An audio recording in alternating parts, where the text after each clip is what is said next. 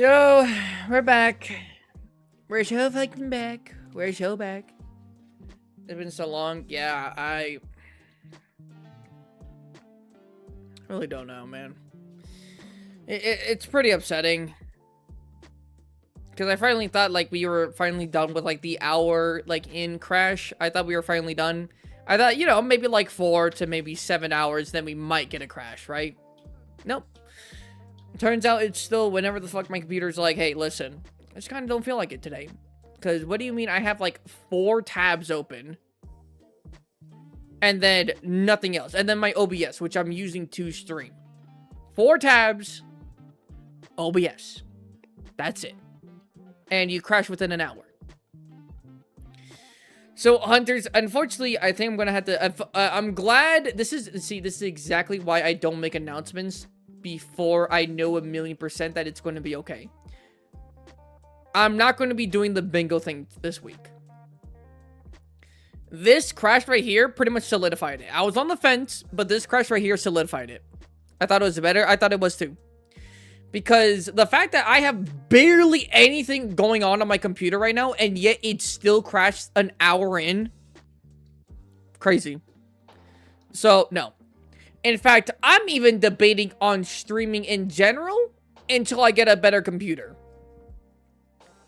Because my internet's better. Everything else is good. I've minimized what's even on my computer at all times, and yet still crashes within an hour. What's up, everyone? Yo, what's going on, Chump? So now, after like an hour, I just finally got the notification from YouTube that you're streaming.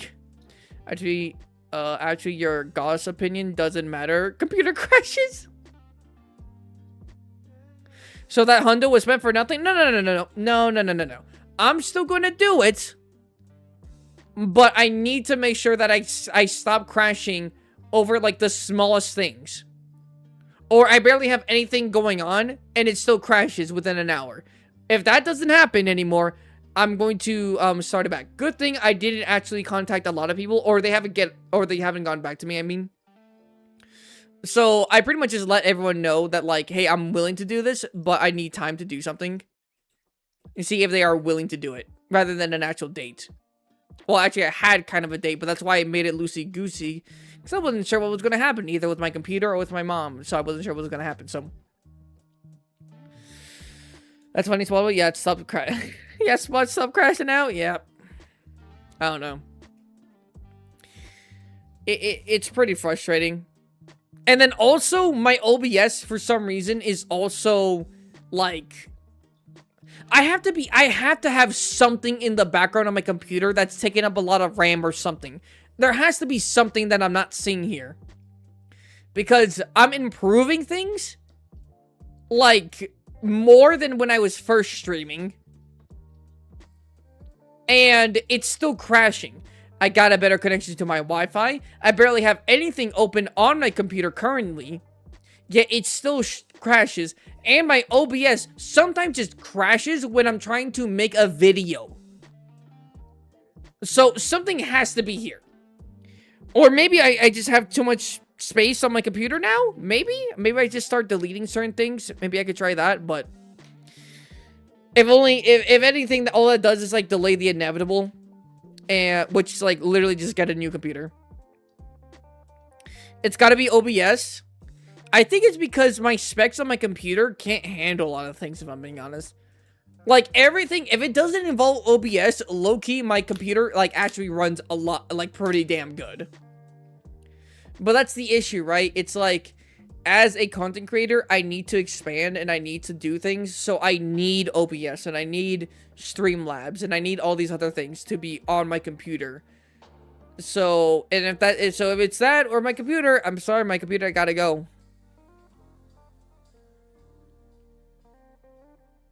Try a Core i5 laptop that isn't built for gaming. Yeah.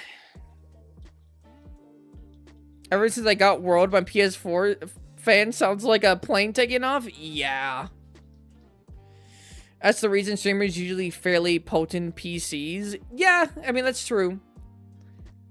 I think it's about time. I think I was able to, like, I think I was able to, like, slide by with not having, like, a super good computer for a while. Now, I think I pretty much do need one. If I want to get serious... Okay, I'm already serious about content creation, but things keep on literally happening in my life.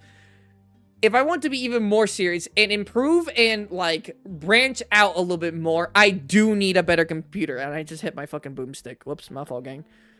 I need one. I need a better computer. I need a better computer. So I'm probably going to have to make that throne thing very, very soon. If I'm going to be honest, Hunters, I think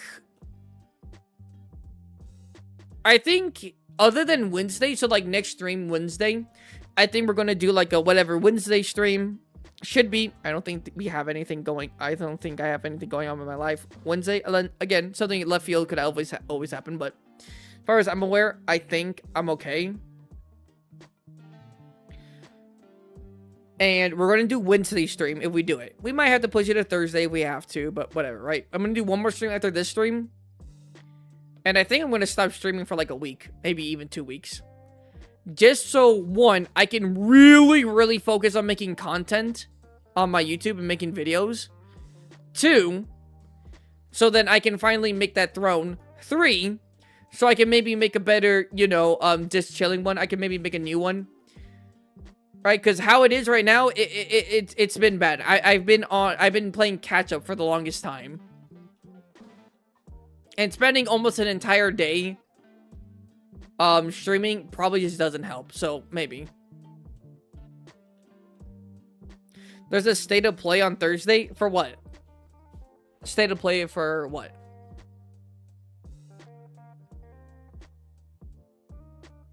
Yeah, me too, man. You're funny, gnarly. But if you know that they are that they are a stranger, then technically you know who they are, so they are not strangers. What are you talking about, Happy? My laptop literally blew up at that terrible garbage that even last 8 months. Yeah, that's why I had to get a PC when I actually wanted to like make content. I really had to actually get a PC. We could push Wednesday to Thursday and do the state of play. Again, what are you guys talking about? PlayStation? Is Marathon going to have its open playtest on that day? Because Marathon's going to have its, like, free-to-play thing at least a week before the release date, which is March 5th. They might push it earlier, though. They actually might make it have it be done earlier, the week even before that. Check. Ooh, wait. Do we know the games that will be in the state of play? Yes or no?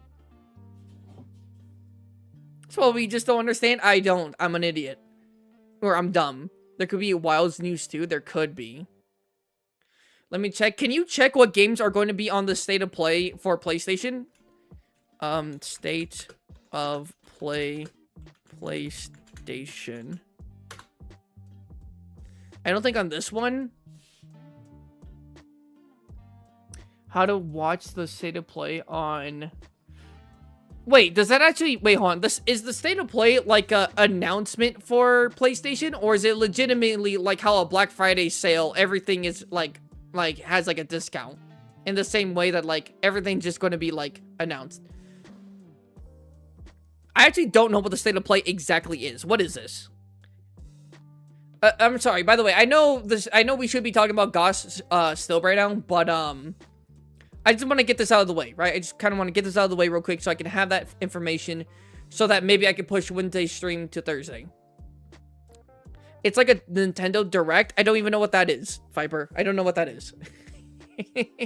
You really overestimate how much I know about anything in even gaming spheres. I don't know much. I'm literally dumb. And I and many others speculate the expansion might be revealed in that. Ooh. Maybe. Maybe like a reveal trailer at the game. Maybe not, but it's possible.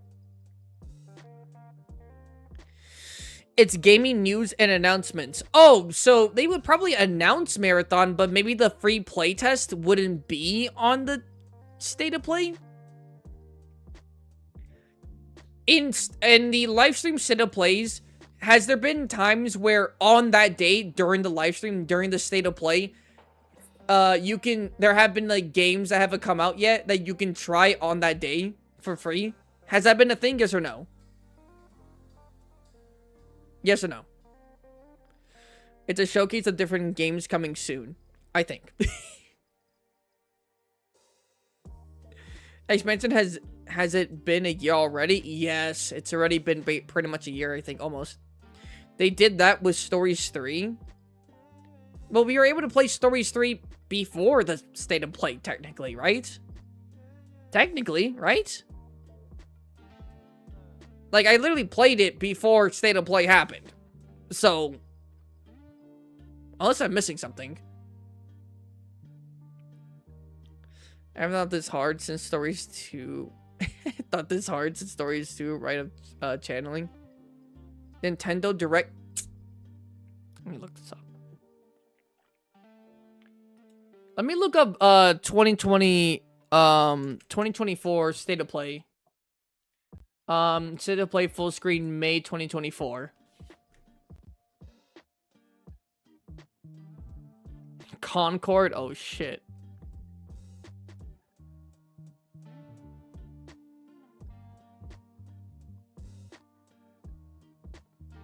So it's an announcement for games.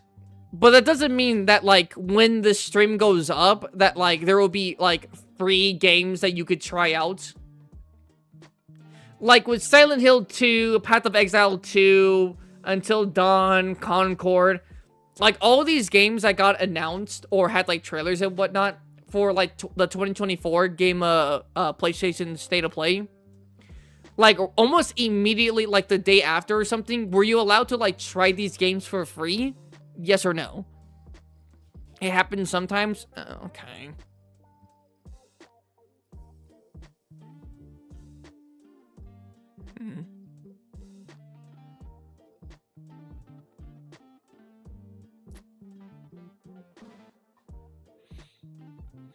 Happens sometimes.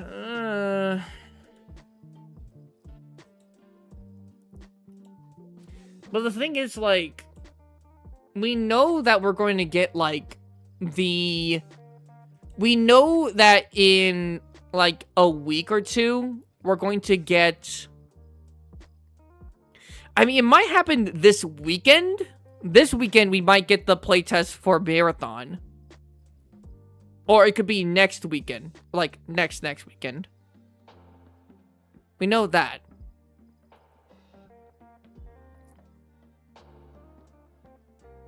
Honestly, we'll probably still do Wednesday stream. Now looking into it.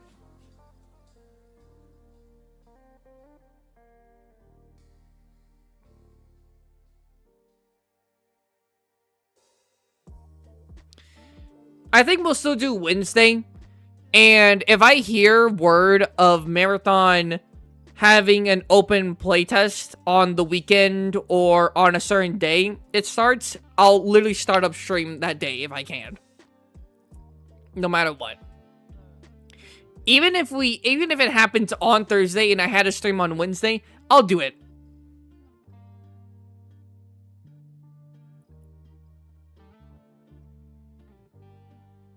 I'll do it. So we'll probably just still do Wednesday stream. We'll probably still do a whatever Wednesday stream.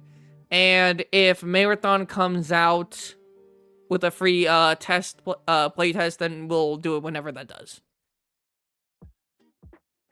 There's no guarantee. I know there's no guarantee. That's why I'm not going to push it to Thursday.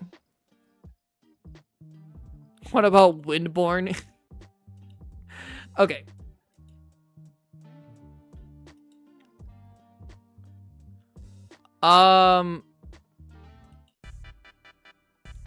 Waterborne. Icebreak. Let's see here. So, good defenses for slashing damage, slashing, and blunt damage. Break the ground easily in non-enraged state. With the bow fist is able to create a large shockwave on the ground. Can jump 1.5 his own height. Has ranged options. He's able to create ice weapons. And how about in short burst? In short burst can be very quick. Is there anything else that are like really big positives for Rajang? I mean, not for Rajang, for Gossarag, yes or no? He has horns. Damn, it's true. He does have horns. He do be having horns. Well, I'm gonna let this play while I'm talking. Should we take headbutts into consideration? Most likely not. This isn't like a Baroth Diablo situation where those guys legitimately actually try to like ram into each other. And that's like their main form of attack. I probably wouldn't take headbutts into consideration. It's probably something that could happen, but it's not something so big that it should have like its own point. Does that make sense?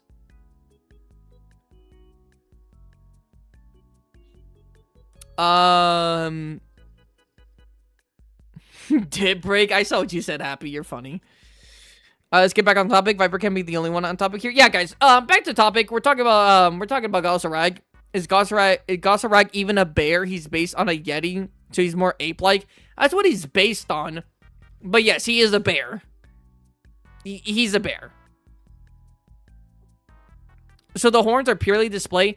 Well, we don't know if they're purely display. But like during a fight, like,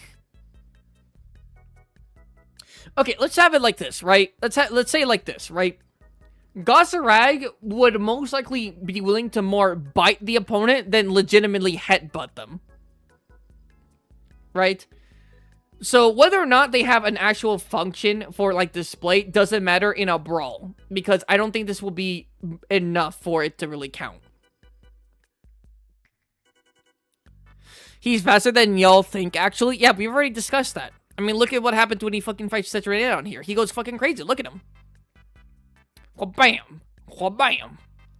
Like, he's much faster than he is when fighting the hunters. By the way, some people have beaten the Pharaoh Braki in Mother Hunters Stories 3. There's a... Brachydios was in the demo? I shouldn't really even say that. Apparently, there was, like, Dread Queen and fucking, Namiel. So, Brachy being in there actually isn't crazy. But, actually, it kind of is. Wait. Could you find Brachy in, like, the, forest area? That kind of wouldn't make sense. But, I mean, fuck me. Nothing about stories really makes too much sense. Does Jasuguma headbutt? He has, like, flat horns. No, he doesn't really headbutt. He'll stick his mouth into the ground, kind of like how Barioth does it, but he doesn't have, like, he doesn't, like, headbutt. Gossarag is strong and smart. I wouldn't say smart. I would still say Rajang is stronger. Okay. Rex, first off, we're not talking about Rajang. 2, I know that Rajang is stronger. And 3... nothing. We're just talking about Gossarag. Oh, yeah. I wouldn't say he's smart. I mean... Ew! These are some meaty fists. So you like thick fur right here. Really good. Okay. It was a red Brachydios. Oh, okay. He once flashed at me on a... card.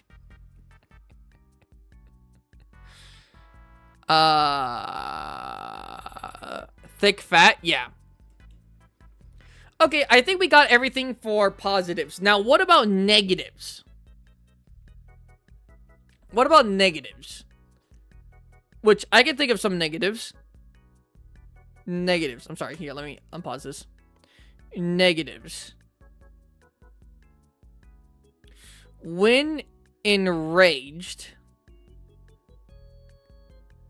his face and arms are more susceptible.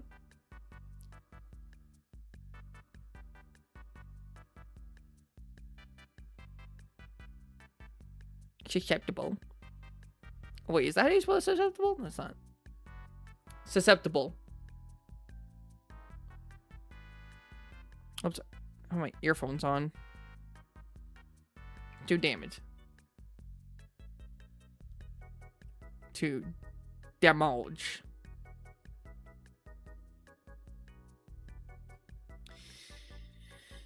He's really dependent on the ice claws to fight. No, he's not. Wait, his ice claws? Do you mean like his ice weapons? Because if you say that he really needs them, he doesn't really need them. I would say Tears Go, Arzros, Dashiguma, Gasarag. If we're just saying regular Arzros, I could see that, sure. But we're talking about Red Helm Azuros, we're talking about the Alpha Dashiguma, Guardian Dashiguma, we're talking about Gasarag, so it's not as close. I mean, it has to be somewhat intelligent to make ice weapons. He does have to be somewhat intelligent, that's true. And to use them in different ways, he does have to be sometimes intelligent. I'm not saying he's an absolute dumbass. But to say, like, smart, like a smart monster, I wouldn't say that. Crows and ravens are smart. I don't think Gasarag is smart.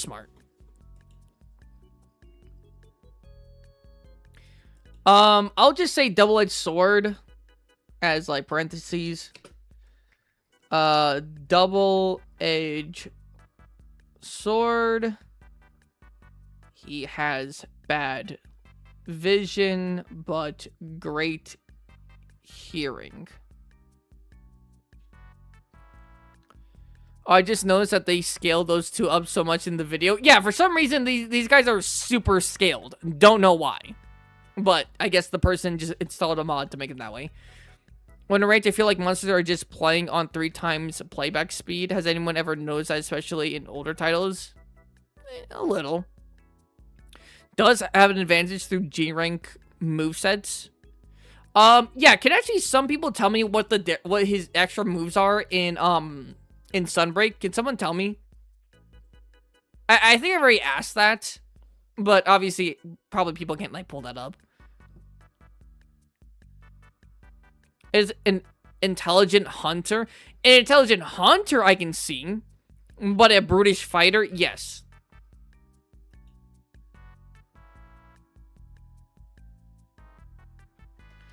Double-edged sword.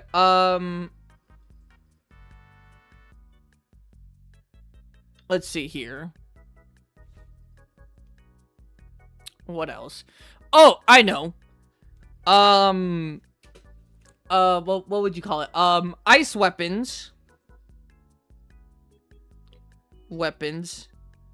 Slow him, excuse me, down significantly.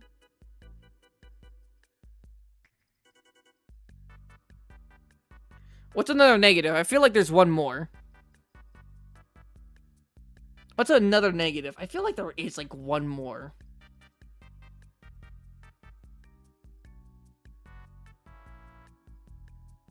What? Yeah, I feel like there's one more negative. Like something that's not like a super big positive. He has sharp and blunt weapons and can throw them. I already have that on the positives. I have that as ranged options and able to create ice weapons. That's what I have.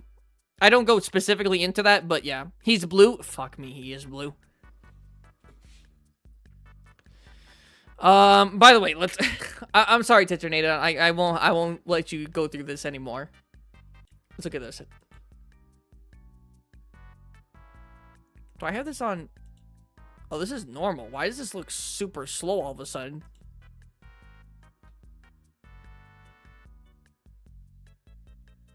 And then he turns red. The ice blades get stuck into the ground sometimes. Ooh, that is true. Oh, wait. You just reminded me of something. Ice weapon. Ice blade weapon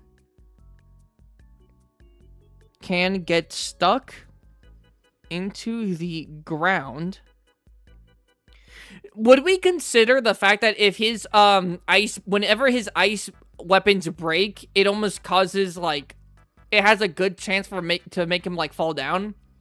Is that like a game? Is that a game mechanic, or is that something where it's like because of the sharp like action of, like, ice breaking on his fist, it makes him, like, stagger and stuff. Yes or no? Bleed possibility? I guess he's weak to... He'd probably be weak to stabbing.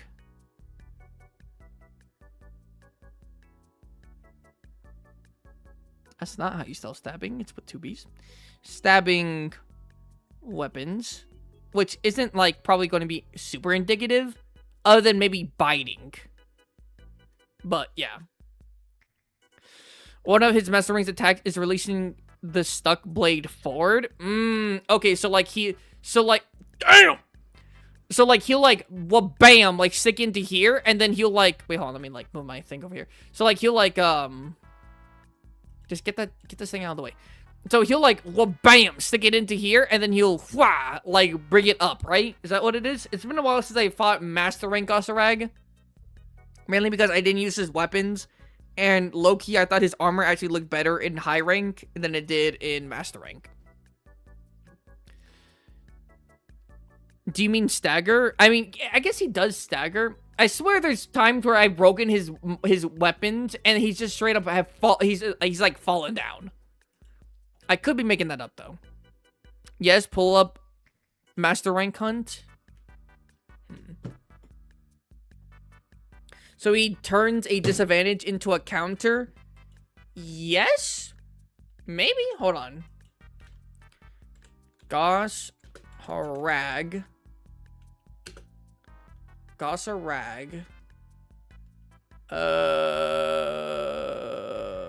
Master Rank Hunt.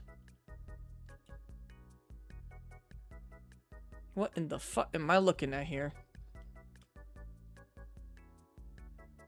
No. Rice Sunbreak. Is this it? What in the fuck is that? What is this?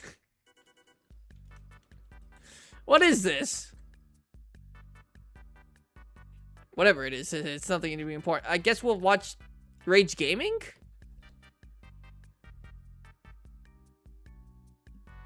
God, I love Garen Golm's armor. God, I love it so much. That's now? I thought it might have been. It looked like a mobile game.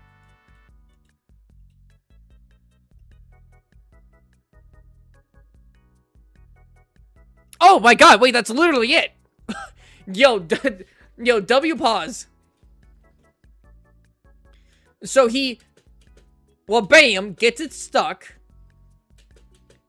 It's stuck. And then he flings it across. Okay, so what do we get? He still gets it stuck.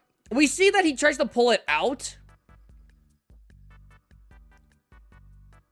But he kind of just, like, you know, makes the best out of the situation, right?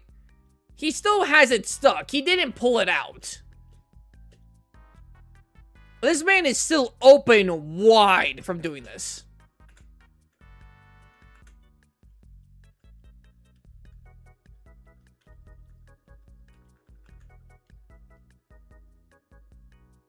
Oh my god, I love Garen Golem weapons and armor. I love Garen Golem weapons and armor. Can we get an amen for Garen Golem weapons and armor? It sounds like he's stressed and crashes out. It does look like that, doesn't it? Like, what, bam? And then he's like, he's like, fuck! You literally hear him roar. He's like, you know, screw this shit.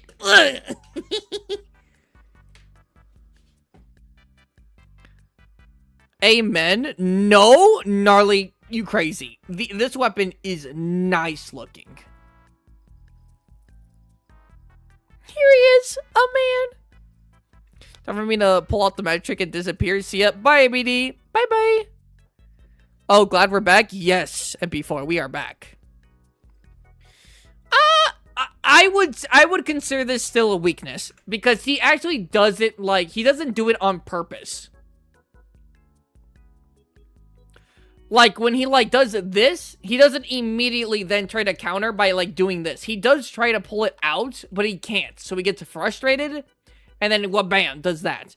So it still gets stuck. So it's still a weakness, but at least he doesn't like just sit there, right? He doesn't just like sit there and like just take it out. He does try to make an attack out of it. But whether or not that attack is actually effective, I don't know. My fault, Rage Gaming. Let's go back to, I don't know, we'll watch this. It can be overlooked though. That's actually the point of the attack. Okay, so you're saying that, like, if a monster saw him miss the attack, they would try to, like, attack, like, do a counterattack to him, and then he'll, like, but, like, by using that, he'll, like, low-key, like, sweep their legs or something, because they weren't expecting it, because they were coming in. I don't think he's that smart to actually do that on purpose, though. I don't know if he would do that on purpose. Like, would he do it? Sure. But it's like a very, like, hyper-specific scenario.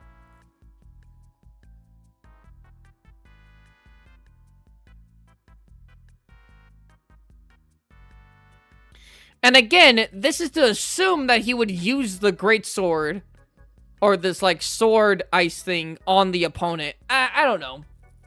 I wouldn't call it a positive. I would say a negative, because even in master, like, low rank, high rank, master rank, he still does get his sword stuck into the ground. That doesn't change.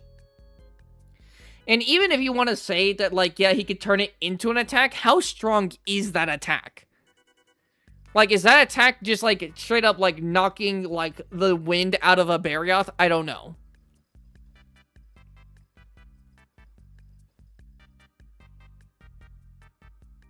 Goss also underplays a stunned opponent. He aura farms. What are you talking about, Viper?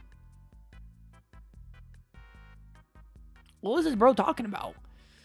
Goss's greatsword is my favorite weapon in Rise Break. Yeah, bro. I remember it being a fan favorite in the alpha and like playtest and all of that when Rise was coming out. I remember a lot of people liked the greatsword. It was basically just like a stone slab, and everyone liked it. Yo, what's up, Denny? All right, so we got, okay. I think we've pretty much talked about basically everything with Gossarag.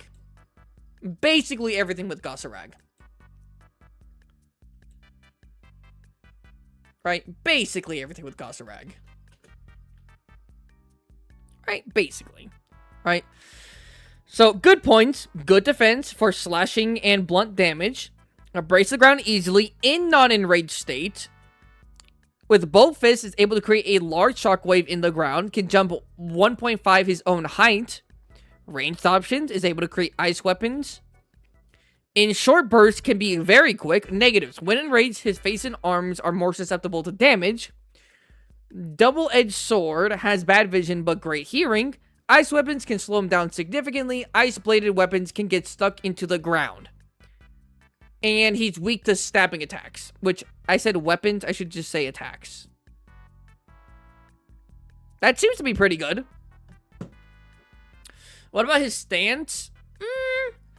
I think when he's like this, I think when he's like on all fours, he has pretty good center of gravity.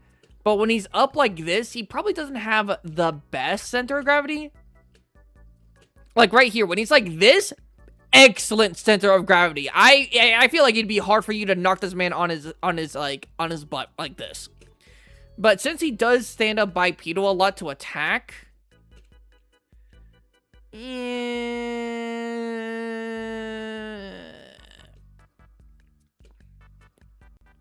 I'm not sure. Oh, wait, I could mention for a good point that he can grapple. Grapple. Style. Grapple and brawler style of fighting. Which you could see as a negative, but when you're fighting another monster, that's pretty much a positive. Let me do this. Gauze has looked good while absolutely demolishing you. I'd say could be Dosh, because the problem is that Gauze doesn't have enough turf wars where Dosh has plenty against rather weak monsters and loses to an Anjanath. Yeah, but that's Guardian. That's Guardian. That's Guardian. Dashiguma. He's also hard to damage from the back and doesn't have a neck. Well, he has a neck, but it's not like a big neck. But his mouth is short, so it's risky to bite. Would we think that Gosarak has a good bite force? Would we say this is like a good bite force? He doesn't use any biting attacks, but if he's like grappling a monster, do we think he would bite the monster? And would that do damage to another monster? I think yes, even though we haven't necessarily seen like any evidence for this. But considering he's a bear, and bears love to grapple and bite, I feel like yes, right? Maybe we shouldn't do that. There's like almost no evidence for this other than like real life bears. Oh shit, did he actually just headbutt there? That's kind of crazy.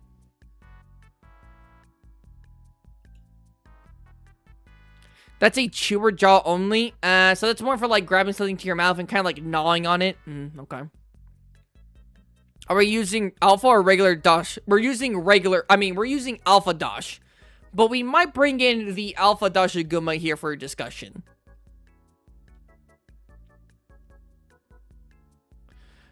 He's also hard to damage from the back. Yeah. I kind of already have that in mind as the notes. Although, again, my notes are kind of vague. And they're not super detailed, but that's because we're doing it live on stream. I find it weird why none has brought up Fire Monkey yet, because we're not talking about monkey, Max. We're talking about bear. We're not talking about monkey. We're talking about bear. He did grapple another monster and did not, therefore, it must be useless for him, to him, PR weaker than his fist.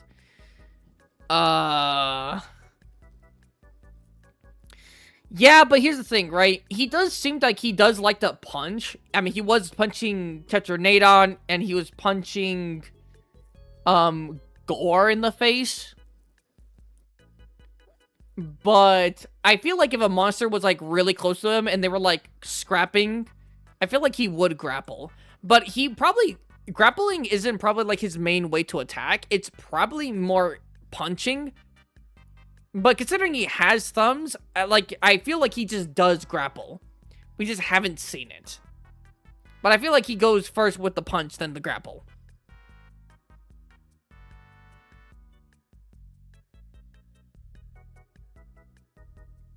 I think he would rather use his claws to cut up food and damage monsters. I mean, we've seen him use his claws that he was going to use on that little raptor fucking pug thing. And we saw that he used ice weapons on those elk monsters. I mean, he does have pretty big claws. I'm not going to lie. These look like they could do damage. But despite that, whenever he's fought a large monster, he uses his fist. Have you ever noticed that? Whenever he fights a large monster, he uses his fist rather than, like, claws and grappling? That is interesting.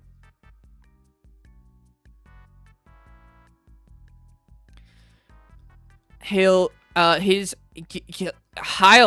has, like, knuckle spikes to not slide when walking. Are you talking about him? Are you talking about these? Talking about these little bad boys right here? Hey, Spot, what's your favorite monster skeleton rig? Probably Gore. Probably Gore's. Yep. That's true. Good for walking, good for traction. Gosarak punches, but refuses the sword. Refuses the sword for reasons. Goss has backshot immunity? What? I don't think he bites at all. It's not like his style. Yeah, he probably doesn't bite. I mean, would he maybe bite? Sure, but we have, like, almost no evidence for that, so... There's nothing. It's more like a observation because of the way his skull is shaped. Because this looks like a hydraulic press. If this guy crunched down, it seemed like it'd be able to do some damage. But yeah, there's no evidence to show that he would actually do biting as an even, like, frequent use of, like, attack. Okay, I think we have... I think we have enough... Do we think that he has good balance? I mean, that's kind of impressive. I mean, he took like an entire swing, like completely lopsided swing. Bam. By the way, see, he used his fist here. He likes to punch. And then instantly, like, recovered from that. I mean, he has good stability. Well, not like when he's doing it. He has good recovery rate. How about that? Do we think that's true? Goserek has good, like, recovery rate from, like, his attacks. Like, Tigrex low-key doesn't have a good recovery rate for its attacks. Certain monsters don't. Can I mention the other master rank attack now? Yeah, sure. I mean, you could have always mentioned it, but I mean, maybe we can give him that. The other monsters, I think, actually, the other bears actually don't seem to have like great recovery attacks, other than maybe Lagambi. Maybe he just likes punching stuff more than pretending like he studied the blade. We all know he's been doing drugs, bro. That's why he's so jacked. He is kind of like, this man is like this man big. It's a bone cruncher jaw, not a hide piercer. Yeah, probably helps with like just straight up like breaking apart like food that's in his mouth, but yeah. You know Luna Garant's ult when he uses both claws? Yeah. Oh, can Goserek do that too? You know what? We actually have literally Rage Gaming's like video pulled up.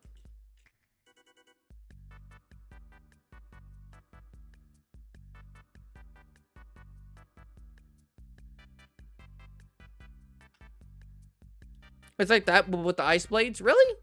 Let me see. We'll keep on watching, damn, Bashadin. We'll keep on watching to see if, no! Stop switching! Damn it!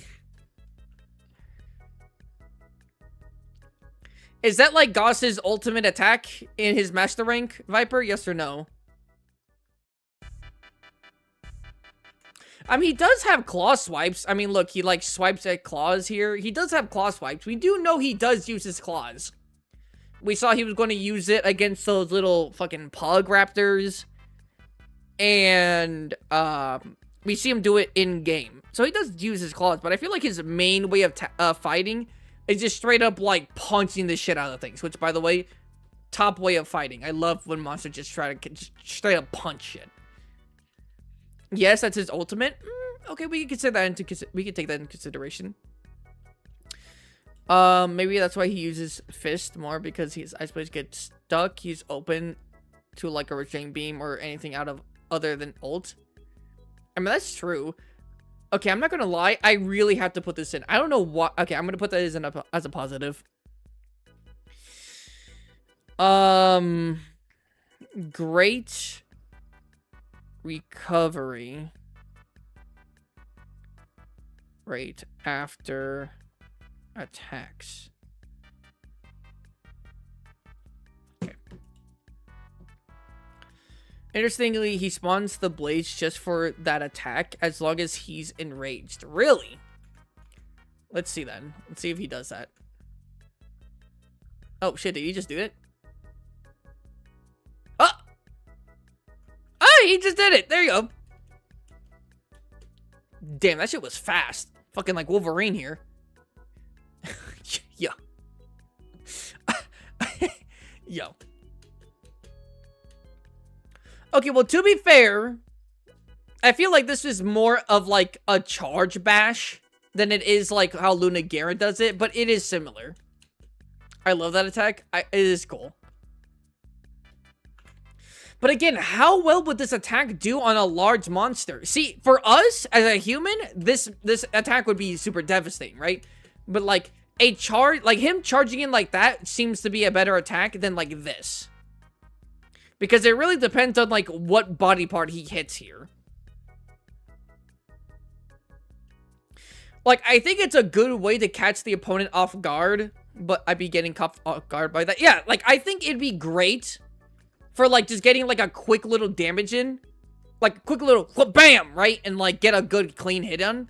But I don't know if it'd be like a devastating attack. Like a super devastating attack. It's a big cut.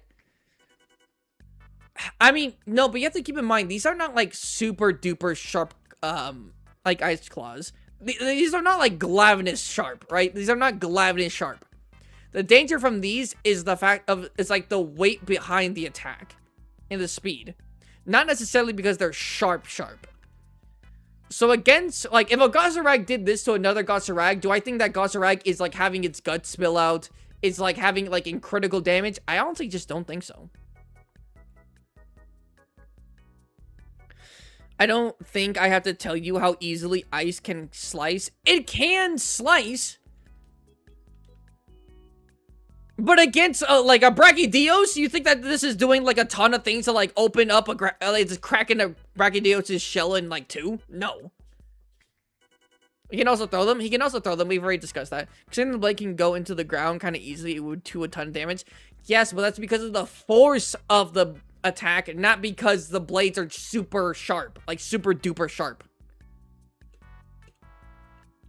I mean, don't get me wrong. These are, like, look, we just saw him just stick his blade into the ground. I mean, we could say that the ice on his fist are actually fairly strong. Like, they're not brittle. We could say that, right? Because of how fast he moves on 2 legs. That is true, huh? Hold on. Because, like, when this happens, he's bipedal when he does this, right? Yeah, because, like, bam. Did he just, like, one-step that? Was that one step? What was that? Dude, he, like, dude, that was one step. I mean, I already have that on my notes that, like, he can't, in short bursts, he can be very fast. I already have that in my notes.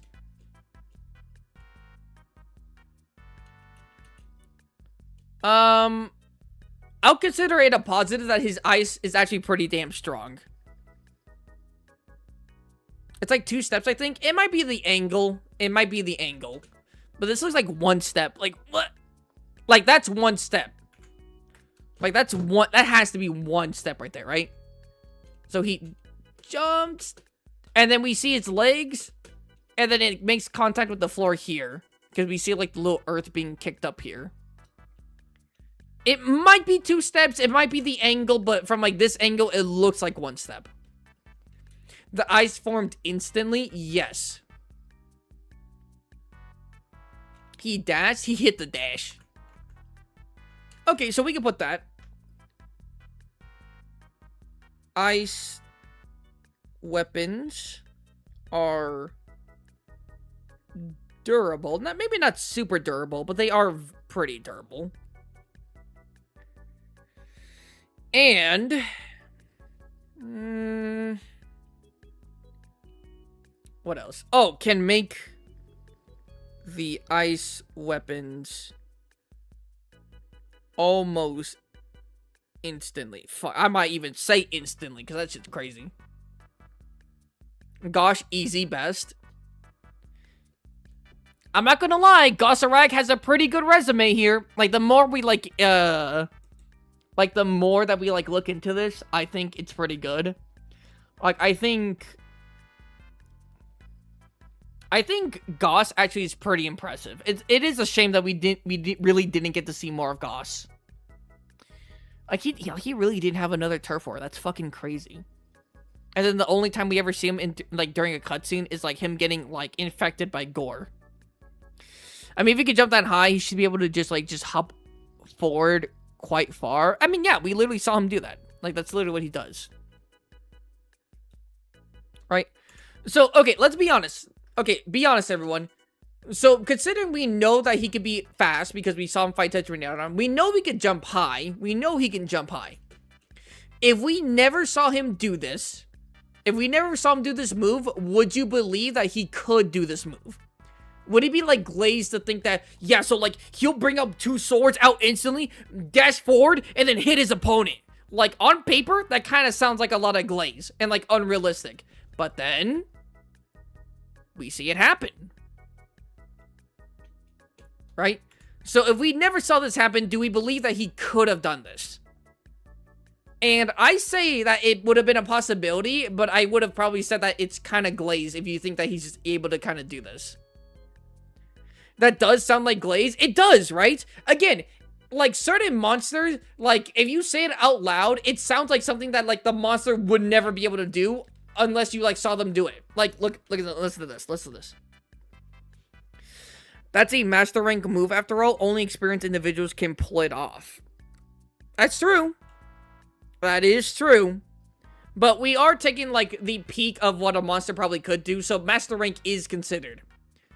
We're not doing afflicted, but we would take the master thing into account. That's the move I was talking about, the flash step. Like think about it, right? Like doesn't it sound crazy for me to say like, yo, if Yangaruga was in a fight, all Yangaruga would do is jump on the monster's face, do a spinning backflip kick with its tail, and knock the monster over. Like, it's so easy. Like, that sounds like crazy. That sounds crazy, right? But then we literally see Yangaruga do that to Devil Joe. So, it's kind of like a lot of things where it's like, in Monster Hunter, it's kind of like crazy to say certain things, but then at the same time, like, we actually see monsters pull off insane moves. Like, literally... Oh, sorry, Josh. I am just using your video. My fault, gang. And then, like, literally saying that Primordial Malzeno, like, 3-piece comboing Velkhana with just his wings and tail is kind of crazy to just say out loud, but that literally happens during the Turf War. Then Dasha is being downplayed here? What do you mean he's being downplayed? What's he being downplayed about? Also, does the Monster Hunter Online beaver count as a bear? No, we wouldn't count beaver as a bear. Although you might, but I wouldn't.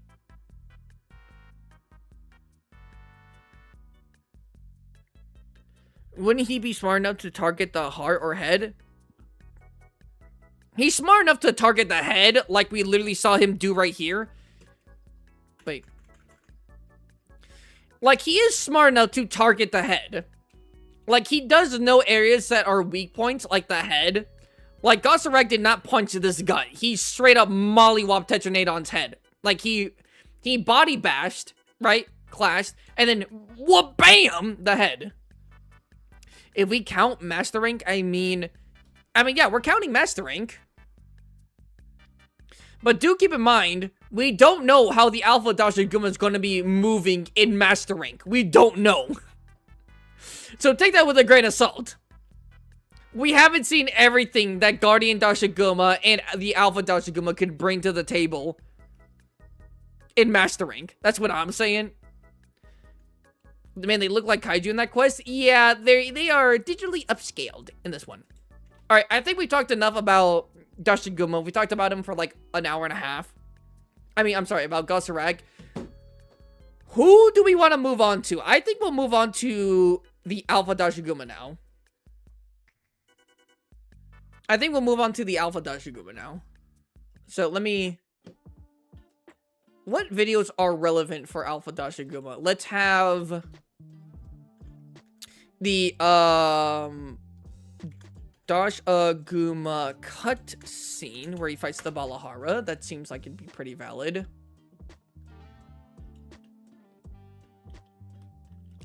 Dash is smaller. The Alpha Dashiguma is bigger, no? I feel like the Alpha Dashiguma is bigger than Gossarag. But I think Gossarag's about the same size as a normal Dashiguma.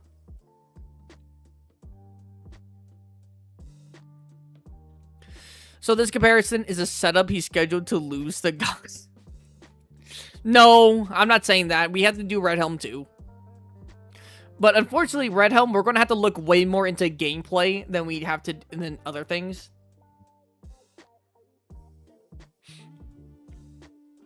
All of his Turf Wars. How many Turf Wars does Dashiguma have? He has like 2, I think. Lullabrina, although that's a regular one. But we can still probably use it. The Balahara one, I think, is better to use the cutscene, but we could also look at that. And then the Fulgur Antonath, but that's Guardian Dashiguma. I guess we could all, like, have, like, references for the Alpha. Alpha Dashiguma is the size of a gold crown Dasha. I mean, I guess that makes sense. So would an Alpha Dashiguma, like the max size Alpha Dashiguma and the max size of a Gossarag be the same size, basically? Basically the same size. Yes or no? I don't remember any major feats from Dash. Oh, he has some. He has some things. So we have this. Then we'll have... Dashiguma Turf War. Here's one with Alabrina. And this is regular Dashiguma. Which, by the way, makes sense that it's with Alabrina. So we'll have that. Hopefully I don't fucking crash right now. Alpha is like the Goss in that video. Wait, what are you talking about, Viper? Are you talking about, like, like, the Alpha Dashiguma is, like, what is, like, he could do the same thing to Tetranada that Gossarag could do? Or we're talking about, like, during the, like, the Balahara cutscene? I'm a little confused here.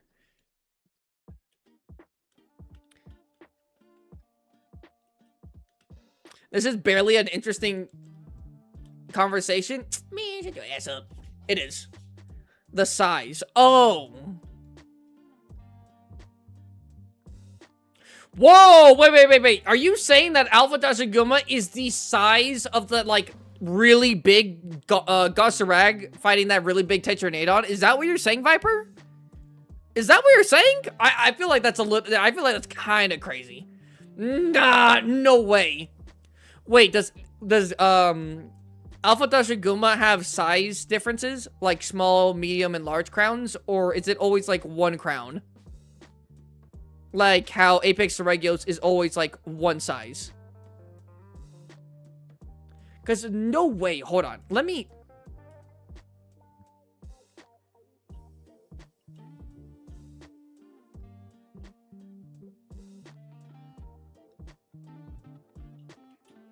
Let me see this.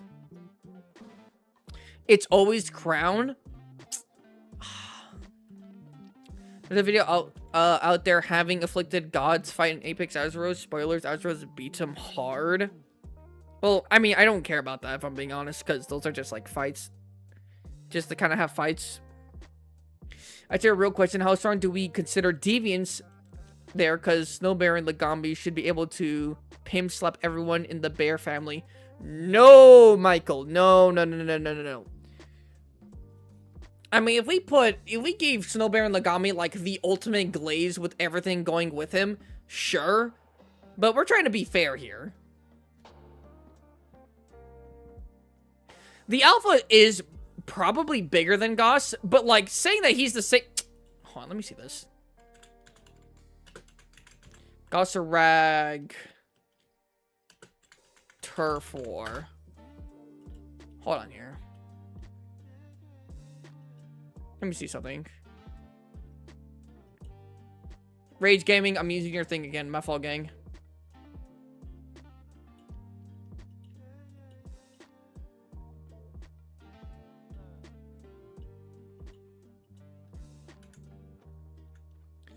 Alright, so... Oh my god, Josh is fucking doing his rap thing.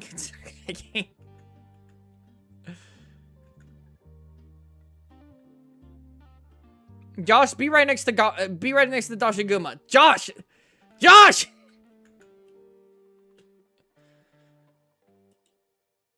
Holy fucking shit. Actually, that might actually not be actually inaccurate. That's actually nuts to say. That it might be more true than it is untrue.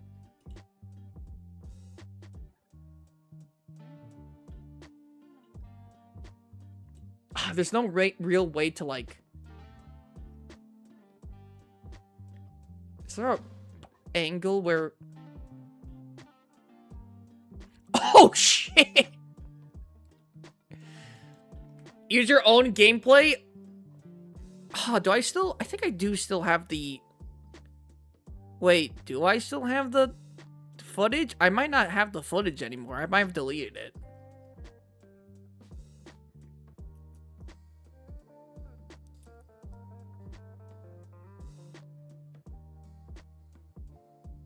Goss beats Azuros. Yeah, but like base Azuros pretty handily.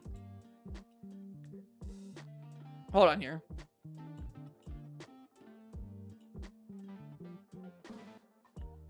Okay. So this is like the size of Gossarag compared to like the Hunter right here. Now, again, the perspective is a little bit off. He's closer to the screen. So if the Hunter was really like right next to Gossarag, probably be like right here. Like this tall. Which actually isn't even far off from like how this is. Hunger up to the knee. Yeah, like right here. Right? Which, again, this is like a super enlarged Gossarag. And this is Josh next to the Alpha Dashiguma with its like with being on all four. Unless this is like crazy perspective, this is actually insanity.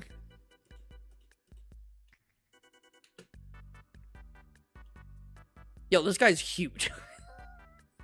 This guy's huge. What the fuck? This guy's massive. Why don't you go in the game? Because we have to go through other monsters right now. Do I just go into the game? I might just go into the game.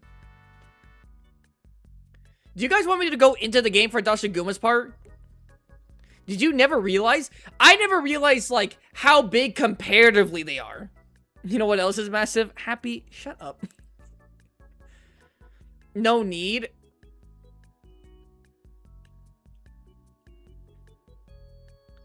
Okay, so God damn! And God said, fuck you in particular. Alright, so we have the turf war here. We know that he's bigger. Okay, well, let's just, oh, whoops, hold on. Here we go, cinematic. We'll have this, and probably don't need this, but yeah. But that face looks like it's seen some stuff. Yeah. Dashiguma is the biggest bear. He actually might be. But I think Apex Arzuros might be close. It's been a while. I have to look at Apex Arzuros when we get to him. But, so we have this, and I guess we'll have Dashiguma. What in the fuck? Bitch. Or Guardian Dashiguma Turf War. There's one with Zuwu and there's one with oh shit.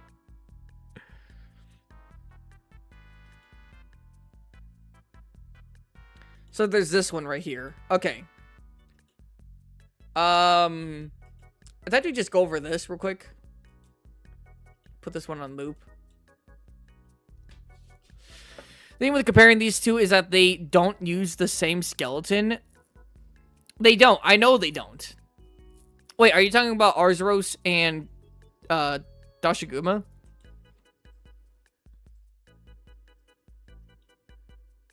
So this is the alpha. These are the smaller Dashiguma. So, yeah. Goss and Dasha. Oh yeah, they don't use the same skeleton. I know they don't. It might seem like it, but they don't. Reuse Turf Wars, only one with more is Arkfeld.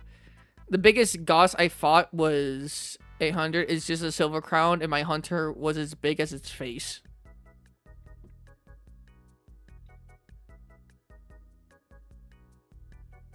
Besides size, Gossarag gonna dual blade Fruit Ninja on Dash. Well, that's what we're trying to figure out. Okay, so let me bring out my notes here. We'll kind of run this on like 0.75 speed, just so it's a little slower. We gotta look at some feats and positives, all right?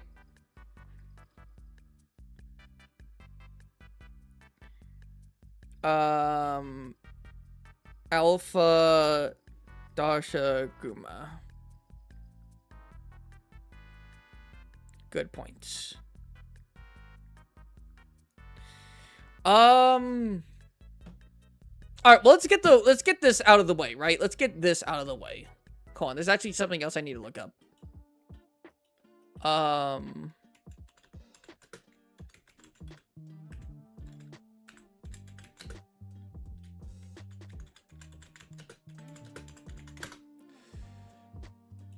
Because the Alpha Dashiguma has something where it breaks the ground, but I don't think it's as impressive as Goss.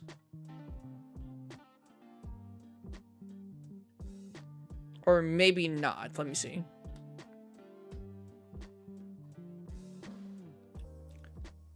Boss fight guide.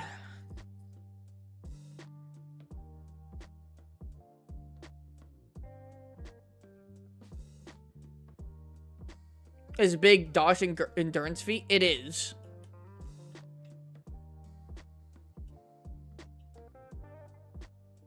Damn, do I low-key fight Dashiguma? Like, I want to see, like, everything Dashiguma has to offer. Without, like, just kind of watching someone's entire video. Maybe we'll do this. We'll just have this here. Or maybe not? No, this barely shows anything. I need, like, solid... Maybe this one. Alpha has a swelling mode. Yes, but that's also a negative a little bit. A little bit. Well, yeah. By the way, isn't it fucking metal that Alpha Dashiguma does the same thing that Devil Joe does? Or like it swells and literally rips its body apart, kind of.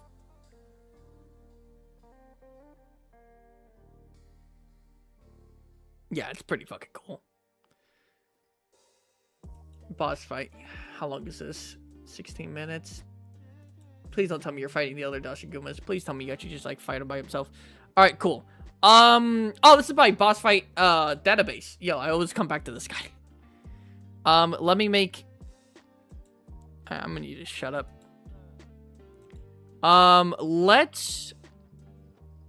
Let me thumbs this up, and then we're gonna look at this.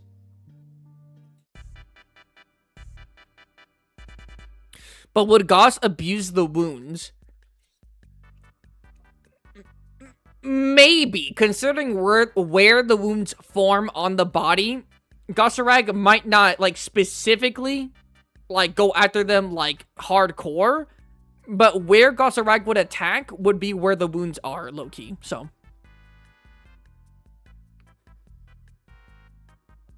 So, we'll just say that, right? Like, Alpha Dashiguma, like, probably, like, the biggest bear. Let's just say the biggest bear. Until we, like, really look into it. But, like, the biggest bear, right? Because size, low-key, does matter sometimes. But we do see that, Gossarag is able to fucking... like, absolutely mollywop someone even in his same, like, range bracket and, like, send him flying. So the fact that, like, he's bigger doesn't mean, like, isn't, like, the biggest thing. But it is, actually, it is a factor. Consider Frostbite? Why would I consider Frostbite? I don't know if Gossarag's, like, Ice Beam is literally that strong. Unless you're saying we put Dashiguma in, like, the fucking Timberlands. That's what she said. Unfortunately, that's what she said. Let's see. So, biggest bear... Extremely good defense, by the way. Very, very good defense. Like, these bears fight each other, like, a lot. Like, fighting each other, like, Dashigumas actually fight each other. right? So good, like loose, thick skin, like an actual bear. Loose, thick skin. Great fence for... What's that good for? That's good for, like, puncture damage, right? That's really good for puncturing damage and, like, blunt damage, you know? Or, what's loose, like, for a bear? For, like, regular bears, what is that really good for? Because I'm also thinking of, like, honey badger. Is it good for, like, everything? Because, like, bears literally, like, maul each other with not sustaining, like, a ton of damage on the body. Like, real-life bears is what I'm saying. I feel like pierce? Or maybe more slash. Slash and... probably blunt, too. Loose skin is good for slashes. I know that, but is it really good for blunt damage too? Or no? He's also big. Like, this is a big boy, so he can tank a lot, but... Blunt and slash. Yep, that's what I have on my notes. Blunt and slash. So it's low-key actually the same as Gossarag. But Goss doesn't... Wait... Would we say that Goss is good? Well, good against blunt damage. We would definitely say that. But is Goss, like... I feel like I made a correct assessment when I said that he's also good against slashing damage. When he's good against slashing damage. I'm talking about Goss. But he's also probably weak to pierce. By the way, they're both weakest to fire. I feel like that's not really going to matter, if I'm being honest. That's why I'm not really bringing up elemental weaknesses. Because, if I'm being honest, like... I don't think that matters. But I know they are both to fire. They are both to weak to fire. Okay. So loose skin. Okay, Dashaguma actually does use its mouth. He actually does use his mouth quite a lot to fight. Now, here's the thing. Is his mouth really good for, like, grabbing? Or, like, because his mouth can open almost 180. It's kind of nuts. It wouldn't matter if Dash was to ice. If Dasha was to ice. Well, he's not weak to ice. Wait, is Dashaguma weak to ice? I'm not sure. Unnatural History channel, or fucking... God damn it, I keep on forgetting what his name is. But he also did one on Dashaguma, and I saw it, like, last month, I think. And he talked about the mouth, and I can't remember what... You know what? We actually might look that up right now.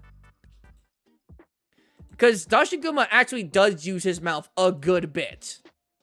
Like, legitimately, he actually does use his mouth a good bit. Ecology. Let me see if I can try to find it. And I, of course, will give this guy a like. I think I gave him a like. I think this is technically 2 likes I've given this video, because I did it on my phone, too. That's where I was watching the other video. Dasha's lower jaw is weak as fuck. Would you consider it weak? Because doesn't he literally drag it through the ground? Like, his lower jaw is literally, like, in the ground. And he's, like, constantly dragging his mouth through the ground to try and get the hunter. I wouldn't consider that weak. If you want to say not particularly strong, sure. But you don't do that and have a weak jaw. That's neck strength. Well, yeah, but the jaw has to be strong enough to endure that.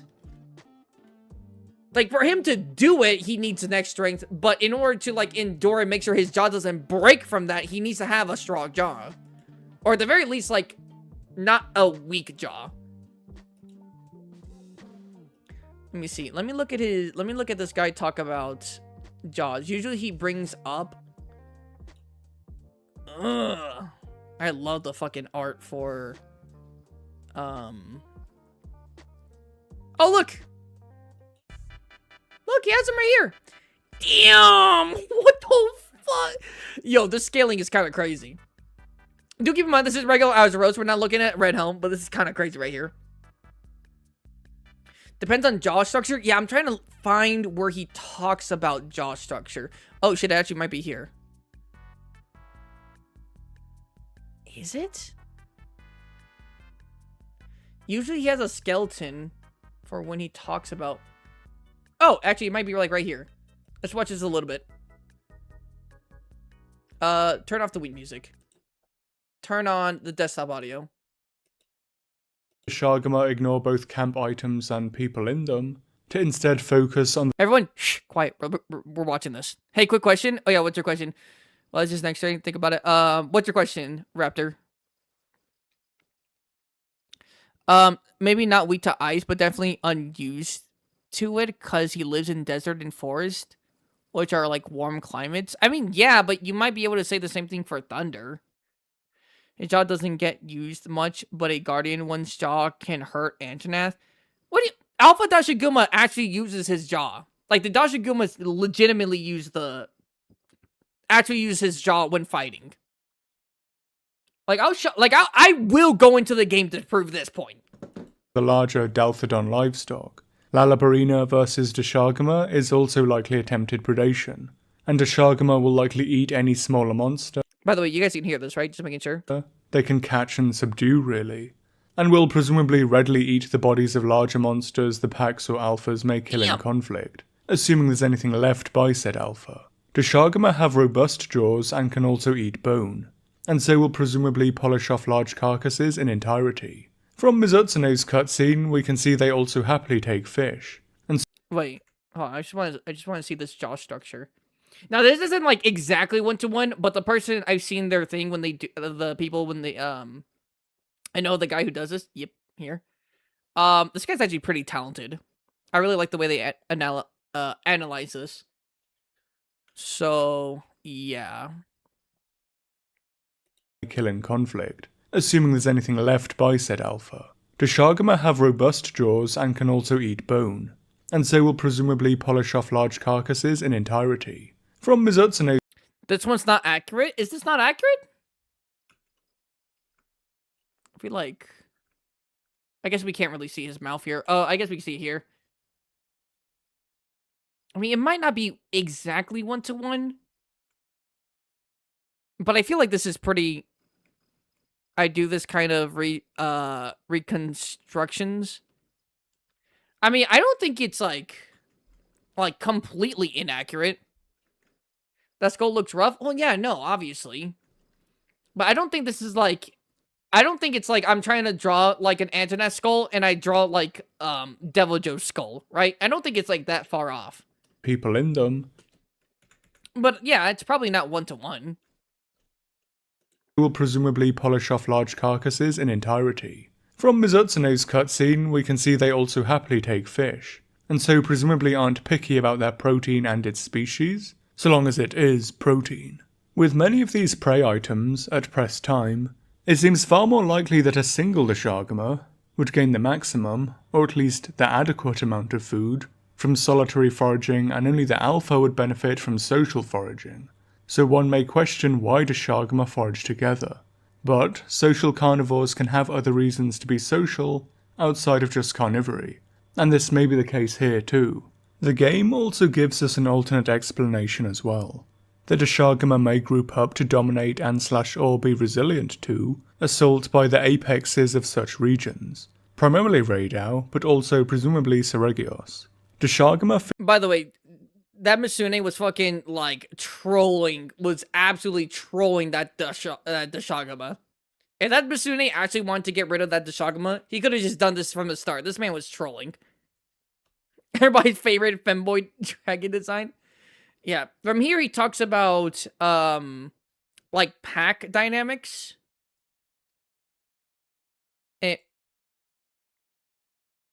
wanted a trip like No! God damn it, this ad. No, not rough like that, but just hard to live with. Looks like jaw meant for wild thrashing instead of bone-crunching bite, to be honest. It does look like for grabbing. I'm not gonna lie. Like, this mouth looks like it's meant for grabbing. Like, being able to, like, grab onto, like, a wide area of an animal and, like, be able to grab that and having, like, good, leverage while it has its mouth wide open, but maybe not necessarily bone crunching. I mean, if you put, like, a dog in its mouth, it's probably crunching that dog in half. But that, again, like, similar animal size, probably not bone crunching, but good grip, I think. That's a dragger. Did you just call him a slur? Like, you can say dragger. I mean, the hard R, that's our word. So, like, this is proof Dashagama is a fraud and can never be or equal anything that isn't smaller or thinner than him. I don't know about that, but, yeah. Definitely more of a carry-on feeder. I wouldn't say carry-on feeder. Does he talk about... Hold on, the thing isn't talking. Does he talk about bone structure anywhere else? He might go into specific... No, it's about... This is about statuses. With a good food product. Silver lens is such reason why spotted hyenas... God! I might not be able to show this. I say as I show this. Oh, well, he showed it. It should be... Okay, I hope. But good God, that's graphic. That's graphic! Now, here's the thing. Did he, like, bite once and kill this thing's neck? Or did he, like, thrash it around and create, like, lacerations and, like, trauma where he bit? Right? Like, what is this? See, we don't know about that. What the fuck going on here? I kind of want to look at his skeleton here. With the Shagma? That thing is still moving. Yeah, but that doesn't take away from, like, the damage it did. Like, technically, I could, like, have my entire stomach cut open and I could still be moving. That doesn't make any doesn't mean the damage I took is insignificant. Upon achieving alpha status, they may get a similar size bump, and the reddening too, broadening the gap between them and the lower rankers, and allowing them to dominate pack members and other monsters alike. Skeletally, Dashagama is like a combination of bear and hyena, with a long neck, muscular humped back, and plantigrade feet. Despite powerful limbs still used in fighting, Dashagama typically kills prey and competitors with a powerful bite, and the long neck and powerful shoulder likely allow for the restraint of prey, resisting of stresses, and dragging of carcasses afterwards, as is habitual in Dashagama. Yeah, okay, like, I don't understand when you guys say, like, he doesn't, like, use his mouth a lot, or, like, it's weak. Like, he uses his mouth, like, a ton during fights, and even when he's, like, carrying off food, like, he's able to just, like, carry, like, a bull, like, not Aptonoth, but those pangolin guys, right? And just, like, walk like nothing's wrong while it's in its mouth. By the way, did you guys know hyenas are closer related to cats than to dogs? Yes, and I was super weirded out when I figured that out. It was super weird. But, you know what? Hey, there's certain things where you're like, that shouldn't make sense, but then it turns out to be true.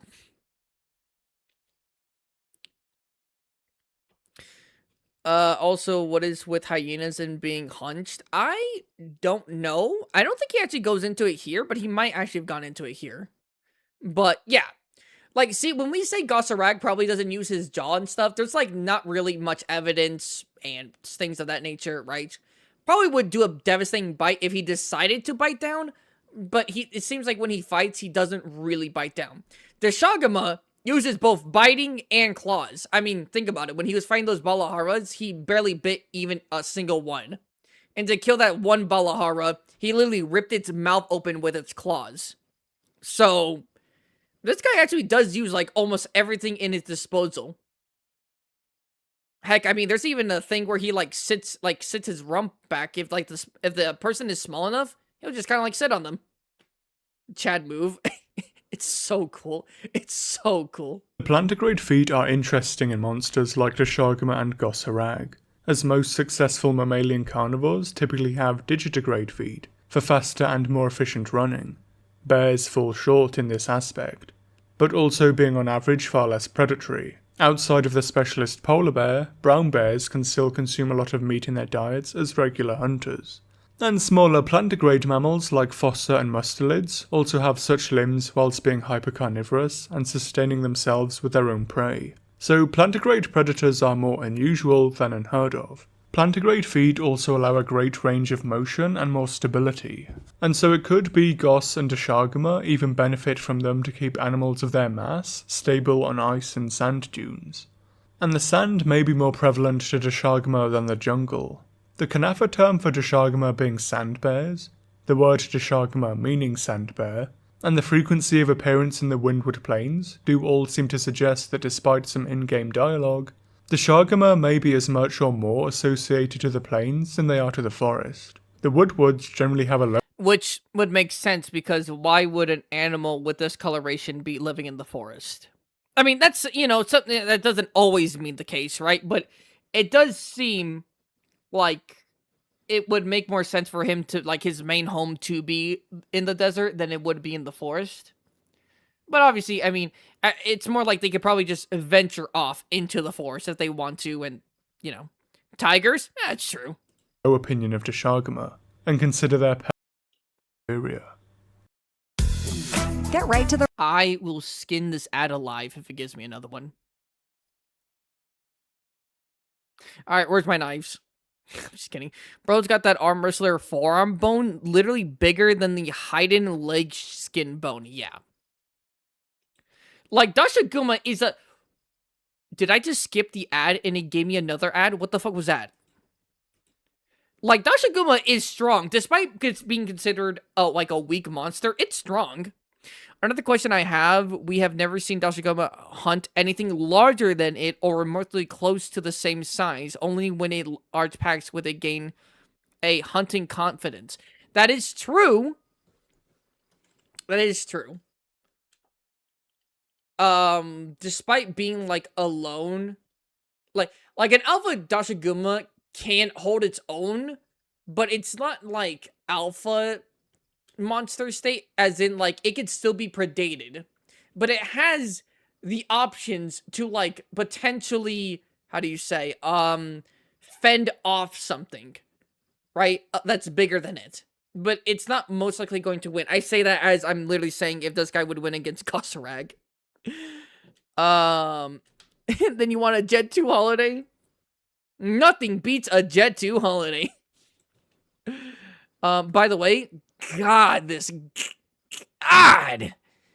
is concept art, right? This isn't technically how it looks. I'm pretty sure this is like concept art, but we'll hear him talk about this. As interesting as it is entertaining.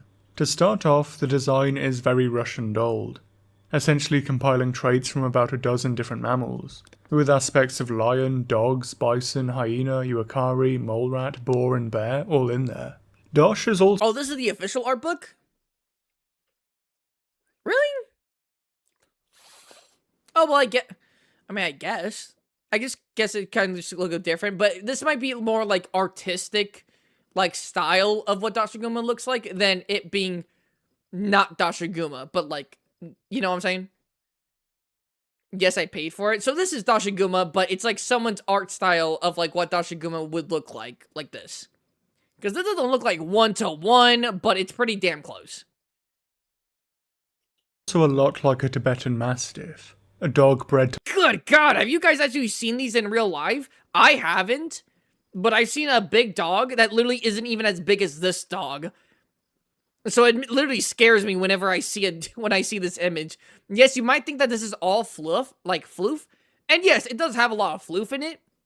But this is a big dog, bro. to look like a lion or Buddhist snow lion. So in some ways, Dosh is a bear that resembles a dog bred to look like a lion.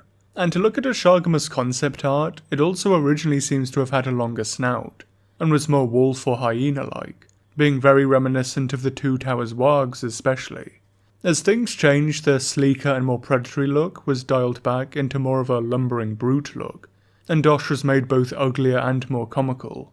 And I do think Dosh is meant to have at least some comedic elements to it.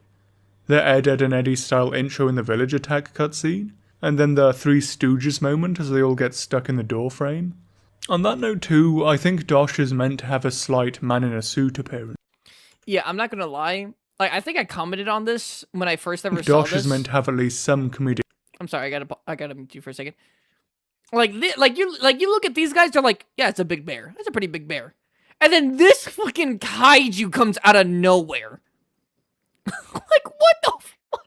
I know it's pretty blurry. I'm like, where are the pixels at? But like, that's crazy. Okay, I think we're good on watching him because I think he's just giving his like general like thoughts on like whether he likes it and like his personal overview on it, which I always love like seeing. But we pretty much got like everything we kind of wanted. Maybe we can look at the Guardian Dashiguma. We can maybe just like overview this. Oh no. Which, by the way, when you said that we never see Dashiguma hunt anything larger than it, other than when it has a pax and its confidence. Yes, that is pretty much what happens in the village. So the reason why the little chimes work so well is because it sounds a lot like the sounds that Raid Out. I almost said Fulgur for some reason. Raid Out sounds like, right? So it wards off predators. But because the pack got big enough, they were confident enough to actually feel like they could at least, like, go toe-to-toe with Raid Owl. So, yeah. But the game seems to disagree to an extent, showing the Balahara swarm taking God damn it. Disagree with what? I gotta know. a group of Dashagma being on par, or even above such similar creatures, would essentially allow them to wander with impunity through the forest and plains. Eric says adults have few predators, but the game seems to disagree to an extent, showing the Balahara swarm taking multiple adults, Radau and Fulgur Anjanath folding them fairly easily. What does it say? In the first place, they're each strong enough to survive alone? Yes. That many predators to fear either, which is why those in the forest live alone. Oh, is this a quote, or is this what he's saying?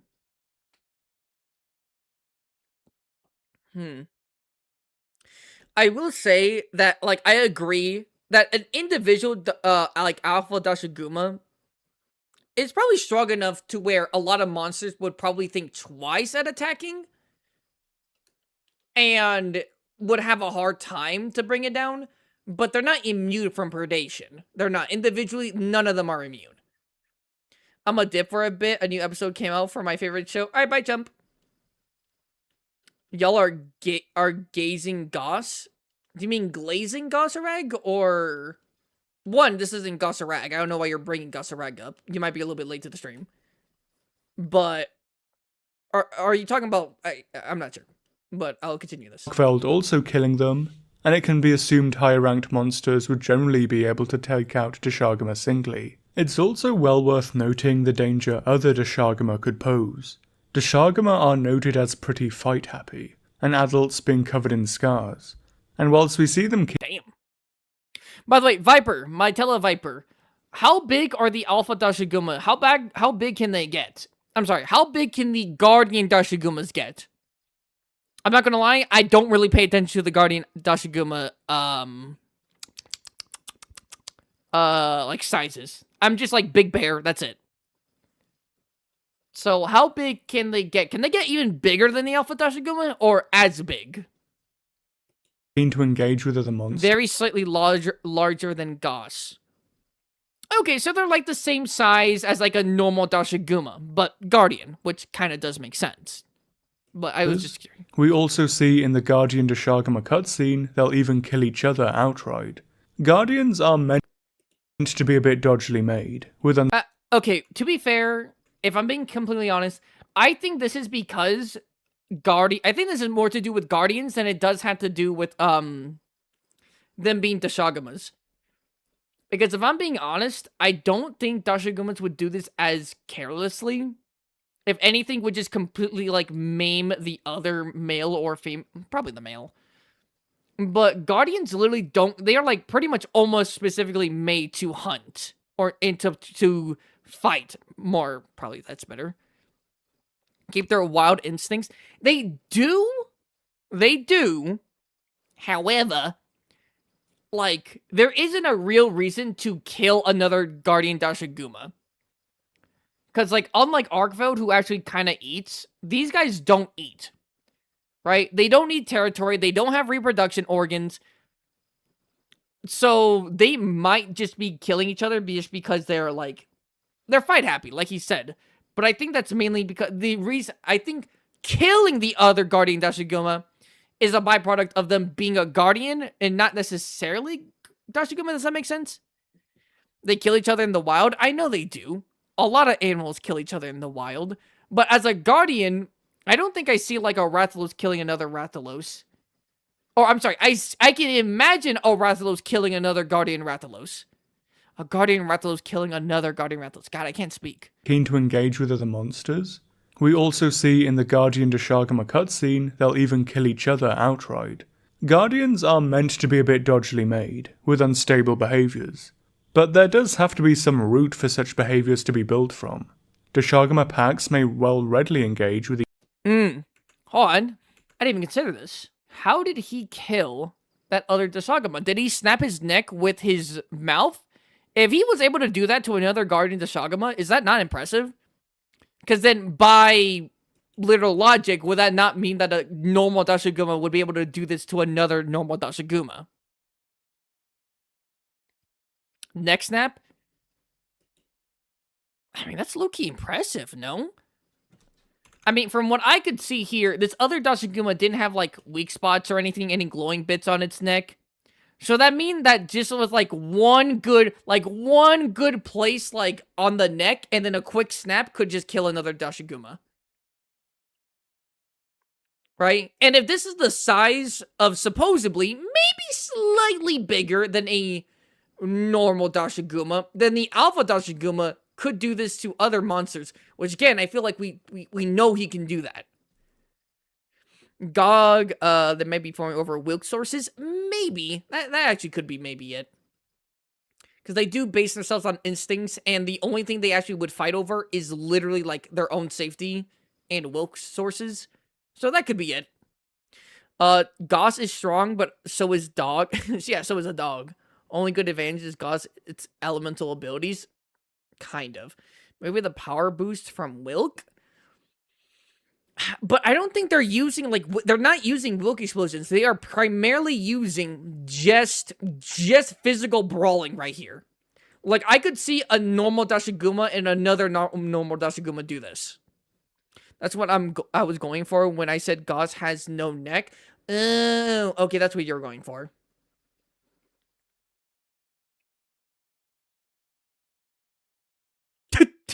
No, please. Okay, low-key, after we just saw this guy's neck get snapped right here, after we literally saw this guy's neck get snapped, to then see this big motherfucker with his mouth open, like, no, please. I want to die. I shouldn't be laughing because it literally looks like this dude's about to actually bite this guy's face in half. But okay, so we can't say that Goss's jaw is like weak, right? We just can't say that. We can't just say that Goss's I'm sorry, kept on saying Goss. Dashaguma's jaw is weak. Gangsters and Wilds. It's not weak. Now, is it maybe particularly strong? Maybe not, but I wouldn't consider it weak. It has to be strong to do some of the shit that, like, it's doing here. Picking up other monsters, slamming its jaw into the ground, and dragging its mouth across the ground.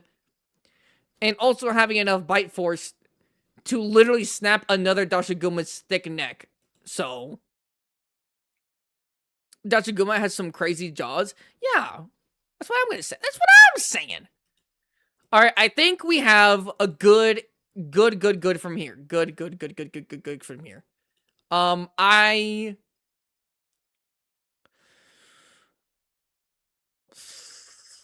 If I'm being honest, I don't think I'm going to be using the Guardian Dashiguma for comparison. I understand if you do want to use it, but considering whenever, like, here, right? If, like, we don't see them use Wilk explosions. We know they can.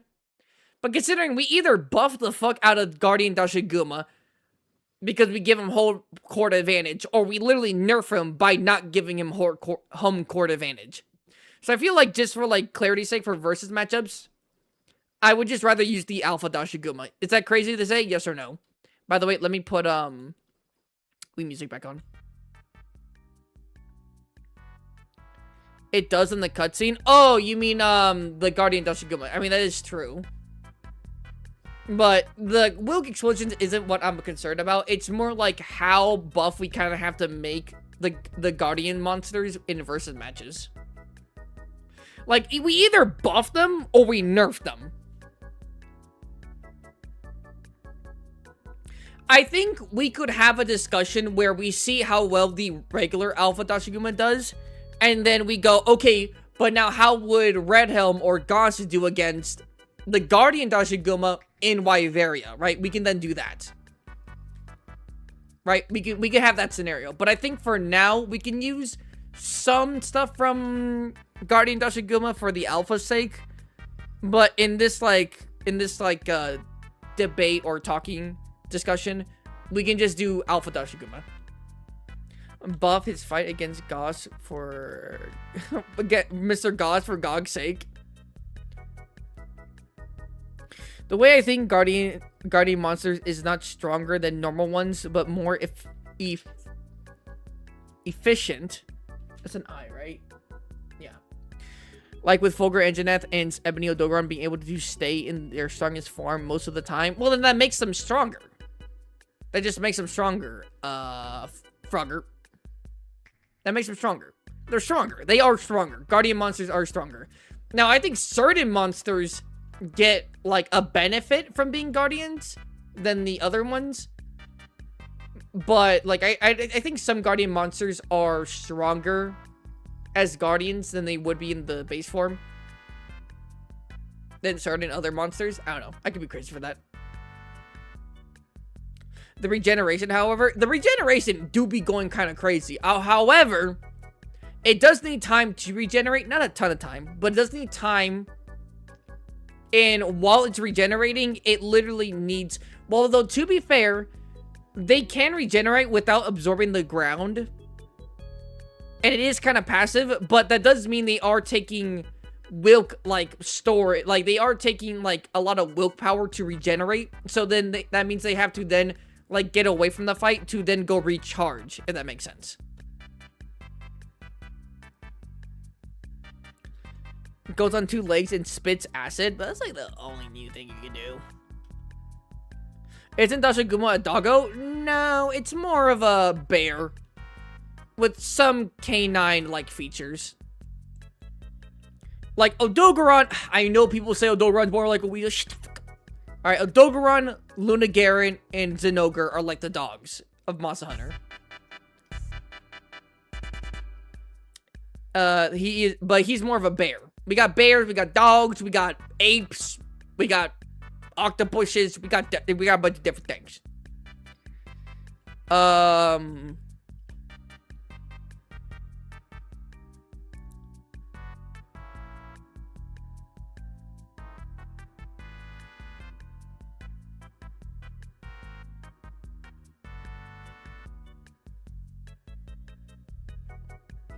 the way, that's crazy. So, would we say that, like, would we say this would be, like, the same outcome if this was a regular Dashiguma versus a Fulgur Anjanath? Would we say this is pretty much, like, the same outcome? Like, like a regular Dashiguma being able to, like, you know, hang its own for a little bit, but then just eventually just kind of gets overpowered.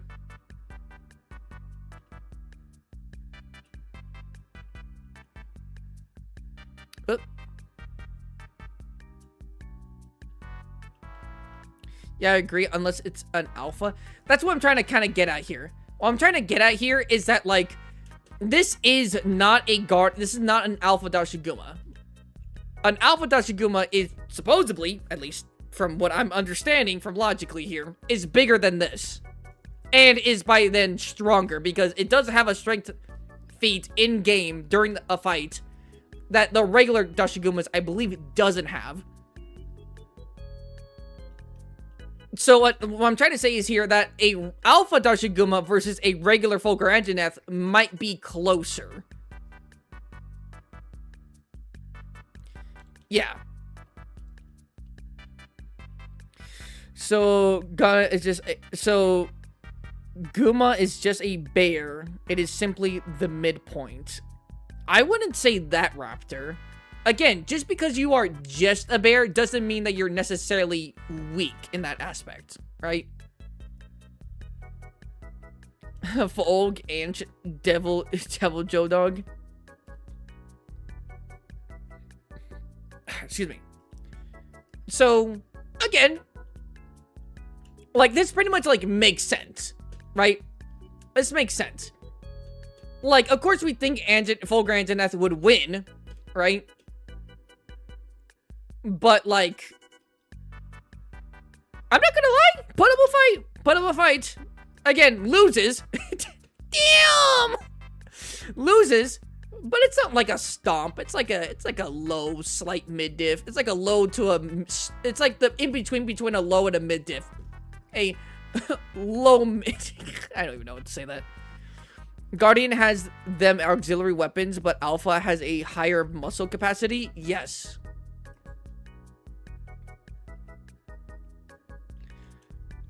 So again, all I'm saying is I feel like the Alpha Dashiguma would do better against a Fulgur Anjanath. So like if this was a Alpha Guardian Dashiguma, I think this could be more of a tie than a loss. Which is kind of impressive. I love you so much, Bottle. You're my favorite YouTuber. Thank you, Random Citizen. Hello, Red. Anjanath was able to pick up Diablo's Anjanath Supremacy. What? Wait, Anjanath was able to pick up Diablos? Are you sure you're not thinking about Devil Joe? Mr. Pickle? Because I know Devil Joe does that. Where does that happen? Does that happen in Rise and Sunbreak and I never see that turf war? Because I'm pretty sure, like, during Diablos' like, cutscene in Rise, it's pretty definitive that, like, Diablos would mop the floor with Anjanath. So thinking that, like, an Anjanath is able to just, like, pick up... Oh, I know what you're saying. You're saying, like, by the neck and kind of, like, pick it up a little bit and, like, slam it down, right? It's a recycled animation. Yes. Okay, I know what you're talking about. No. It's not like how Devil Joe does it. Devil Joe, like, like, just straight up picks him up and his entire body, like, straight forward is, like, in the air and then suplexes him. Is there drip today? If you guys want there to be drip. Anjanath will is not as strong as Diablo's Rage. Oh. Okay. I understand what you... Okay, I was like, are you misspelling that? But no, I get what you mean. Yes, okay. Second, let's look at this. These are all regular Dashiguma, by the way. So even though, yes, this was Guardian Dashiguma, right? It's not an Alpha. The Alpha is bigger.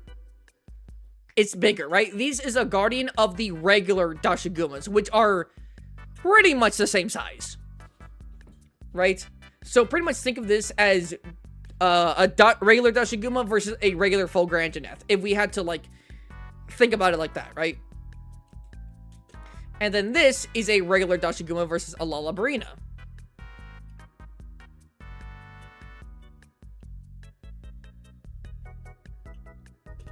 Which, by the way, Lalabrina is more stabbing. It's definitely using more piercing than slashing. So this is literally a, like a weak point for Dashiguma. Because Dashiguma is pretty good for, like, slashing and blunt. Piercing is a different story. But despite that, literally is smashing this man. But notice how he does basically open palms. So unlike Gossarag, which is probably because Goss has thumbs, isn't punching.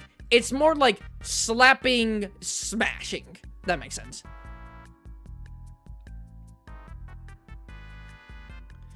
I thought Devil Joe fell to the ground because of the Diablos' weight. Well, I mean, there's a reason why he picked him up into the air so much. I thought it was just because to slam him down. I mean, you could say that it was, like, too much for Devil Joe to, like, have him in the air for too long. Sure. But I don't think that's, like Devil Joe was too weak or something. I think that was intentional. Claws slash? Yeah, but he doesn't really slash. He kind of just, like, with open palm, is, like, striking with a lot of force. That's not to say that these claws are just for show. Not at all. But again, when he's slamming down... See, he's just slamming. Let me, actually, like, put this into, a different speed. Utuna destroys Dashiguma. I mean, yeah. We're not saying anything of the sort. We're not saying he doesn't get. Slap? Yeah, I think it's more slaps. Again, look. Slap, open palm. Slap.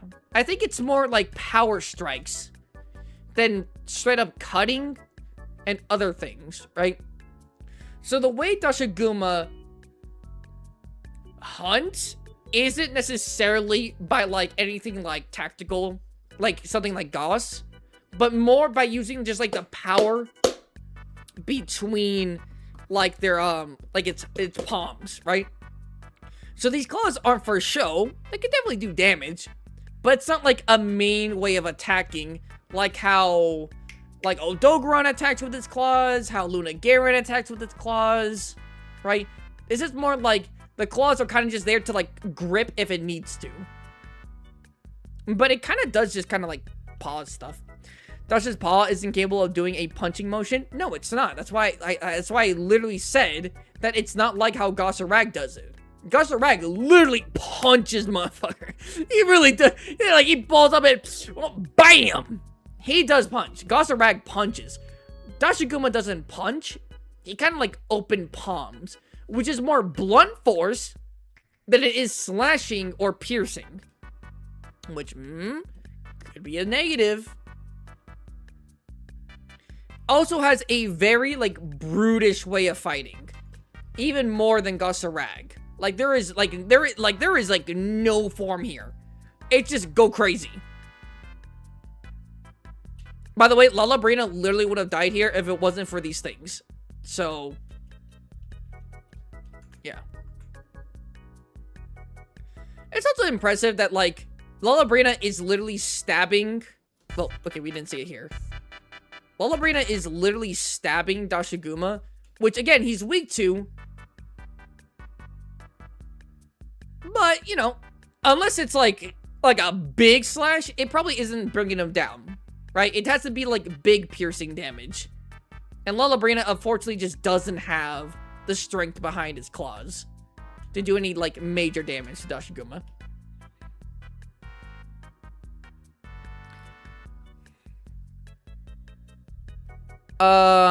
What's good? Just got here? Yo, we're discussing on Dashiguma's, like, strengths and probably soon we'll get to weaknesses, but for now, we're just talking about Dashiguma's strength. We talked about Gossarag's strength and weaknesses, so now we're talking about Dashiguma. So it's not that, I did an insane amount of nerd calculations and came to the conclusion that Tetranodon is about 2 to 2.5 tons for the Gossarag thing. Wait, how did you come to the... I don't even want to know. Never mind, I'm just gonna let you say that. They were watching a bear bitch slap a spout. Spider's crazy, yeah. Once on their exclusive experience, be swinging those hawks. We see two devils fighting in the desert, and this is what it gets. This is what it gets you. Talking about Diablos and Devil Joe, yeah. Range of motion. Okay, now where is here? We'll just watch this as we're talking, because I need to like write down some stuff. Okay. So the biggest bear, loose skin. Powerful, I'm sorry, let me unpause this. Powerful jaws. Powerful. Wide jaws. I should really make that clarification because these motherfuckers got some massive jaws. Them should be long. Ah! Look at that. The Alpha Dashiguma is strong enough to crack the ground, which, again, isn't crazy for what we're going to see him be able to do next. Hard head. Is that like a distinct advantage? Or like something that like no other monster has? I mean, I guess some monsters don't have necessarily strong heads. But like, is his head like distinguishedly like really hard? Or is it just like sturdy and that's kind of it? Like the rest of his body? You're only feeling my Glazinator? He's harder to stun. Hard to stun. All right, we'll give it to him. Powerful jaws. That wait, hold on. Let me powerful jaws that are able to grab large areas of monsters and snap necks. Okay. Regular attacks are strong enough to crack and break the ground. Hard head,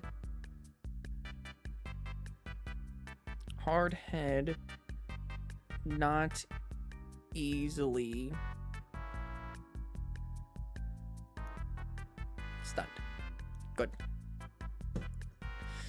Fatter upper body, more weight, more raw force. Well, we'll just kind of chalk that up to him being the biggest bear. By the way, is there like a better... Good God! Wait, what is it on right now? It's on 14... Wait. 1440 P60 HD and the quality is like this? Poor eyesight, but good sense of smell. We'll have that for, wait, does he actually? I swear Unnatural talks about his eyesight in that it's actually not, like, horrible. Oh, I swear. Whatever. We'll just count that towards the negative double-edged sword like we did with Goss. National Geographic researcher. I don't want to upgrade the quality because I don't want to fucking crash or something. I'm back. What I missed? We are talking about the Alpha Dashiguma now. I want him to do the thing. Damn! That was kind of fast.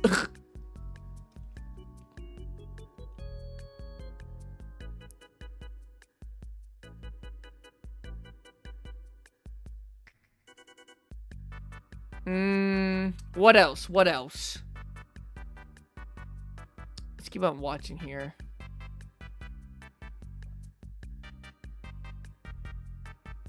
He only does what? Poor eyesight but good smell. He only does it in swell mode? Yeah. Oh, wait. We should have that. Whoops. We should have that. Does swell mode make... What, Jesus Christ, what happened to my screen? Does swell mode also make him stronger? Yes, right? It's like an adrenaline boost and like, he's like bulking up his muscles. Right? That's like he gets stronger, right? Yes? Yeah. Can swell up to get bigger and stronger. Okay, low-key, can we say that he has, like, combo attacks? Giga's like, adrenaline style? Yeah, I've heard of that. Because, I'm not gonna lie, Tashikuma low-key has combos. This man can, like, attack multiple times, but I don't know if that's, like, more game mechanics than it is, like, an actual, like, thing. It's probably more game mechanics. But I feel like he's able to chain, like, powerful attacks pretty easily. Allows him to trade defense for offense. Yeah.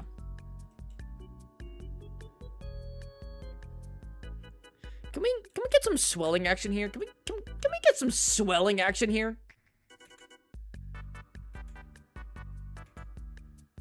Oh my god. Oh my god.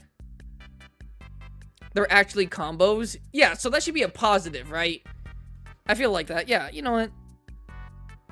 Can combo can use powerful attack combos. Are there nodes for the insane muscle on his back legs? He can have it in the front, but we can't see it. I don't think so, but I could be wrong. Can we get some swelling action here? Can we get some swelling action here?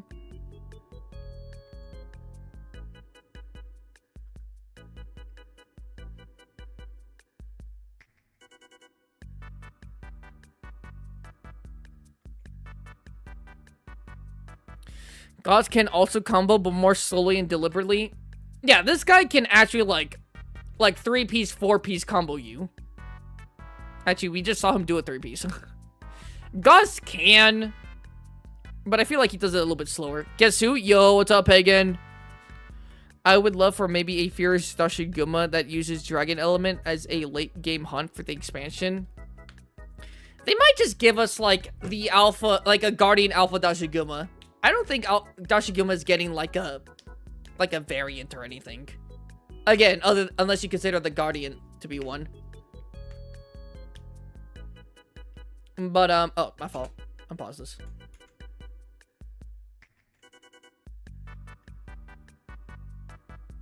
I mean, I might as well just say it, but I want to see the move and then make an accurate description of what the move is. Oh, here we go. Damn, this motherfucker big. Holy shit, this thing's huge. Look at that! Holy crap! Dude, this guy's actually huge. Like, sometimes I forget how big an Alpha Dashiguma is because, you know, there's that thing where it's like, at some point your brain doesn't actually understand how much a certain thing is.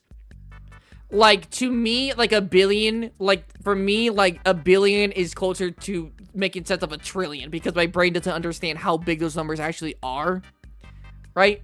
It's the same thing kind of like this. Like, I understood he was huge, but isn't that Odogaron? I don't know who you're talking about. Oh, you're talking about the dragon thing. Yeah, it's pretty much Odogaron. He bigger than Gauss? He is bigger than Gauss. Hey, yo, big boy. Good heavens.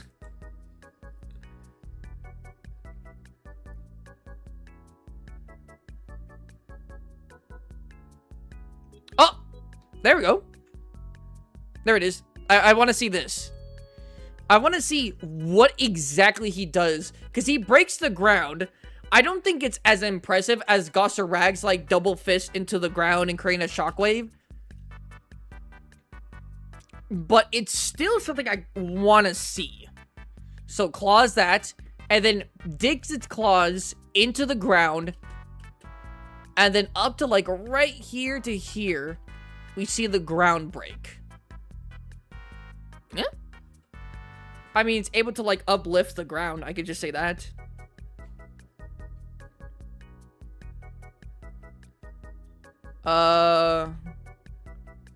During swell mode, can uplift a large chunk. That's chunk, not chunk. Of the ground. Again, I think Gossarag's feat is more impressive. It's sand? Brother, that is not sand. This is not sand. He's not just picking up sand.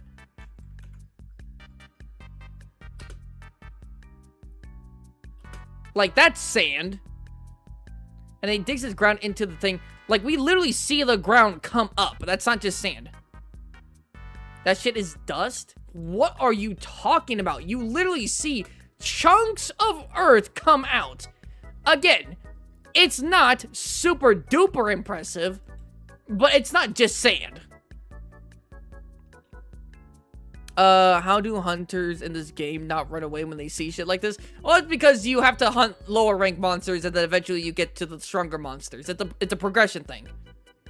But yeah, this is also, they were born into this world, so this should be like normal for them.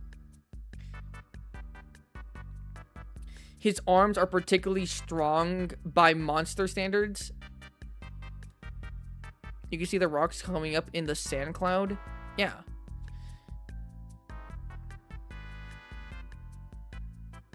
Don't forget, Goss can do this stuff in shallow water. I mean, yeah, we see Gossarag literally shove his arms into the ground and create a shockwave. The shockwave is more impressive than this, because that needs enough force to continuously cause damage. But this is still impressive, because that means this is more impressive as a combo move than a standalone move. Does that make more sense? Because think about it. Like, if he were to slam the ground at a monster, right? He could literally chain the move to almost instantly uproot the ground underneath and do a nasty uppercut too.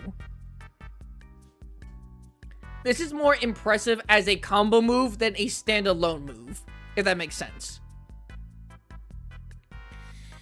Can lift a large chunk of the ground. Yep.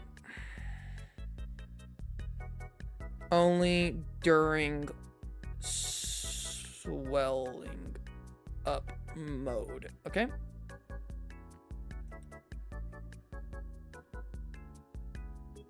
Literally redownloading world right now. I think that's it. Viper did mention that its forearms are particularly strong, which I could say. But, I mean, isn't that the same for every bear? Like, couldn't you say, like, Viper, couldn't you say the same point for... Oh, you said aren't. Did you say aren't? His arms aren't particularly strong by monster standards. Oh, okay. Like, aren't particular... Okay, then I just won't add anything. Now I wonder how Gossarag can lift the ground in a thin, straight line. Yeah, it's kind of impressive. Is that all for strengths? Let me read out the strengths real quick. Let me, tell me if you have anything else. I mean, yeah, I mean, he's literally breaking the ground. Like, we see large chunks in, like, the earth being cracked right here. Don't downplay him. But, again, he is in swell mode. Wait, is he? He is, right? I mean, we saw him roar and stuff, right? But he did... Wait, is he in swell mode? Or is he just mad? Doesn't... Wait, is it different in, like... Wait. Because he's not breaking... Like, the wounds are not happening here where, like, a wound appears, like, every second because he's swelling up. He is? Well, then why doesn't he have any swelling right here? Is that because, like, that can only happen every so often to, like, give you a chance? No, this is, like, where he first starts the fight, so he wouldn't swell up this easily. Every monster does that, I swear. Well, I mean, keep in mind that a lot of monsters are pretty fucking big. So it makes sense. But it's more... Oh, wait, this is the beta version. Oh, this one's the only the ones you've done before reopen. Oh, wait, what? Only the one... Maybe... This is beta, by the way. You can't see it, but down here it says beta. The beta version. Is that something they added after the full game? Because I swear he is in his swell mode. But again, those things didn't happen.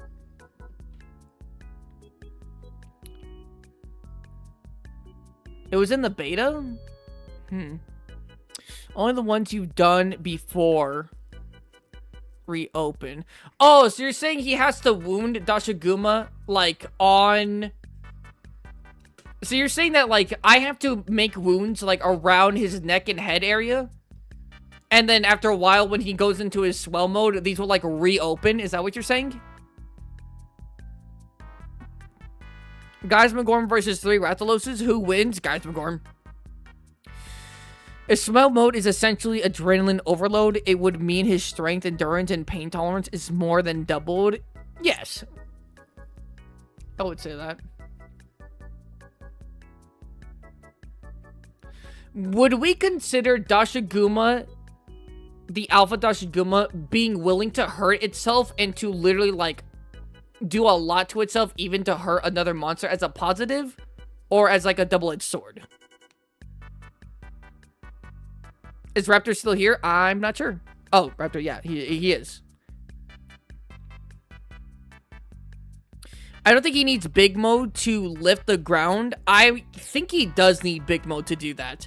He can crack the ground without being in big mode, but like to uplift the earth like we saw him do, he does need to be in swell mode. Can you make the strongest amphibian monster video? I think that's just Drill Tusk, is that not? Is that not just Drill Tusk? I mean, I guess I could, but we really don't even have, like, a ton of amphibians. How many amphibians do we have? We have Chetacabra, the shark, Zamtros. We have Tetsukabra. Oh, we have Tetranadon. We only have 4. I can't even do a top 5, bro. I probably wouldn't do it. It's not really a downside if the wounds aren't important for this. Well, the wounds aren't, like, we're not using game mechanic wounds where, like, essentially, if you, like, hit a wound, it can make him knock over or something. But considering he does open up his skin to reveal, like, literally flesh, like we see at wound opening, if Gusarag were to, like, actually, like, hit that area, it would do more damage. But we're not doing, like, game mechanics. Are you planning on making a vid on this? No. So, like, videos like this that I do on Monday are low-key videos I would have made into a video. Or, like, topics I would have made into a video. But I feel like I have so many other videos going on that I would almost never get to this. So, it's more of a thing we could do for stream.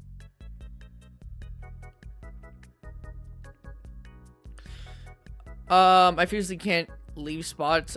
Owns my attention span. Yeah. Yeah. You better stay here. So... yeah, again, would we say that, like, Dashiguma literally being, like, cracked out of its mind and kind of willing to go buck nutty no matter what? Almost like how Astalos does things. Like, is completely willing to throw defense out the window and go pure offense no matter what? Do we consider that more of a double edge? I feel like I do. I feel like that's more of a fighting style. Well, I gotta go, but have fun with stream today. Spotty. Bye, Red. If to wrestle who falls first, I mean, kind of. Okay, that's kind of what's gonna happen with when bears fight each other. Good God. I really appreciate how much... I really appreciate that there's, like bears who seem kind of weak, but are low-key actually kind of cracked. Who are, like, low on the totem pole, but, like, they show, like, a lot of strengths.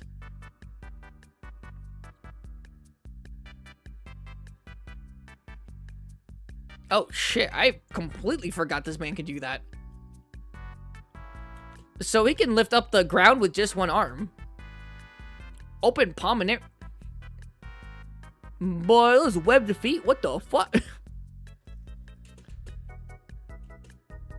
I mean, we literally see chunks of the ground come up. I think it's the angle because he's literally right next to this wall, so the camera angle wasn't as good. But he can uplift the ground with just one paw. It's just that he makes it bigger with both paws. So, I guess this wouldn't be anything of a feat, if anything. But this is a good way to, like, say that he could do combos. He's really good at chaining attacks. Oh, you know what? Now, let's look at... no, let's look at this video.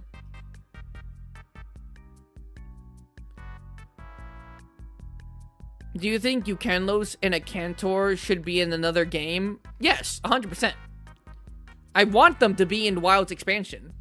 I don't think he will risk his life. He dips when he encounters something bigger than him. Yeah, when he encounters something bigger than him. There's not a lot of bears who are bigger than him. In fact, I don't think there's any bear that's bigger than him. Other than maybe Red Helm. But we have to check on Red Helm when we get to him.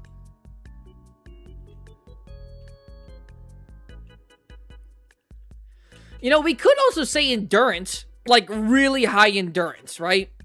Like, that's not crazy, right? Because think about it, right? Think about this logically, right? So So Dashiguma, so the Alpha Dashiguma gets dragged into the sand, into the dunes, right? Look, he's literally being choked out right now. Motherfucker went, brother, help me!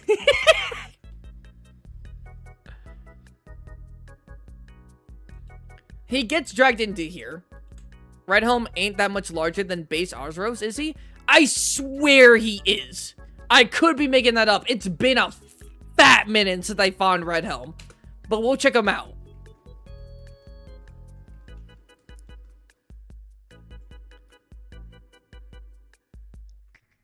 Like, it's like been a couple of seconds. And then like this has to have been at least like a minute maybe. Like 30 seconds to a minute since the Dash has been in that ground. And literally comes up from right here. Right, look at this. Look at the ground right here. He's no longer in the sinkhole. This is no longer in the sinkhole. We're not in the sinkhole anymore. The sinkhole is almost like closed up, or it's like over here somewhere. So this is technically higher than when where Dashiguma got buried. He had to dig his way out of the sand and dirt to come up while they're still dragging him down. This has got to be like the, by the way, fuck me, I love this cutscene. If it's specifically Alpha Dashiguma, then he's the biggest, I'm pretty sure. Yeah, we're talking about the Alpha Dashiguma. We have talked about regular Dashiguma and Guardian Dashiguma, but more for talking points about the Alpha Dashiguma.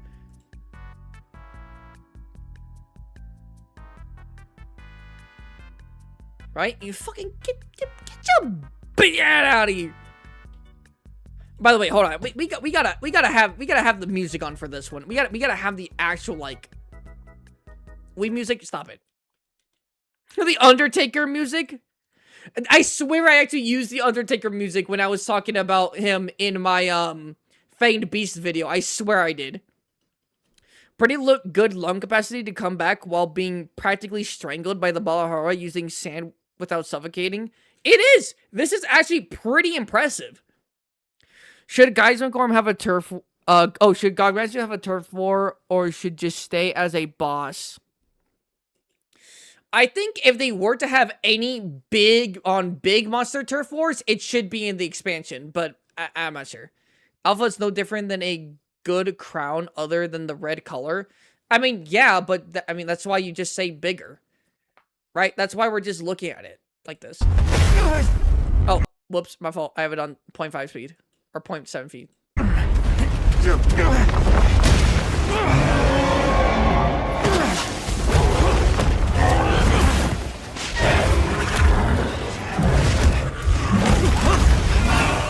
Back him up.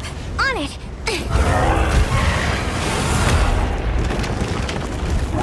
By the way, was that not 2? Is this 2? Is this 2 Balaharas? No, that's 1. Back him up. On it. Yeah, so no one's there. Wait. No, it is 2!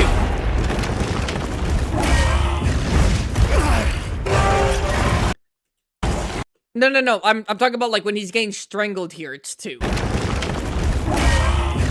he throws one off and the other one's over here.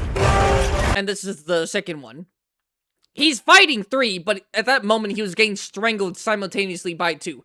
Which, by the way, is this not impressive?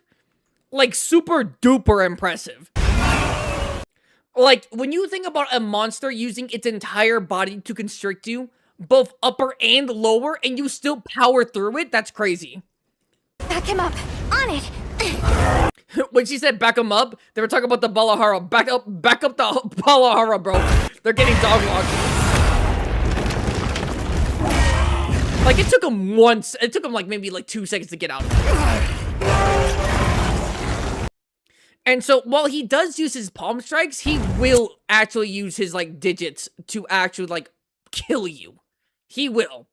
That's why I'm saying he uses his mouth, he uses his paws, he uses his, like, actual hands to, like, grip a little bit. But I think the reason why he was able to grip so much is because he stuck his nails, like, in the mouth. That's why he was able to, like, really have, like, a good, you know, force. I heard bones cracking during rapping. Was it? him up. On it.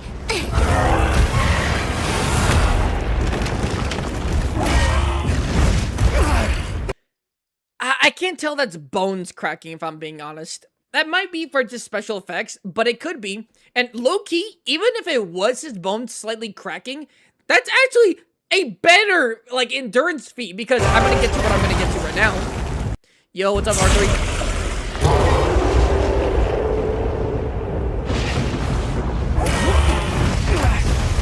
By the way, just able to let you know, he tossed this entire Balaharo with one arm. Just want to let you know that. Look at this. One arm. Get that shit out of here.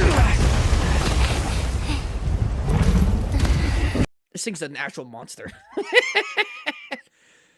Which then, this Dashiguma, this Alpha Dashiguma, then fights a hunter for, like, let's just say even 10 minutes. Is this not crazy? Like, I know we don't want to use actual, like, gameplay feats and stuff, which is why I'm not going to say that. All I'm going to say is that if you want, you could just say that the Alpha Dashiguma had to, first off, survive being dragged and suffocated into the sand for at least 20 seconds, at the very least. 20 seconds, right? While fighting for its life. Whoops. Then had to claw its way out from the ground in an elevation that was actually higher than when it was dragged. Wait, is it? Wait, never mind. Oh, it's kind of hard to tell because this is the dune area, so there's a bunch of dunes. No. This isn't the thing. Or is it? It's hard to tell. I can't tell if this is like a regular dune or if like the dune closed up and this is just like a hill. Regardless, he had to dig out of the ground while still fighting for its life. Then did a 1v3. Then, while being restrained by 2 Leviathan monsters all over its body, literally broke out of it. Killed one of them by using its claws.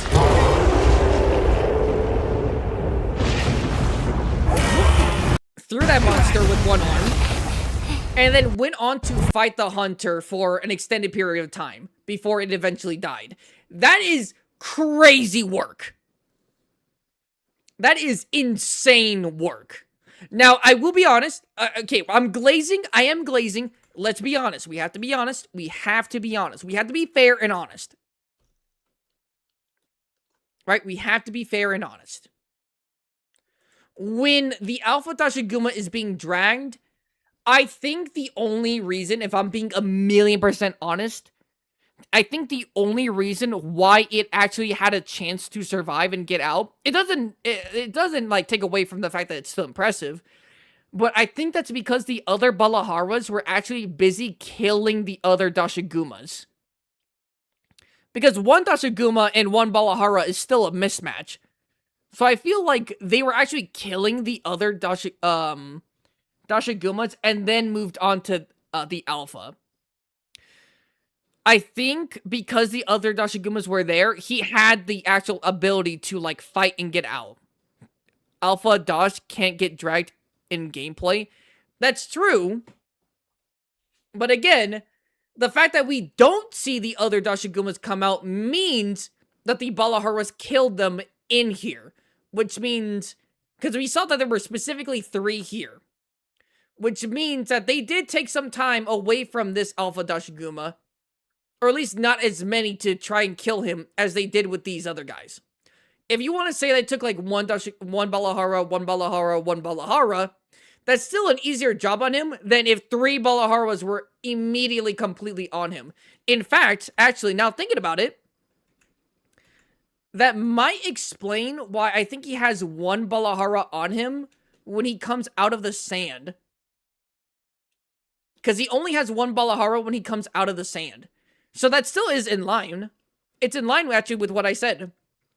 In fact, actually, if there was 3 Balaharas on him at once, the Alpha actually might have just died. It might have been too much to try and claw its way out of while being suffocated. Of course, now when it's on the surface, it's like, bitch, you're on my playing field now. And they couldn't do anything to him. Right? Does that make sense? I mean, that seems pretty logical, no?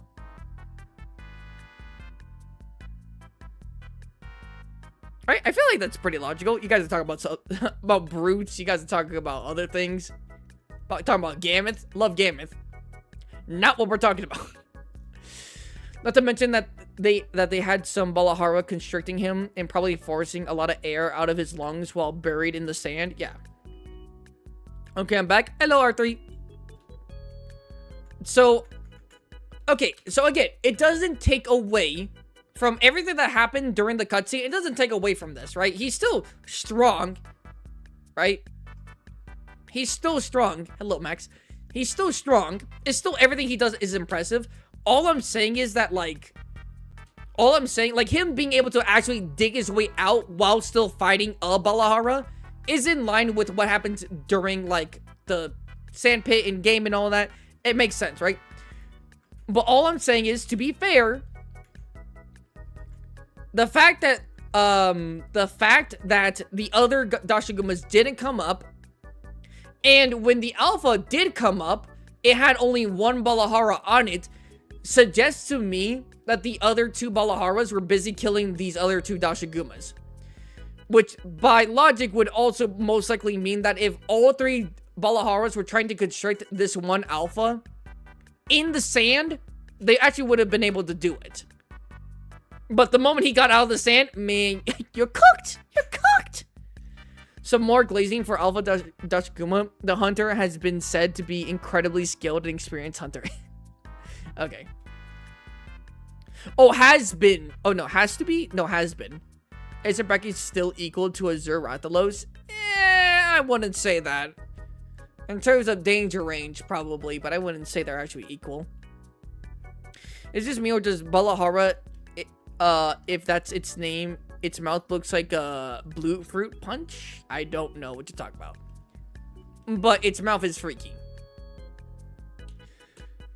So, let me just, like, play this entire thing while I write down some notes.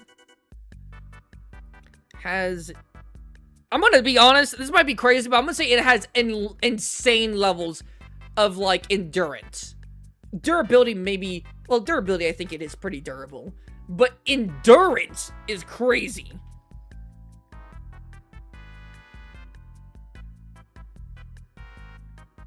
Not insurgents, idiot. Endurance, there you go. I can't believe you speak on those two as equals in the same league. Oh, okay, you're talking about you're talking about Bracky, you know, the blue stuff. Has insane endurance, can fight multiple targets at the same time. Strong enough to throw a Balahara with just one arm. Okay, I think we're good on pros for Alpha Dashiguma. I think we're good. So here, let me read it. Let me oh my goodness. Oh my goodness. Excuse me. Let me read these off to you. Tell me if I'm missing anything. So, good points for the Alpha Dashiguma. The biggest bear, loose, thick skin, great defensively, 4 slashes and blunt damage. Powerful jaws, powerful wide jaws. Again, I have to clarify that. They are able to grab large areas of monsters and snap necks. Regular attacks are strong enough to crack and break the ground. Hard head is not easily stunned. Can swell to get bigger and stronger. Can use powerful attack combos. During swell mode, can lift. I don't know why it says light. Let me do that. Lift a large chunk of the ground. Can lift a large chunk off the ground. Wait, what? Can lift a large chunk. of the ground up. There you go. But can only do this during his swelling mode. It has insane amounts of endurance and can fight multiple targets at the same time. Strong enough to throw a Balahara with just one arm. Do we have anything else? Heavy and harder to topple. Would we say good center of gravity? So in the same way it's like hard to topple, like a great center of gravity. Because he does fight bipedal, but he also does fight on all fours. Yes, okay. Excellent.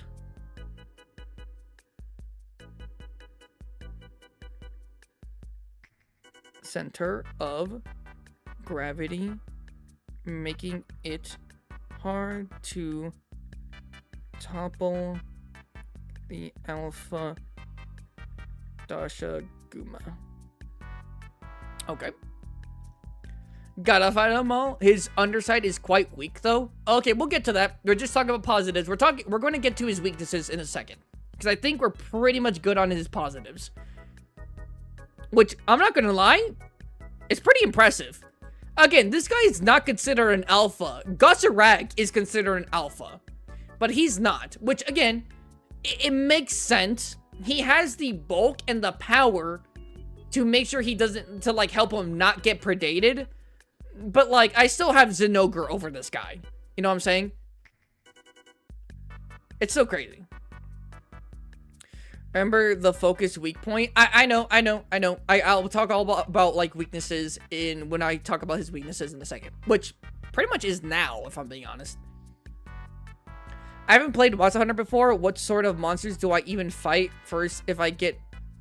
First fight if I get, for example, wilds. This.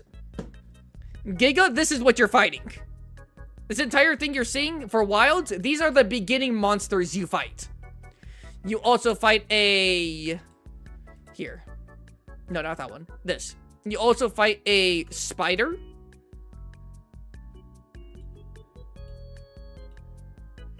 Like this in the beginning. You fight a big frog. And you'll fight a big chicken. Zinogre's a strange case of a mixed bag. I'll say this. I think how Rathalos is like the baseline of power for like flying monsters. I think Zinogre is the baseline in terms of like non-flying monster, like quadruped monsters. I think he's the baseline. Like base Zinogre, not Stygian or Thunder.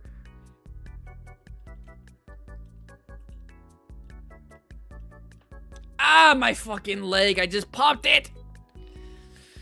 Okay. So, I think we're good.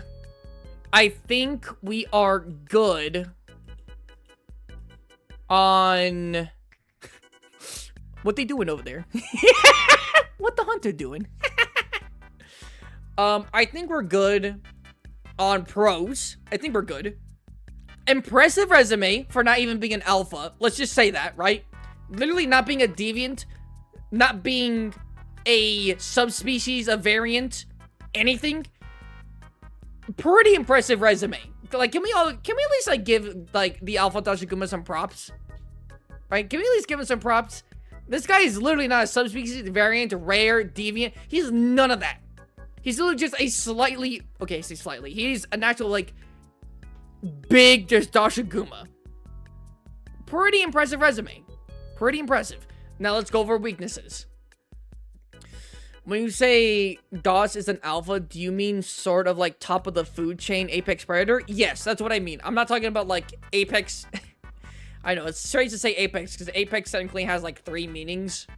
You can either be talking about Apex monsters from the Frenzy virus, Apex monsters from Rise, who are like deviants, or you can be just talking about general Apex monsters in like real life, as in like they have rarely any predators. Or technically Apex monsters or Apex creatures are supposed to not have any predators, but doesn't necessarily mean they can't be predated. But yeah, it's weird. Monster Hunter has like 3 meanings for apex monsters. It can get confusing. That's why I use like context around the sentence to know what I'm talking about. Zenogre turns him into a carpet with a minor touch of his right. Okay, that's a shit. Damn, my boy. My boy's getting jumped. Oh no! Holy shit! Yo, what was that? This is some insane gameplay. In comes Ray now, out of nowhere. Look, discovered an unknown creature. That means he literally just came in. Balahara shoots a shot of, like, goo at him. And then out of nowhere gets shot again, and then gets a backdoored blasted. It goes through him. It kills the hunter. That was insane. That was insane. Listen, Dashiguma, sometimes you do the jump in, and sometimes you get jumped. You know what I'm saying? It's not sweet out here for you.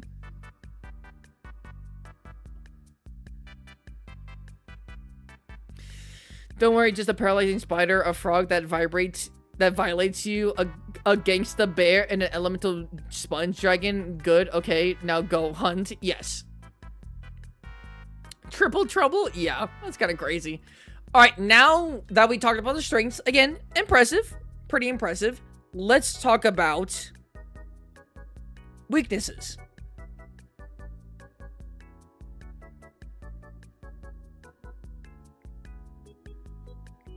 Weaknesses.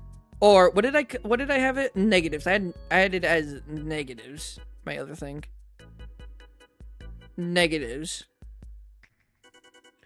Okay, easy one. Easy one. As a good and bad. Poor eyesight. But great smeller. Sniffers. Great sense of smell. When swelling up rips through its own skin and muscles, making it take more damage if hit in those areas.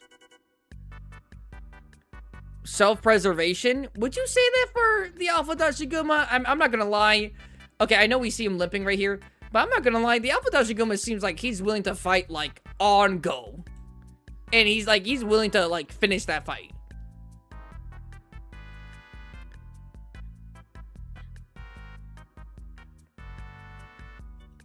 Here we go. Why are Fanged Beast and Fanged Wyverns different types of wyverns? That's because these guys are way more akin to mammals, although I guess you could say that for Fanged Wyverns too. But Wyverns actually have scales, if I'm not mistaken. So, like, these guys don't have scales. I don't think there's a single... I mean, I guess Gammoth has, like... It's not really scales. It's more like a crest. These guys do not have scales. Like, I don't think there's... meanwhile, Wyverns have scales. Like, Zenogre, Lunagaron, Odogaron, Magdamallo. All of them have scales. These guys are, like, mammals. Like, they do not have any scales at all. Is that true? No. Bashadin, Lagambi.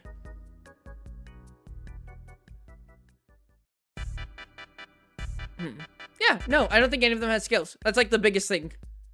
Rosane didn't want to be associated with these fodder wyverns.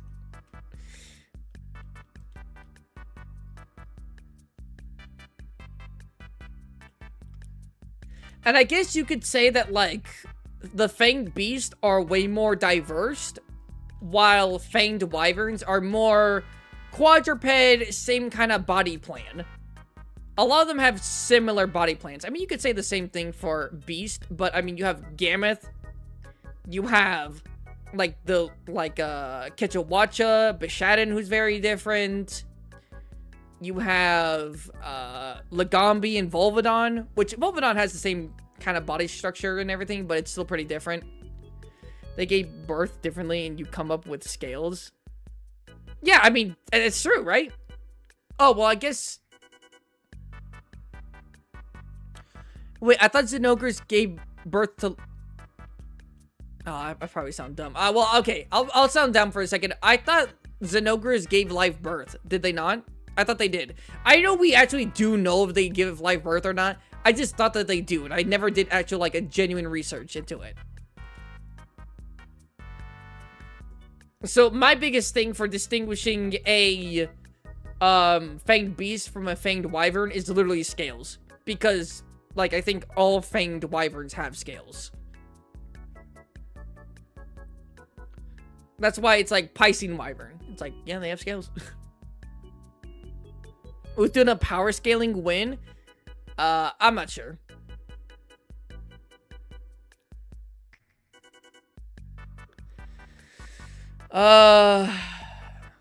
So the hard stuff on Goss's arms aren't scales. I don't think they're scales, but like extremely fucking like callous like skin. Almost like rock. I wouldn't call them scales.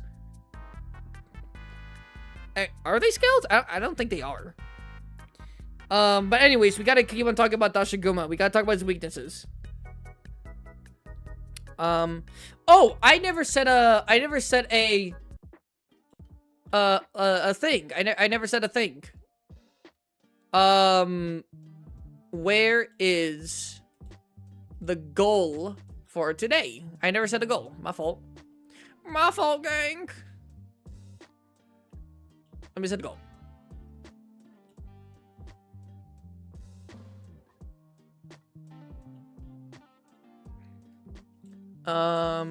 While I'm doing this, if you guys can give me some weaknesses. I already have 2 down, but I know there's probably like 2 or 3 more. I have a muscular lizard-like tail. It's a wyvern. Yeah, I mean, there's differences, but I can understand. A lot of people actually, when I was doing my top 5 like fanged beast video, a lot of people were like, yo, where's Zenogre? I'm like, gang, he's not a fanged beast. Sometimes I forget. I'm not gonna lie. Sometimes I'll admit it. Sometimes I have clumped them together, but then I have to remember that there is a difference.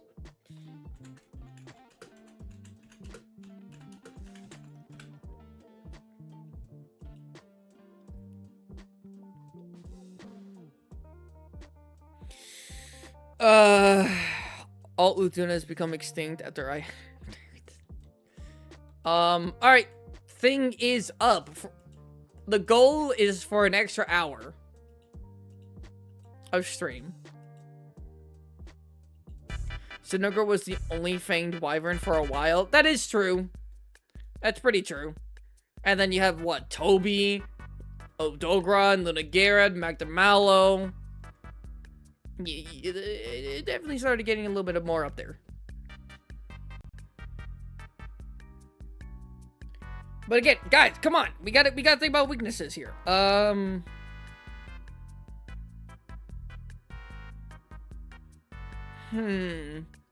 So, poor eyesight but great at the smell. When swelling rips through its own skin and muscles, making it take more damage if hit in those areas. Oh, belly isn't as protected as its back.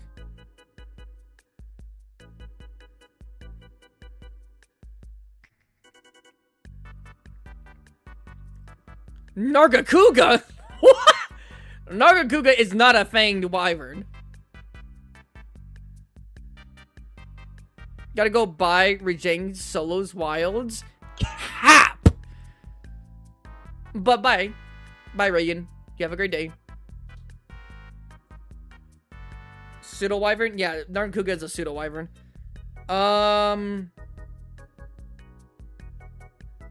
Let's see here. What? Dang. I mean, would we consider that he's not an apex as Weakness? No, that's kind of dumb. Is Dodge weak to any element? Of course he is. He's weak to fire, but like that's not gonna be applicable to what we're talking about. What other fanged beasts use wyvern? Fire. Ash Ketchawacha or Ashen Ketchawacha, Blood Orange Bishadin. I think technically Garangolm used Blast, but fuck it, we'll count that. I think that's it. So their weaknesses aren't really going to be applicable here. Is it a hot take to say that the best pseudo is Arcveld? That's not the worst one. Wait, is he a pseudo wyvern? He kind of is, isn't he? Wait, no. Well, is he a pseudo wyvern in the same sense that Seregio's a pseudo wyvern, where it's like a he's kind of isn't. He's like the weird in between pseudo. Like, is Arcveld like a true pseudo wyvern like Tigrex, or no? I mean, I could actually kind of see that, because he does use his limbs a lot. But he also uses his... Maybe like a specialized pseudo-wyvern. I can't tell. He walks like one? He does. Maybe. Maybe. If he's considered a pseudo-wyvern, what's the question? Is Arcveld a pseudo-wyvern? Like a legitimate pseudo-wyvern like Barioth, Tigrex, and Nargacuga? Or is he like in the same vein as like Seregios? Oh, yes? Oh, okay. So he's like a full-on pseudo-wyvern? Okay. He's probably like a specialized pseudo-wyvern, like a special case, but he's a pseudo-wyvern. Okay. No, it's not crazy for you to say that he's the best pseudo-wyvern. Seregios is a pseudo too? Nah, he's not like pseudo. Like, Seregios flies way more than all these other monsters. And he doesn't really use his wings to attack. They're not like super strong. But he does walk like them. But he doesn't like attack or anything like them. He's way more similar to like an actual like, well, he's the flying wyvern, but he's more closer to like, I don't know, it's weird. It's like he's in between like a Rathalos wyvern, like flying wyvern, and like a Tigrex flying wyvern kind of thing. But if you want to say pseudo, sure. And if he is pseudo, then he's the best pseudo. But if you don't want to consider him like a true pseudo wyvern, then you could say like Arcveld is. There's a pretty good case for that. Me personally, I would say Frostfang is the best, but that's just me.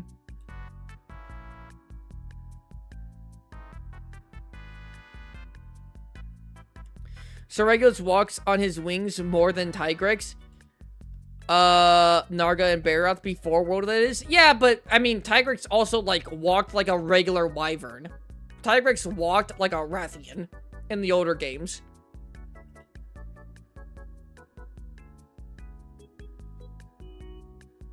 Remember when the pseudos walked on two legs? Exactly. What's up, boys? I'm late. Yo, ready? What's going on? Frostfang the goat. Frostfang's so fucking goated. I love him. Literally like my top 5 favorite monsters. Guys, is that it? For weaknesses for the Alpha Dashiguma? Poor eyesight, but great sense of smell, which is more of a double-edged sword. When swelling up, rips through its own skin and muscles, making it take more damage if hit in those areas. Belly isn't as protected as its back.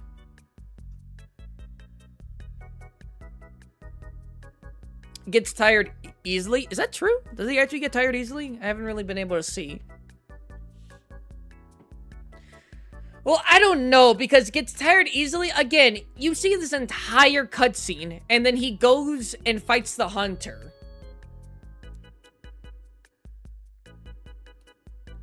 We could say that after he's done swelling up, that the low, like, since his, like, adrenaline and all that comes down lower, that he gets tired after that. That's a weakness, right? After, like, using up, like, his swelling mode and all that adrenaline, all that, right? Like, he gets, like, not necessarily weaker, but he gets much slower after that, right? He has a lot of exhausted animations. Yeah, but then, like, we see this happen. I guess. But then that kind of, like, counterpoints, like, Like, literally him, literally, like beating the shit out of all these Balaharas. Oh, yeah. Hey, yo! Jump with the $2. Thank you, brother. Thank you. Thank you very much. I want to be at 225 XP Oh, too. yeah. Hey, yo! Speed with the 31 Australian dollars. Thank you, man. I guess. Yo, what's up? What's up, Speed? What's up? You made us get you made us reach the goal, so now we get an extra hour of the stream. How about instead of easily tired, when he gets tired, he gets very tired. You know what? I'm willing to say that. Because, like, you can't, like, tell me that, like, after, like, seeing this, that, like, he doesn't, like, he gets tired very easily. If he gets tired very easily, I feel like the moment he would have gone out of the ground right here, that he would have been, like, susceptible to a jump, right? But no, he came out there and was literally swinging even more. Viper, would you be willing to say that? Yes or no? That, like, he doesn't get tired super easily, but, like, when he does get tired, he gets pretty damn tired. More like his attacks get more erratic by the minute. I mean, maybe. Because again, you can't, like, look at him literally fighting for his life, clawing out from the depths of the underworld, and literally, like, then 3v1 or 1v3ing an entire Balahara group, and then be like, yeah, he gets tired pretty easily. I don't know, it feels like contradictory to, like, what we're seeing on the screen right now. Luma says, yo guys, have you decided which bear is the strongest, or the discussion is still open? The discussion is still open. We got done with Gossarag, and we're pretty much done with Dashaguma. Now all we really have is Red Helm to discuss, and I feel like that will be much faster than both Gossarag and the Alpha. Because we don't see as much of Red Helm.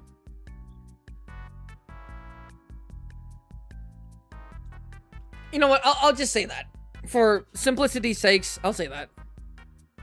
This is a low-ranked Alpha Dashiguma, by the way, and it's true. Very true. This isn't Master Rank, by the way. Do keep that literally keep that in mind. Okay, hold on, that's kind of crazy. Literally keep this in mind. This feat is by low-rank Dashiguma. We don't see Alpha, and we have not even seen Master Rank, which is supposedly usually in stories to be like the stronger, more experienced monsters. Similar to Tempered. But Tempered are supposed to be like the step above technically Mastered, if you would want to say that. So Alpha Dashiguma is having some, you know, he got some pretty good arguments to be considered the strongest. But we gotta still look over Red Helm. Just off my experience with fighting them, Goss is definitely the strongest. Well, we don't know how good or not you are when fighting these monsters. Ready? For everyone thinking he has a lot of stamina, but keeps it up until he's practically exhausted and complete crashes, that's what I think. Tempered is grown in high energy areas. Is that true? I mean, can't you have, like, tempered Dashigumas in, like, the desert areas? Unless you want to consider, like, the entirety of the, like, the, Forbidden Lands to be, like, high energy areas. But it's like, what energy are they getting? If that was, like, all the tempered monsters were in Wyveria, I could see that. But, I don't know. I feel like that made more sense with World because of the whole, like, Everstream and all that and whatnot. But here, I don't know. You know what? Let's just say this, right? Let's just say can fight for extended periods of time, but once exhausted, the Alpha Dashaguma is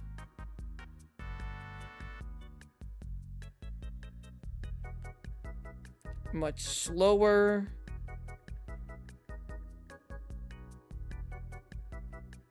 and slightly weaker due to fatigue. Not daytime, what the fuck?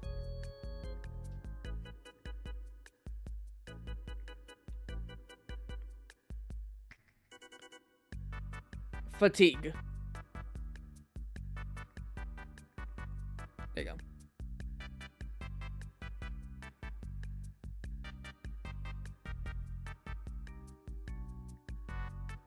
There you go. It's from the dragon torch being frenzied to produce more energy. Oh, I didn't know that. You could also just be making shit up, but I don't know. That was the whole high rank story beat. Is that Zoshia was taking up all the energy, and when he killed him, all the monsters got stronger because of the dragon torch giving out the energy. Well, isn't it? Well, literally, isn't that because they're also... Okay, the reason why I say that is because the Lullabrina that we see... Well, all the monsters that we see that are tempered in some way literally have scars on their body to show that they're stronger. Although, I guess you could say that that's a byproduct of them getting more power and being able to live longer and have more encounters. I guess that's it. Because they all literally do have scarring on their body. Like, all tempered monsters have scars on their body. Wait, does Uthduna... Does Jitahad? Since they're stronger, they get more battles? Yeah, okay, that's probably it. I keep hearing people asking, what the fuck is Gore doing in story? He already had his time. That is the dumbest thing I've ever heard. I'm sorry, that's not the dumbest thing I've heard. But it's kind of ridiculous. It's survivorship bias. Okay,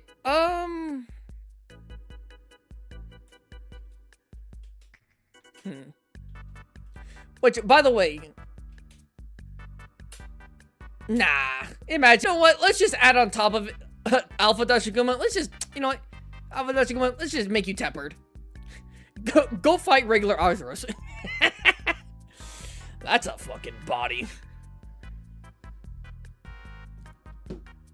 Okay, so here's what I got for weaknesses.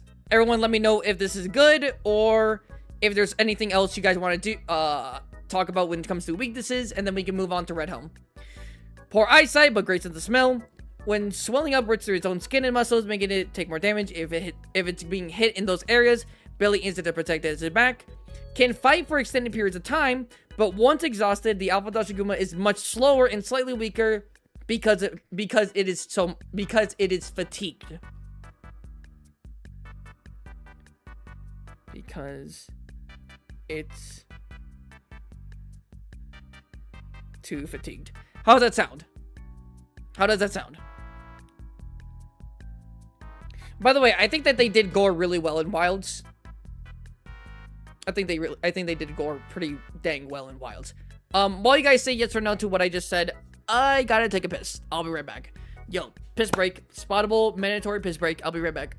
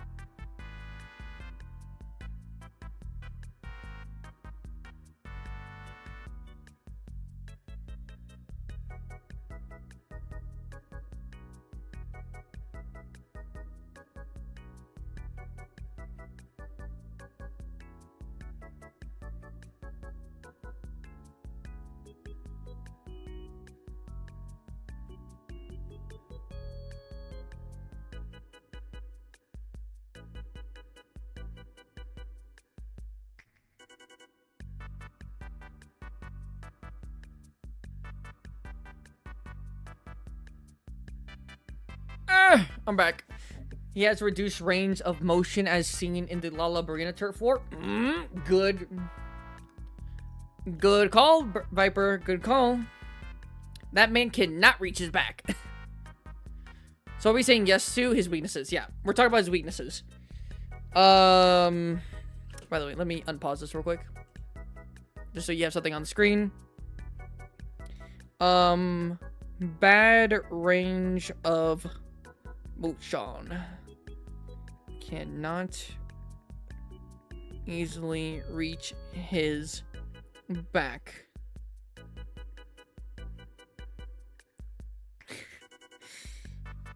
He just like me, for real, for real. Can't believe I actually put that in my notes. Okay. Yeah, from what I've been hearing, they're valid. Spall really is a bow main. What are you talking about? I'm a bow gunner. I'm a gunner main. Wait, what time does stream end? Stream ends in an hour.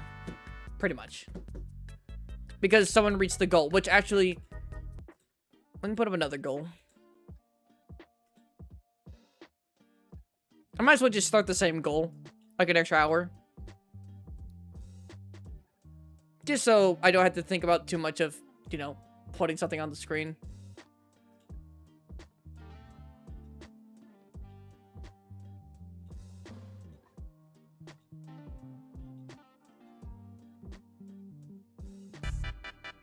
By the way, let's leave this guy at like...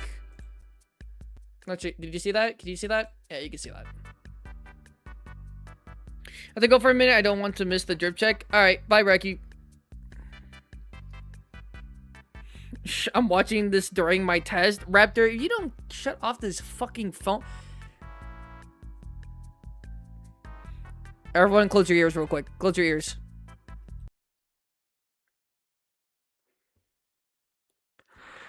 Hey, yo, he got his phone out! Teach! Teach! Teach! Raptor got his phone out! Get him!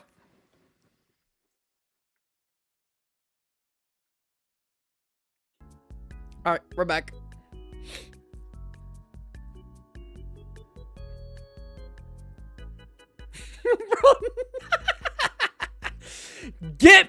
Do your test. Do your test. Stop watching stream. You can watch the VOD later. Ow. Sorry, R3. I did warn you. I did warn you guys to lower your volume.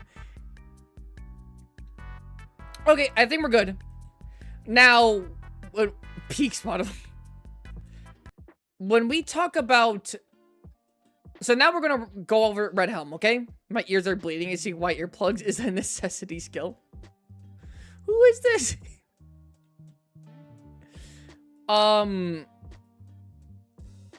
Let's see. When we talk about Red Helm, I think it'd be good to watch Ocean's little part about him. Because Ocean's does talk about... He does talk about... Deviants.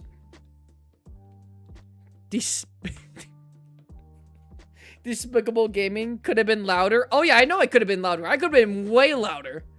Through my ear, I was locked out when I used it.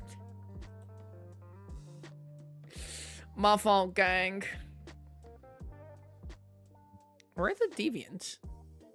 I know your ass did a deviant video. Here we go. We're just gonna quickly watch this. Everyone, go leave a like. Aliens.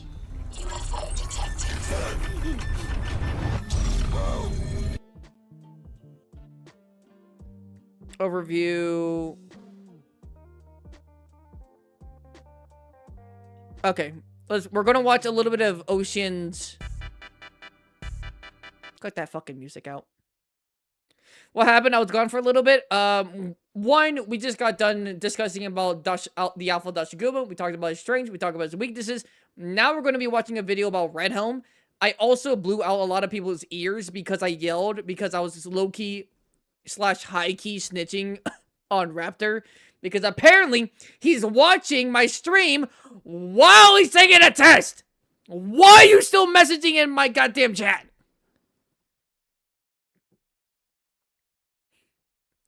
Whatever. Everyone lock in. We're watching Ocean's lore video. By the way, don't take everything Ocean says as 1,000,000% factual. It's like 85% factual. It is folly to believe that one could sufficiently express the vast variety of Hey, Spolbo, it's me. Hello, Fallen. Hello. I'm gonna do something, trust. Okay. Hey, Spotable, it's me. Also, when's your new video coming out? Hopefully within 2 days. Or 3. You know what? I'm gonna say hopefully within 3 days. If we are... Yeah. Oh, yeah. Hey, yo. Giga with the dollar. Thank you, man. You get $1. Hey, man. I appreciate it. My prof literally couldn't care less as long as I wasn't cheating. Man, your professor kind of whack. But no, he is streaming my phone on the projector. What do you mean he's streaming your phone on the projector? Yo, what's up, everyone? What's happening? Yo, we're watching life some in our world some through Monster Hunter stuffy content. Y'all want to categories be and with us? What's going titles. on? But that is exactly what the Hunters Guild aims to do in their research. Over the years, the Spot say some crazy shit. Hold on, let me just rip the hard R real quick. All right. Anyways, I hate those fucking no. Whoa! Imagine. Guild has created numerous classifications not just for monsters, but also for monster variations. A monster species may not exist as a singular, completely homogeneous population, but may instead display different characteristics based on various factors. These differences might manifest across entire subpopulation of the species, or only specific individuals. With so much By the way, if anyone, yo, Raptors class, if you're watching this, this is not by me. This is not my video. This is my video by Oceans. I do not take credit for this video. We're having discussion, and this is more like, research that we're doing for the discussion. I just want to point that out there. This is not my video. I do not take credit. variants, the guild has had to coin many terms to differentiate between a monster's common species, that is to say, the variation originally encountered and classified by the guild, and these various subtypes. We are learning. Yo, Raptor learning in class. We're learning right now. Word, let's go. Subspecies, rare species, variants. The terminology can be quite dense Do not trust this guy. This is my sleep paralysis demon. and confounding. We doing our research? Yes, sir. One group Always gotta do your research. Always gotta do your research when coming to a conclusion about anything. Always gotta do your research, whether it's through drama, politics, or just having goofs when you're just talking about a Monster Hunter game. Always do your research. Always. that has continued to fascinate and confuse Why do you like Sorego so much? Because he's the fucking goat, bro. He's literally the goat. researchers and He's hunters not a goat. Do we have a goat monster? I don't know if we do. Do we have a large goat monster? I don't think we do. Yeah, he's just great. He's just honestly the best. alike is the one dubbed deviants. Academically speaking, deviants are single monster individuals of known species that have, for a variety of often unknown factors, changed. They may sport enlarged body parts related to specific physiological processes, and are often much more dangerous than regular individuals. This definition is functional, but is also the main source of confusion, especially among hunters. Everyone, yes or no? Oh, and why do people say Fatalis is the strongest? Zoshia is immortal. Fatalis can come back, but it takes years. Zoshia can come back in a day. Zoshia also does low-key need, like, Wilk. Same thing with other Guardians. They've said it. Without Wilk, it will die. So, if you want, like, a definitive strongest, White Fatalis is the strongest. Are there any crocodile alligator monsters from mainline games? Yes. Fucking, what? Legit, Chris. Frozen. Come on, man. How can you forget about Legicrus? He just came in the... It was literally in Title Update 3 in Wilds. Legicrus. Not at the Gabba's peak Monster Hunter. I'm totally not biased when I say that. Oh, okay. Yeah, you're definitely not. Yes or no, everyone, that Frostfang Beryl should be a deviant? Yes or no? Or considered a rare species? One of the two.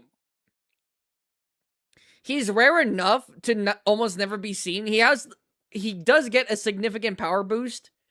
And he's, I think, larger. He's either a deviant or a rare species, but no, just call him a fucking variant. Although, to be fair, Raging Brachydios is also considered a deviant. I mean, it's also considered just a variant. But with Raging Brachydios, it's literally just the introduction of, like the Flashpoint slime. Frostfang Barath is literally just an older, an old, experienced individual that's stronger. Is that not literally what a ton of deviants are? Oogity boogity dunkers, I exist. Yo, what's up, exist? What's up? Remember Silverwind? I really like Silverwind. Silverwind was actually, like, my favorite, for, like, a while, I considered him my favorite deviant. But if I'm being honest, I think I have Thunderlord, Bolt Reaver, and,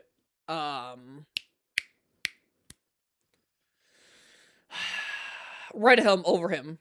In terms of, like, how much I like him. The reason for that is that it sounds Do I hate Alma? Of course not. Of course I don't. very similar to another classification, variants, which are defined as single monster individuals that have changed due to various factors. The key difference between the two groups is more so one of bureaucracy than taxonomy. Deviants are exclusively classified, hunted, and researched by the Y-Academy, a research organization that is... Oh, so if these guys found Frostfang, they would have most likely considered him a deviant? Yes or no? I think, personally, yes. I'm too afraid to fight Thunderlord. Thunderlord's a fun fight. Okay, well, to be fair, I haven't found him in a while. But, like, Apex Zenogre and Thunderlord are just fun, in my opinion. Do people like Zenogre? Yes, he's literally, like, the fan favorite monster. They literally did a poll in, like a contest to see who was everyone's favorite monster. It was literally the Zenogre. is allied to the Hunters Guild, but not directly subordinate to it. The Y-Academy has a long-standing history with deviants, and additionally describes them as monsters that have avoided detection by their researchers.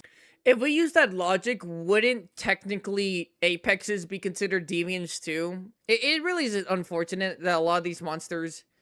I mean, deviants, in my opinion, just have, like, a lot of sauce to them. They're not just, like, random, just, like, one-offs. Like, I really like deviants, but I'm not gonna lie, you could consider a lot of monsters deviants. Like, I legitimately do think Frostfang should be a deviant. Or, at the very least, maybe a rare species. I guess maybe that includes if, like, if Frostfangs are actually that much rare, but from what I understood of their lore, Frostfangs are supposedly extremely rare. Yeah. Living longer and developing further than was thought possible.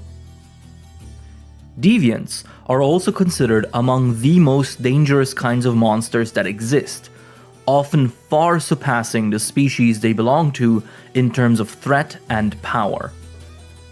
As a result, the hunting of deviants is extremely restricted. Only hunters certified by the Y-Academy that are given special permits are allowed. This one your favorite deviant? I'm not gonna lie. I low-key like Dread Queen more than Dread King. That might be a hot take. But I like the monster, I think, more than Dread King. Maybe not by a ton. But, like, the huge giant spikes that come out of his tail, I think are just, like, cooler. Allowed to even attempt it. This way, only those truly worthy are able... Deviants are variants that had an unusual problem in their youth and spent their lives learning to adapt to it. Is that true? Well, how do you... Okay, well, one, how do you explain Gammoth? And two, how do you explain Rust Razor?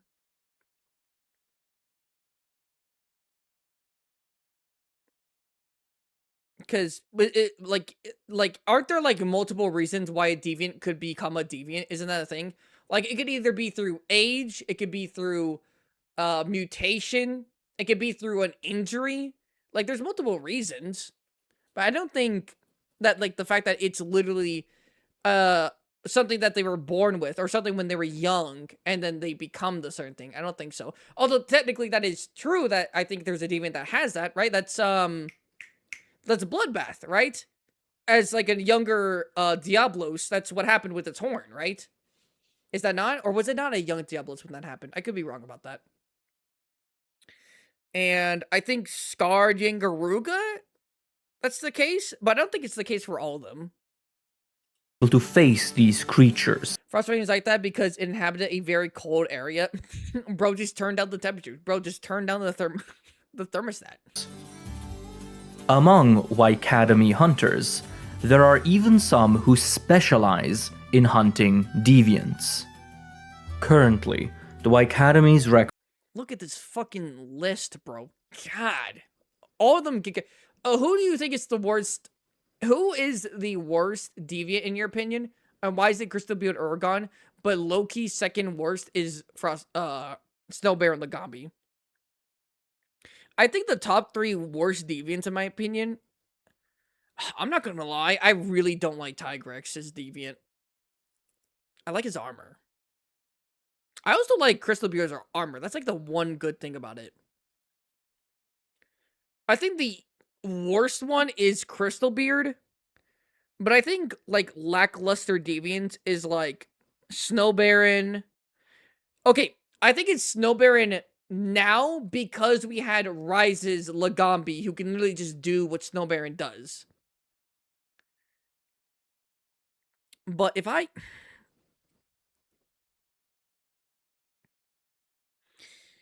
Okay, I might get some hate for this, but I think if I had to take, like, everything, I think, like, the second worst might be Grimclaw. Like, at least Snow Baron's design is, like the punk rock kind of look, and I kind of fuck with that. This guy's just kind of blue. Does he not? Is he just, like, a stronger Tigrex, and he kind of blue? Drill Tusk? Ah, but I like Drill Tusk, I'm not gonna lie. I think he looks better than Tigrex, than base Tigrex. A little. But I'd rather have Molten or Brute, if I'm being honest. Who do we think is the best one? I'm not gonna lie. That's kind of hard. It's either gotta be Thunderlord, Soulseer Misune, Nightshade Malfest. Whoa! Nightcloak. I keep on saying Nightshade. God damn it. Nightcloak Malfestio. Or Bloodbath. One of these 3 has got to be the best. Just by comparison to their base species. Like, Thunderlord's like fucking cool. This motherfucker literally goes invisible. Soulseer's thing with being able to detect through the bubbles is such a cool concept. And Diablos is just like aura. Bolt Reaver, I really like Bolt Reaver. Bolt Reaver's like such, I don't know what it is. I mean, listen, that's why Jolt like literally has this guy as his thing. Right? I have Seregios, Jolt has Bolt Reaver. Dread King Rathalos, I think Dread King Rathalos is like a good middle ground for like what a deviant should be. Like good patterns, good better armor. Like Dread King is just like kind of just like better in every regard, but isn't like crazy out there like how Bloodbath is or Nightcloak is. Also, we're not talking about them. List and our 10th section and their origins, courtesy of the Wycademy. Whoa, why is the wireframe dropping? Whoa, are we gonna crash? Whoa, whoa. My favorite silver one? I wouldn't blame you for that. He's pretty cool. Like, this guy is just like an aged, like, Nargacuga because it's old, right? Then why can't we get the same with Frostfang? Hello? Hello? Efforts. Get right to the right conversation. Shut up, bitch, shut up. As well, remember that the person you said I love you to, random civilian, I'm that guy. Oh, hello, Falin. Onk status Nargacuga? Yeah. I think the deviants that, like, got power through age, that are, like, pretty confident in saying that. Some of these you can make the argument for. But I think the ones that are, like, confidently that are Elder Frost, Silverwind Nargacuga, and that's pretty much it. You can make a case for actually Snow Baron Lagambi and Redhelm, but like 1,000,000% through age, it's like these two. These two are like through age and like experience. That stupid wind slice. The wind slice is kind of hard. I'm not gonna lie. Where did these monsters show up again? They show up in Generations Ultimate. But I guess the stories too. Soulseer is old. Is Soulseer old? Like old. Not like a matured male, but like old. Is it? Because maybe old? Maybe I just don't get the vibe from it. Perhaps I just don't get the vibe that he's old. He's young at heart, you know what I'm saying? It even has gray hairs. Does Soulseer have gray hairs? Nah. Hold on, we're gonna get to Redhelm right now, but Soulseer Mitsune. That is not Soulseer. That is fucking Hyper Mitsune. Don't fucking try to pull one over me. Don't do that.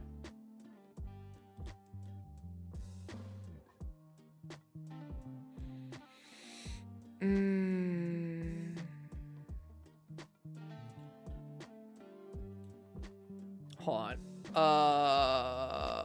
Can I open this in a new tab? Yeah, here, open up a new tab.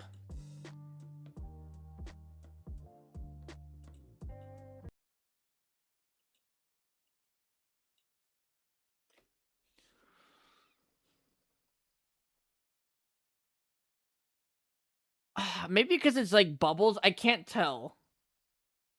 Is this? No, it's just white. Does it have white scales? This might not be the best angle. This is probably just not the best angle. Hold on, let me find a better one. Soulseer Mitsune. It's probably just not a good angle.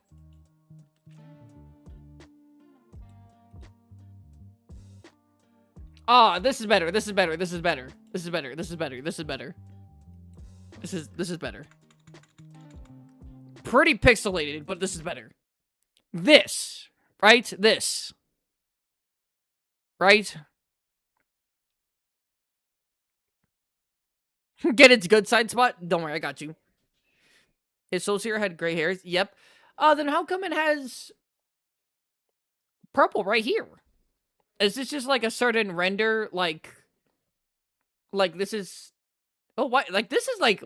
Okay, this is distinctly gray. This is like gray. And this is like literally like a normal Mitsune purple. That's the flammable oil? Oh, okay, so this is how it is normally, and then this is the flammable oil?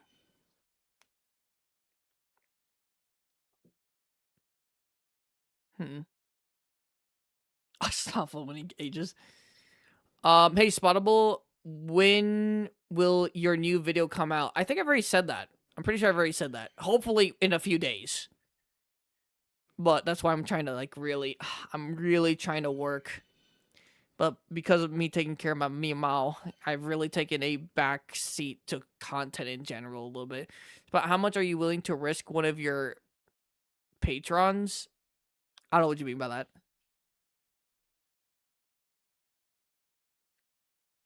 The edges are gray most of the time. Fur? Maybe.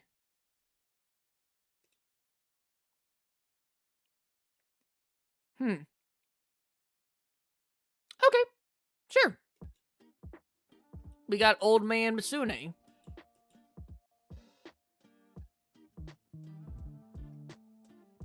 Alright, bro. Just show me Red Helm. Just show me Red Helm. This is what we came here for. Efforts. Deviants have been confirmed to emerge in the Arzuros species, and these individuals are named Red Helm Arzuros. Like Damn, brother. are named Red Helm Arzuros. Holy crap. That's like, it's like only like a size. It's probably like similar to Gauss. Maybe Gauss has like better hops. Like But damn, that's a fat ass. individuals are named Red Helm Arzuros.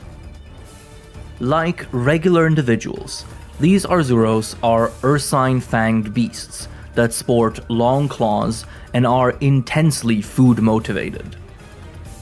Red Helm Arzuros, however, stand out due to their massive size and red coloration, which affects both the claws, forearm shells, and, most notably, the once blue fur on the beast's body, which forms into a mohawk on the head.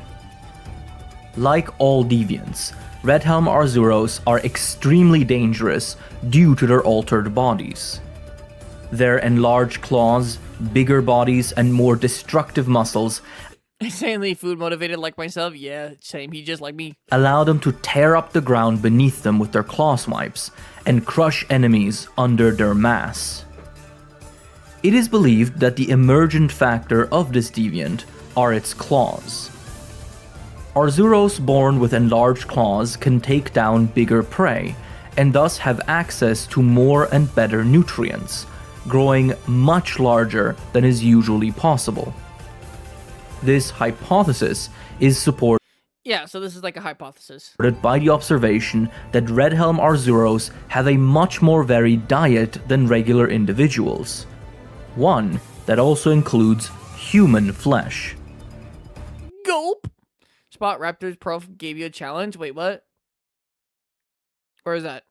If you can relate this game to any sort of science, I will give Raptor an A on his final and he will pass my class. Huh? Huh? When it's come to me? Well, oh shit, I just pulled up something I wasn't mean to. What is coming to me? Wait, hold on. If you can relate this game to any sorts of science, I will give you a Raptor. Okay, in what way? Wait. In what way relate this to science? Because I could relate this to biology, but I don't know. Well, yeah, biology, but like, in what way? I mean, I guess I would have to go into the specifics of a certain monster and like their physiology. Best one might be Zenogre.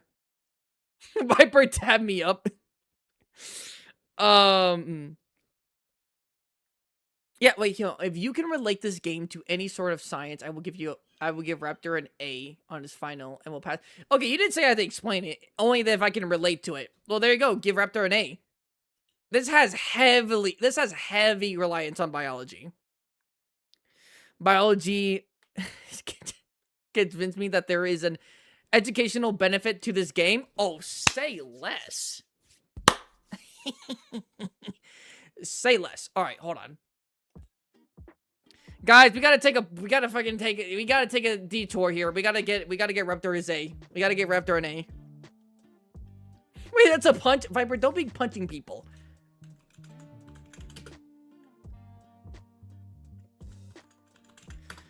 Yo, Teach, if I can give you a great example of a YouTuber who does legitimately this,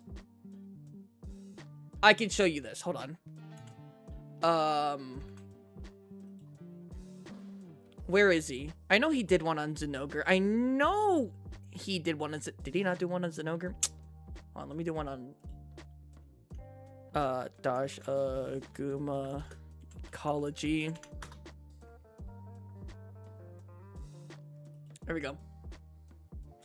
So there's this channel that I follow. Please stream, do not crash. I'm trying to actually do something good for someone here.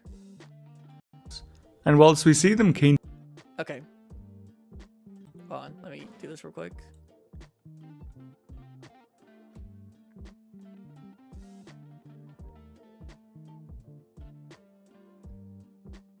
Okay, so there is this channel called Unnatural. Hold on, I got you. I'm gonna try my best, okay? I'm gonna try my best. If this fails, he fails? What do you mean? Bro, don't put that kind of pressure on me, bro. I'm an actual idiot. I didn't even pass school. Please. All right, hold on. There's...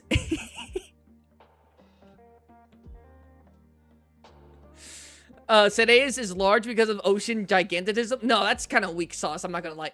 Okay, so there's a channel called Unnatural History Channel, where he's using zoological science from our own world to try and explain the monsters from others.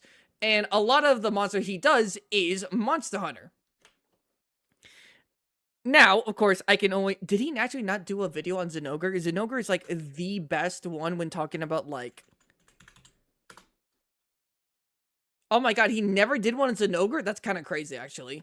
Zinogre's, like, the easiest one. So, what he likes to do is take things, because the devs at Capcom like to take realism into creating monsters. It is not a just simple, oh, big monster do big thing. Although, sometimes it kind of is. That's more for Elder Dragons. But you can learn real things about certain monsters that you can correlate with the real world. So, we actually kind of looked into that earlier into the stream with Dashuguma and the Fanged Beast. You can also learn symbiosis with another monster. You can learn specific, how do you say, like, adaptations learning from monster, like, physiology. So, certain jaw structures, certain body plans, and, well, actually, yeah, pretty much just that. Adaptations to the environment, which use real-life examples from the real world. Again, some of these aren't great examples, because it is a video game at the end of the day, but I actually do learn low-key some things when I actually do this. Gnarly, I will actually ban you. I'm trying my best. Zinogre is a great example, though. Zinogre as a monster, what is it? Has a... Can I look at some images, please? Maybe I can actually look at, videos better, and I could talk over the video. That might be better. Zinogre is kind of like a Thunderwolf. Environmental preservation. Oh, there is that, right? In the game, we don't just hunt monsters just because. We hunt them for specific reasons and to make sure that the ecosystem doesn't go out of whack. So, there is this monster called Zinogre. And it's basically a big Thunderwolf, right?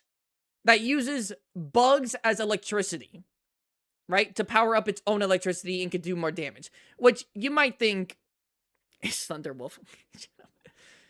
My whole class is watching this for your information. Oh my god, bro. You don't be saying that. I shouldn't even be reading chat. But anyways, Zinogre is a great example for learning about certain things like symbiosis, because you see these little bugs, you might think nothing of it, or it's just like, well, whatever, right? But there's a real reason why there was Zinogre. You see, Zinogre preys upon these little dodo bird things called Gargwa. And the Thunderbugs are near the Gargwa because they predate on the bugs that are on Zinogre. So the Thunderbugs have learned to go near Zinogre for protection. And eventually, through evolution, have actually adapted with Zinogre. On top of that, Zinogre has found such a benefit to having the Thunderbugs with it that in its plates here, you can't really see it here, in the little hollow plates, it has holes in its body that it uses as a hive, as a living hive. That way, it can hold more colonies of these Fulgur bugs to, one, use as protection, and to also protect them from Gargwa. So it's beneficial. Wait, hold on. That's not being a parasite. Parasite is when you only have one party only has benefit than the other one. This is symbiosis because they both get benefits. I'm pretty sure that's how that works. Which in turn, now this is more speculation, but the status of having more Fulgur bugs is suggested to lead you to being able to procreate more, but that is more of a theory. So there is actually, oh, wait, this is a good example right here. Look. You see these little guys coming up to here? So what Zinogre likes to do sometimes is actually introduce wild hives of thunderbugs into itself so that it can get more charges. So whenever you see it roaring right here, and you see these little things coming towards it, these are thunderbugs. When they have been inside a Zinogre for long enough, they become something called Fulgur bugs. Happy, I will murder you. Mutualism, there you go. Bioelectricity is a real thing. It is a real thing, right? It's just that it's such, like, one thunderbug can only discharge, like, a little small thing. Like, a little small thing. However, the Zinogre has harnessed an entire swarm of them. So see how they're coming up? And when he roars, see how these mix in with the Fulgur bugs. Because Zinogre is trying to gather more bugs to implement into himself. Which the Thunderbugs would want to do because there are Garguas in the area. And they are currently being fed upon. Hope this isn't on the test. I really hope this isn't on the test. You can stop. Low-key, I kind of got into it. I can be a real nerd and talk about a lot of things. But, yeah. We had a test? I'm sorry. I got put on the spot there. I got put on the spot. I'm sorry. Now, Monster Hunter Ecology is cool in my opinion. It is cool. It really is cool. I think it's, like, really cool. Another one I really like is Odogron with its adrenaline spike and using meat as a way to, like, pretty much boost up its metabolism so that it can perform supernatural feats. I can now promise Raptor owes much to you now. Spottable put on the spot. W! I hope he didn't just say that just to say that. There is also, like, talking points when it comes to, like, packs and stuff. And how certain packs interact with differently. Like, the Great Jagras, by the way, I think this is now. Is this Monster Hunter now? This is Monster Hunter now. Like, certain packs are kind of like how different packs are in the real world. Like, hyenas, lions, wild dogs, like, and wolves. All of them can be in packs and prides and whatever. But their social structure is definitely different to each other. And the same thing could be said for Monster Hunter. Not all of them are the same. Great Azuchi's not the same as Great Gyros. Great Gyros isn't the exact same as the Great Jagras.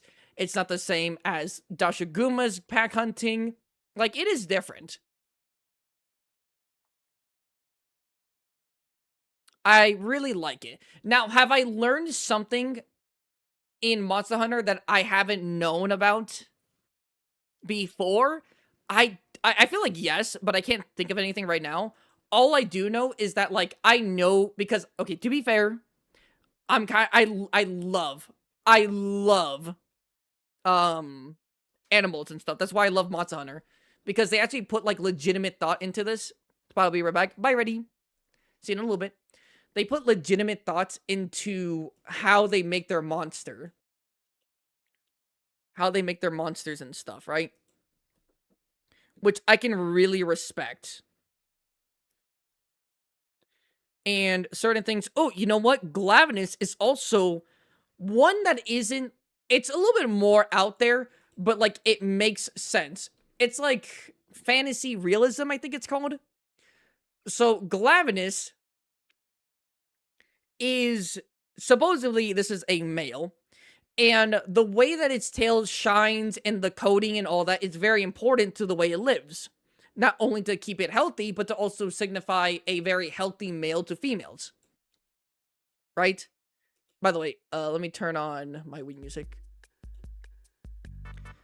So one, it displays by getting rid of like the old stuff to replace with new stuff, it drags itself onto the ground to create one, to make itself look shiny, to increase its heat for damages sometimes, for when fighting, also to mark territory. However, Glavenuses love eating minerals and having high mineral intake on its diet. And that is because of the tail. The tail is mainly just straight up metal. Like all this metal. So it eating ores and stuff to digest straight minerals to get it the fastest would make sense. And certain animals do digest rocks and other things, or at least chunks of rocks and stuff, for benefits. Same thing goes with Glavenus. Again, this is kind of like an extreme version, but it's true.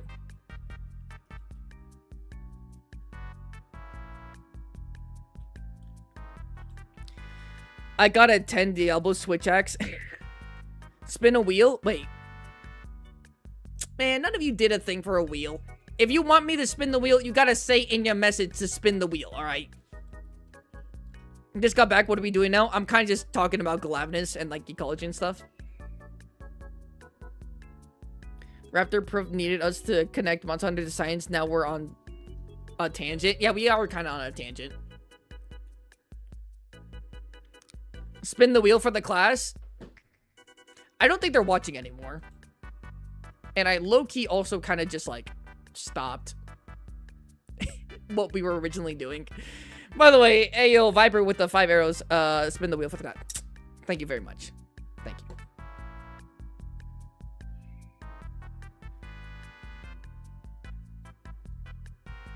Damn, that's gotta hurt. Poor Rathian. By the way, when I first ever saw this, I thought this was Rathlos for some reason. How many more spins we got? Literally just one. That's literally the first one.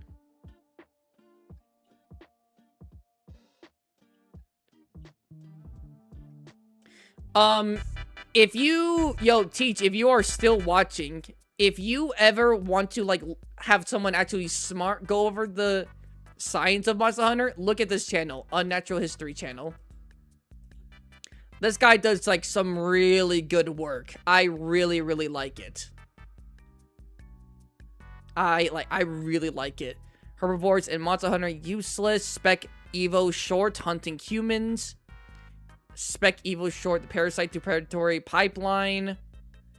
Something about the golden age of the paleo media. Spec Evo, the biggest of bugs. Creatures and culture, bestial beliefs in Monster Hunter. What can Godzilla? Okay, those are more for fun. There's a lot he likes. Animals of Avatar, and he explores the avatars and what they could actually do. Like it. I really like it. Deathclaws, social behaviors and morphology in the Wasteland's top predator. Like it. Can we watch the Storm Rider? Which is this, right? The Rider of the Storm? No, because we got into a side tangent. We got to a side tangent because of Teach. But we got to go back to Arzuros now. But first, let me spin the wheel. Let me spin the wheel. Let me spin the wheel.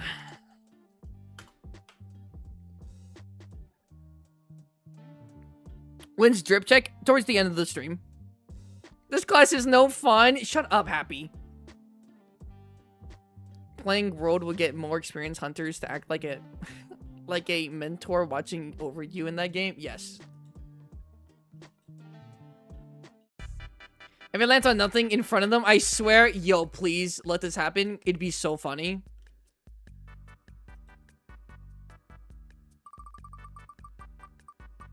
Damn it. All right, well, we got some spottable lore. You couldn't just do this for me one time. You couldn't do it for me for the one time. I can't believe it, Wheel. I can't believe you would betray me like this. Well, you guys get spottable lore. So nothing. Gnarly, I will. I can't actually say this because I might actually be being watched in front of a class. But be quiet. Are you a creationist? And if not, what do you believe in? I do have a religion. If that's what you mean. But hey, that's just a theory, a spottable theory. Lore on pets or on pets/animals. Sure, I can give some lore about that when we're done talking about this. Because we do still have to do research because we have a talking point of the stream. We're trying to see who is the strongest bear in the series, and we had to do research for that. What is less well understood is the fur color.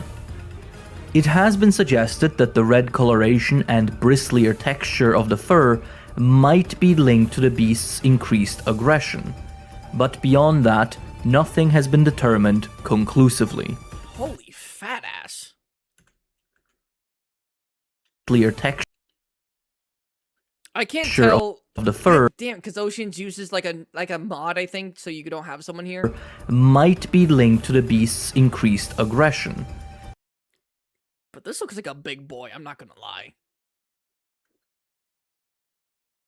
Bro, he's just dirty with his blood. But beyond that, nothing has been determined conclusively.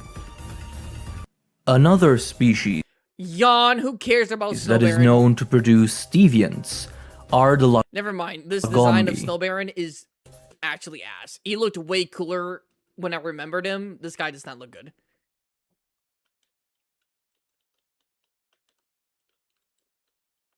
Bro, you're my goat spot. I'm chilling.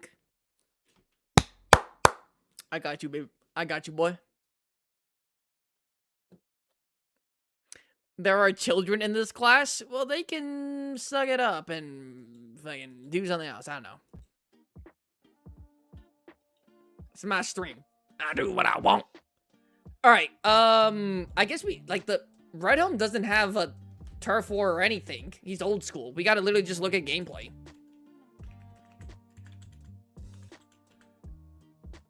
Red Helm Osros gameplay.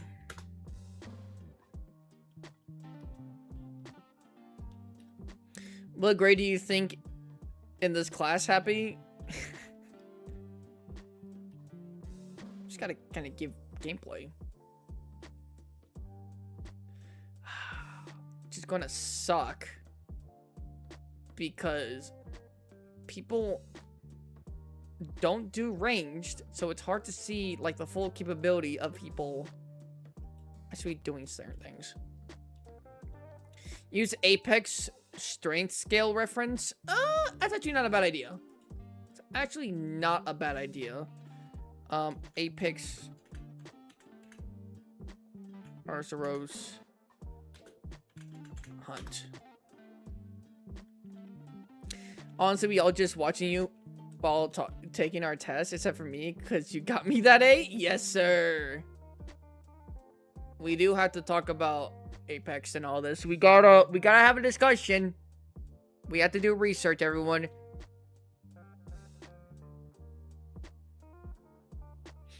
The boss fight. Here we go. Boss fight database. Mr. Goat. Mr. Hell yeah. Mr. My B-roll footage. B-roll footage. Idiot. How do you say it right?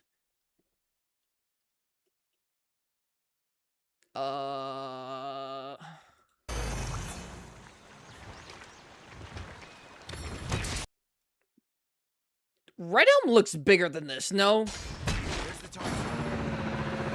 So, can we be accurate in saying anything Apex Arceros does, Red Helm should be able to do? Yes or no?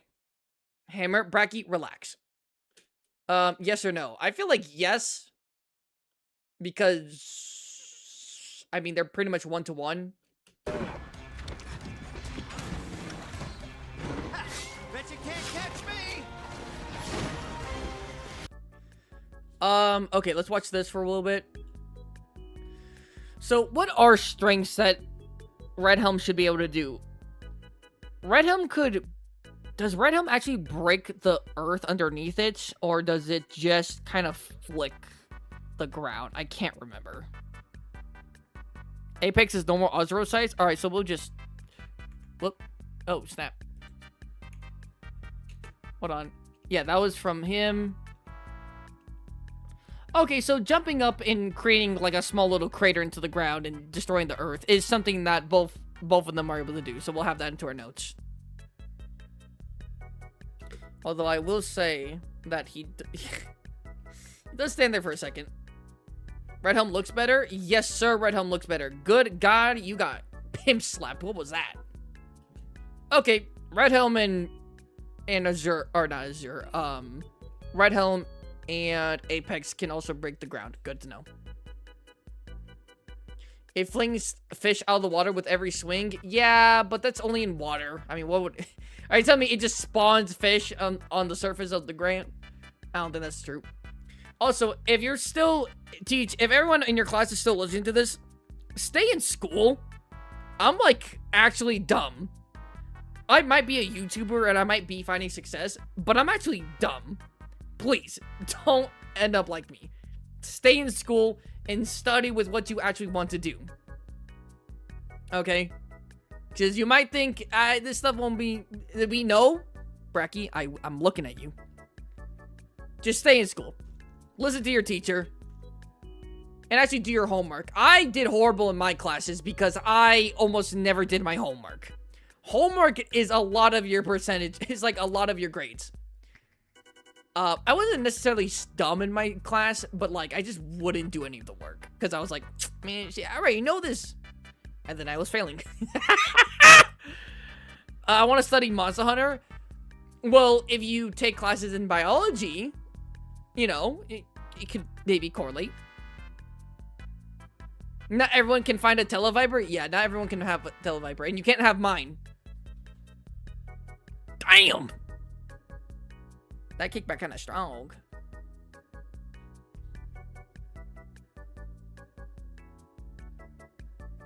I'm not doing homework as we speak. Max, I will time you out. If you actually have homework and you're not doing it, I will time you out, Max. I exist? Same for you. Are you guys snitching on yourselves? Well, I freaking love you, dude. You're my homie. I'm an expert on tissue ecology. You guys are kind of too much sometimes. I blame Monster Hunter. Well, you're gonna be blaming me in a second if you don't get to working on that. I might be dumb, but I'm trying to set a baseline example for you guys. I'm trying to show that you can be successful despite being dumb. That doesn't mean you should be sabotaging yourself. These games put me on release. I know, it's addicting. The lore is great. Ecology is banging. I understand that, okay? But you gotta do your... That was a double hit combo. I'll put that in the notes. But you gotta do your homework. Because you do your homework, and then you can play Monster Hunter. Good God. This guy's getting mollywopped. We have good values here. Okay? We don't want you doing anything that you should normally not be doing. And no one bring up other things that I may have done. But Spottable, the new title update is out. Yeah, it's out, which means you can play it after you freaking do your homework. Again, am I a hypocrite because I never did my homework? Yes, but I never had a streamer or a YouTuber telling me personally to go do my homework.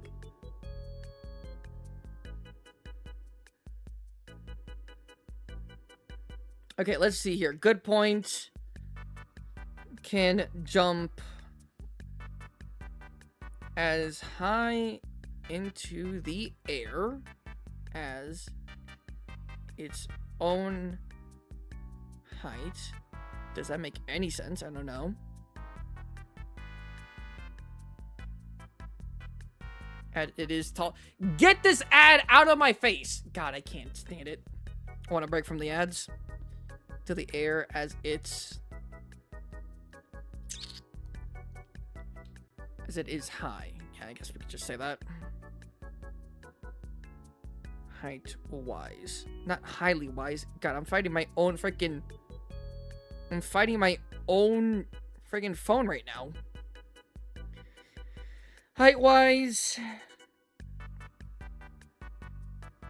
can remove a large chunk of earth from ground with a wind up arm attack. Okay. But how do you sharpen a hammer? How about we just do... By the way, do you guys actually have homework? I will get you out of here if you have homework and you're watching me and you haven't finished your homework. If you're watching me like on the bus or something, okay. But I will get you out of here. Nope. Okay. Oh, by the way, you want to know another cool thing that I really like? Okay, a small side tangent, small side tangent. Small side tangent. It's 2 a.m. and I have school today. So what you're telling me is that I should put on just the just chilling screen and then make sure you can't type or anything. That won't stop you from watching, but you can't type at all. Is that what you're telling me, Max? Is that what you're telling me? I do, but I'm gonna do it later, as in soon, maybe like 30 minutes. Okay. Okay. Small side tangent. If your class is still listening, there is a monster called Nakarkos. Monster Hunter. This monster uses thick mucus projectile to, how do you say, stick monsters and its food prey items onto the ground and onto other surfaces so that it can easily better access it as food. But the way that this works is mainly through extremely similar means as to another monster does. Which, by the way, okay, we're now doing this as a full-on side tangent. Hold on.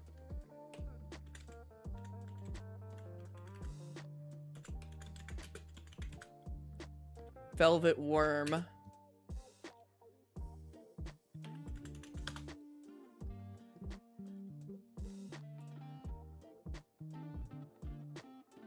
Where is it? It's on an Insect Wars.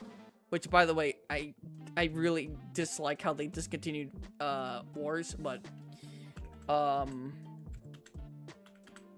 Bug Wars, which is extremely similar to how a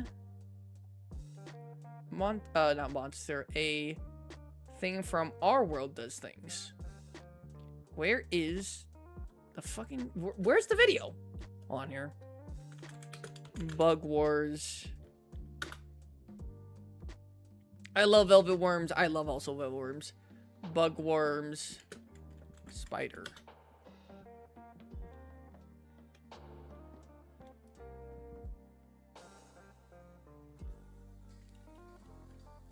Harvester? Can we do a booklet? Oh, monster. Bug Wars. That's probably better.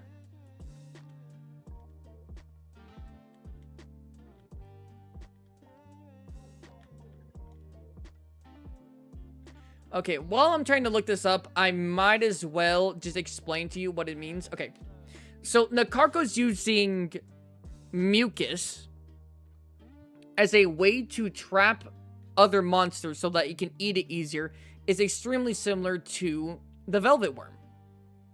But what I really like about it is how the mucus works, which works almost one-to-one, in my opinion, to the velvet worm, where it has proteins in the... Well, with the velvet worm, I'm talking about the velvet worm. It has certain proteins in the silk, I believe it is. Maybe you just say slime. And when it is which... Oh my god, sorry. ADHD, and also I'm an idiot. Inside the velvet worm, it stays as a liquid. But the moment that the slime is exposed to air, it not hardens, but the proteins, like, are very compact. And so that's what makes it sticky.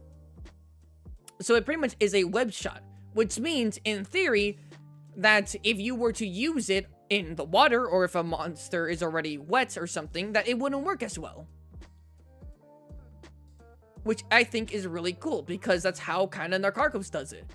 Nakarkos most likely doesn't have almost any aquatic bones, which would also make sense why it has a horrible matchup against Sadeas. It probably just catches Legitcris lacking on the surface. Because think about it, if Nakarkos' slime were to be used in the water, it would still be, it wouldn't have the stickiness because it's not exposed to just purely O2. This is Professor. Yo, what's up, Professor? What's up, Teach? Who's stronger, Score Magdamello or Rajang? Score Magdamello. Wait, repeat that again, Teach? Happy, I will fail you. But yeah, despite being a colossal cephalopod, it uses its weaponry is mainly that of the velvet worm, which is very interesting. You know what's also interesting? I can't find where they talk about it, about the velvet worm. And I don't like that. I'm trying to find it. Good night, people. I'm gonna go to sleep now. Goss is better. Okay, bro. So when is the best Kuga and even should be returning to the Science Fun stream? 8 cards out of 5 regimes. Thank you, Max. You have a good night, my brother. I would like to say that you are not stupid. You just lack motivation. You talk about this game with enough passion to relate it to real-world science. You are ever interested. If you are ever interested in a higher education, I believe it is within your reach. Oh, yeah, 100%. But thank you, Teach. Thank you. Yeah, I'm not stupid. I'm just a bit dumb. I'm a little bit slow. But it's fine. Lacking motivation is 100% correct. Again, it's not that I didn't understand a lot of the material when I was in school. It was just that, like, I just simply didn't care, which is what you say, like, lack motivation. Right? But of course, that really hindered a lot of my family and a lot of the people who cared about me. And I did regret it. But unfortunately, that's just how I am as a person. I just can't. But that's why I say you guys should stay in class, right? Do what you want. I never had a reason to go to college because I didn't have any motivation to do anything. But if you do, then college is a good thing. But, of course, be smart about college. Don't just throw your eggs willy-nilly. Actually, have a plan for everything, which is what you're supposed to do in high school. Heck, you can even start as soon as, like, 7th or 8th grade. But, you know, so. Happy lock-in. I've always been targeted by Teach. All I'm doing is going over my phone and ignoring the lesson. Happy lock-in. Here we go. Velvet Worm Monster Bug Wars. Is this it? Is this the best I can do? This might be the best I can get. Oh, let me try that. Let me look at this.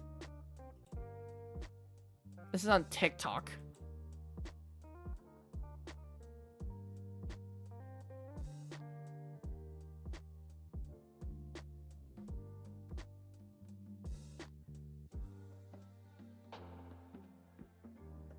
Damn it!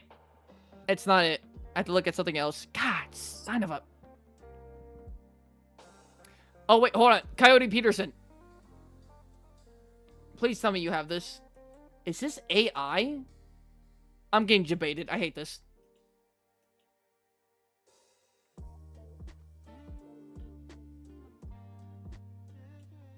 Please, Natural Geographic, please just have this. Please actually explain it so I don't sound dumb. Or I sound like I'm making something out of my ass. One sharpshooter is in search of its next target. Meet the Velvet Worm, a nearly blind creature with an impressive weapon. The worm is sensitive to air currents caused by movements and uses this to hunt. The velvet worm moves so slowly that its prey usually doesn't notice it approaching. By the way, isn't it just amazing that the velvet worm is literally like as like a creature like hundreds of millions of years old, but like it's such a good strategy that it's like, hey, if it ain't broke, don't fix it. It literally uses the same game plan that like alligators and crocodiles use. It's like coming out of the water, grabbing my opponent and just thrashing it around. I mean, that works. Why do I gotta change it? The only thing that changed about crocodilians is their size. Their like body planes pretty much stay the same. Unless you're talking about that one crocodilian that literally moved like a freaking jaguar, that literally galloped. Other than that,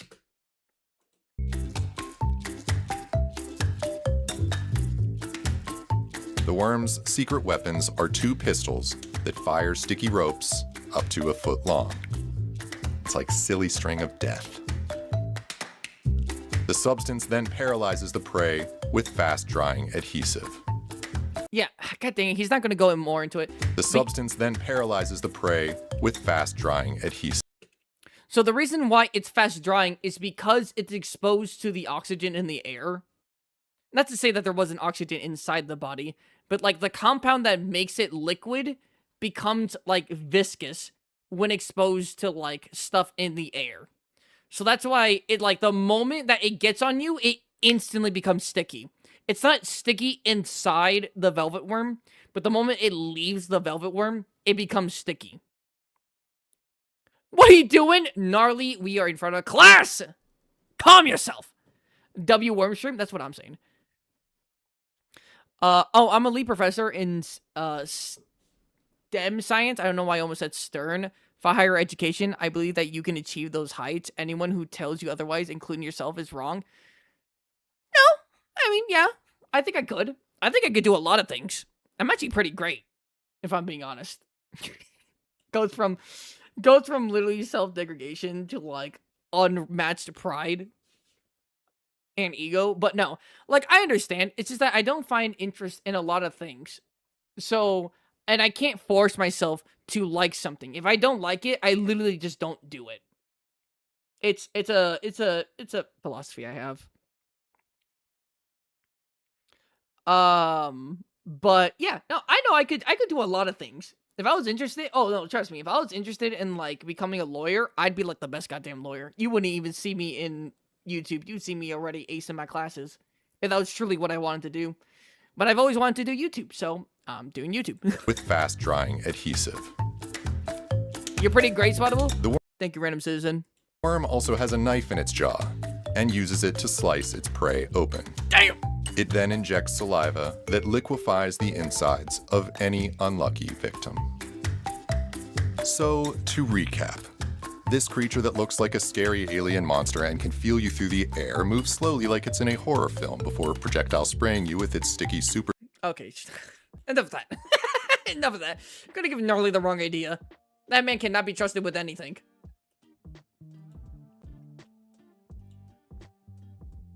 Isn't there a lizard that does the same thing? Is there a lizard that does the same thing? A lizard? Is there a lizard that does the same thing? I'm sure this is going to be homework. Gold-tailed gecko? Now you got me fucking... God damn it. By the way, can I just say that, like, as a kid, if I ever got grounded... I couldn't watch cartoons, but I loved animals so much. I was like, Ma, Pa, can I watch, like, Animal Planet? And they're like, sure. And I was like, yo. I'm like, this is just as good as Ed, Edd n Eddy. Watching a tiger take care of its cubs. Watching a lion literally rip the throat out of an antelope. Yo, this is great. This is peak content. What was it called? Gold-tailed gecko?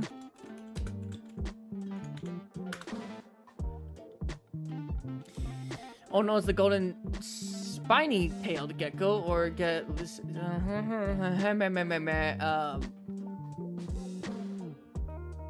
This thing? This thing right here? You motherfucker, you talking about? This one? It is pretty. Bye, guys. I'm skipping class until spot. Banned. But bye, happy. This one? Very pretty, by the way. Very pretty. I was like, oh, shit, glowing. No. Hey, what's up? My friend just took stream off the projector for a minute. Nothing. We're just kind of talking now. Because your professor made me derail and have ADHD, so now I'm talking about other stuff, which I don't like.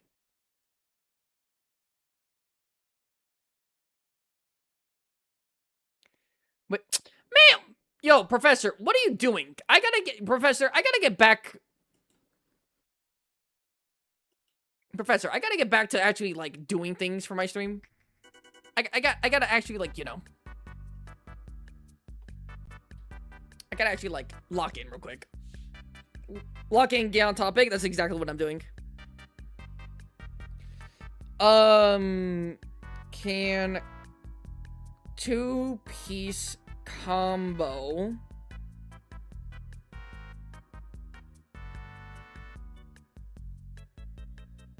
earth-breaking attacks? What else? Ooh, good question. Everyone, real quick. What do we say for defense-wise? How good is Arzuros' back? Is it good? Is it, like, mid? Like, the game plan here. What, for, like, the body game plan here, what are we looking at?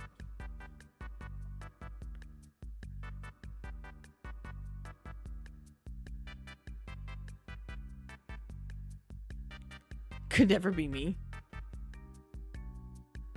I don't want to learn about no pissworm. Mostly flat and thick skin. That's what I'm thinking. So, what do we think it's good for? Blunt? It's not good for piercing. What do we think about blunt and slashing, or just blunt?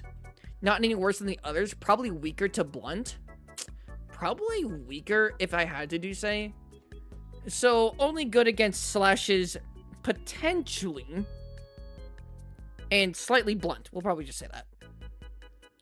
Hide is good defense for slashing and a little bit of blunt damage.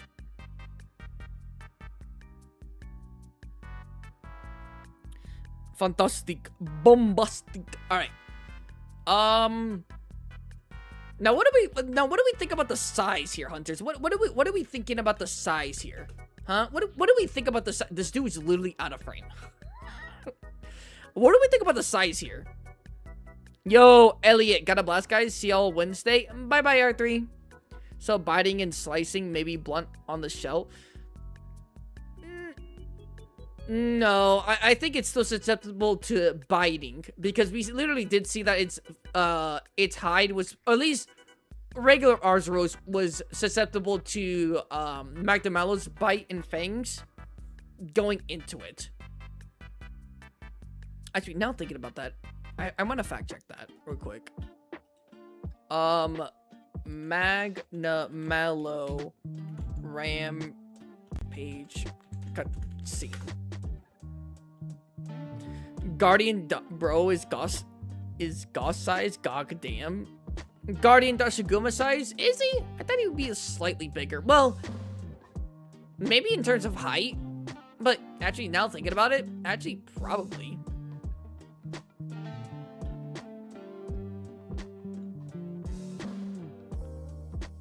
On here. I've watched this video before.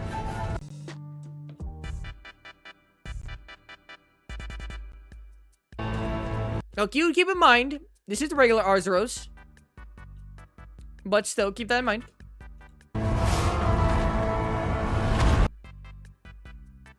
I mean, he's biting into it, right? Stop showing me that.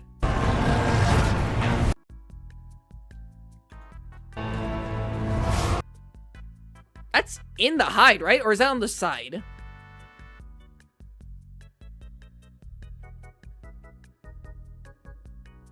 Is that Is that on the side? No. Because it's like right here. This is the middle. He's like biting like right here, no? Or is he biting on like the side of the fur? Which would then go into like directly into less protected areas. Mostly just holding him? Bro, that is in him. I mean, he's not killing him. He is just holding him. But that's like puncturing him. Always find it funny when you look at Goss next to Rajang and he could absolutely ragdoll the guy if he grabbed him. Rajang would actually probably be able to out-grapple. Excuse me, Goss, but I get what you mean. Yes, Gossarag is a big boy, and new Rajang is small, tiny baby boy. Good God. Yeah, he's not just holding him. Let's, yes, I think he has it on the edge of the scales here, which is the thick armor. Good God, Arzros is tiny for some reason.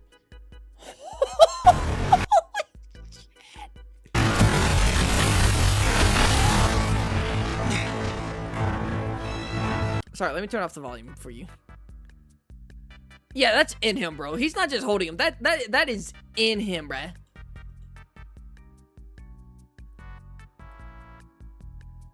My poor baby. Ah, my poor baby.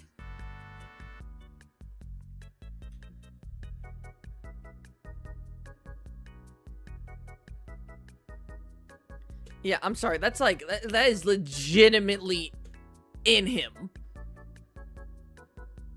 So, probably not good against, like, having it, like, up close right here. Probably not good against piercing, like we see here. Probably has the weakest defense out of the three. Now, we are talking about Red Helm, and Red Helm is most certainly a step above. But, like, by how much, though? You know what I'm saying? But, like, how much, though? By how much? That's a good question. I think slashing is probably the best that this can defend against, but I don't think it's actually particularly good against a blunt. Fur reduces impact a lot. Does it? Does it impact it a lot, or does it actually make a difference? Which I guess you could technically say is the same thing. But yeah. That's why we have hair in weaker areas. So are you saying that's why? Okay, I was about to say something crazy. By the way, this is what you guys. This is what you guys see in the gym, like a ton. Big body, a bunch of top heavy, little skinny arm, little skinny legs. It does with how much he has, especially wearing a pillow. Yeah. I'm sorry, my baby. I'm sorry, my baby boy. Yeah, okay. So, pretty much what we thought. Get rid of this, get rid of this, get rid of this. Okay. Damn.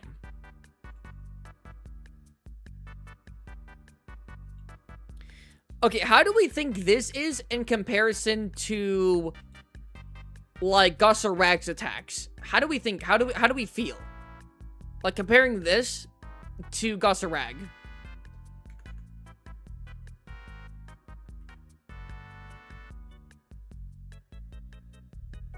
Again, this is why I don't like having footage with these people. I say these people, I'm sorry. But like melee, like, can I see the monster, bruh? I can't even see half it. Similar, actually. That's what I'm saying. I will say that I think he's able to do it easier than Goss. Like, this is impressive. I think he's able to do it easier than Goss. And considering Goss, I think he can do it, like, yeah. But Go's Hulk Slam might be a bit stronger with how focused it is. Maybe.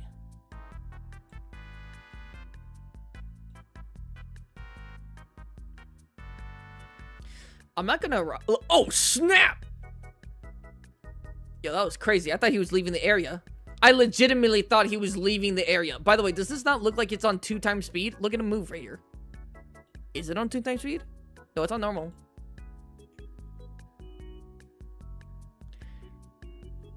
I feel like there's less thought put into it. Yes, there's 1,000,000% less thought put into it.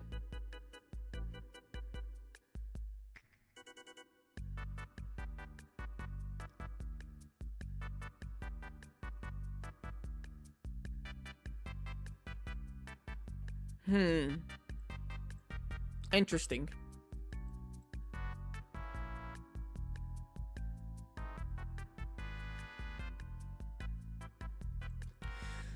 Okay, is this all he really has to offer? Because I'm not gonna lie, I might have just been glazing Redhelm a little bit too much in my head. I mean, okay, to be fair, this is literally like Apex level strength.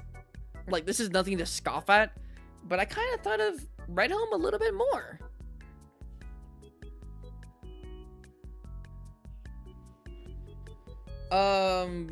Let's see.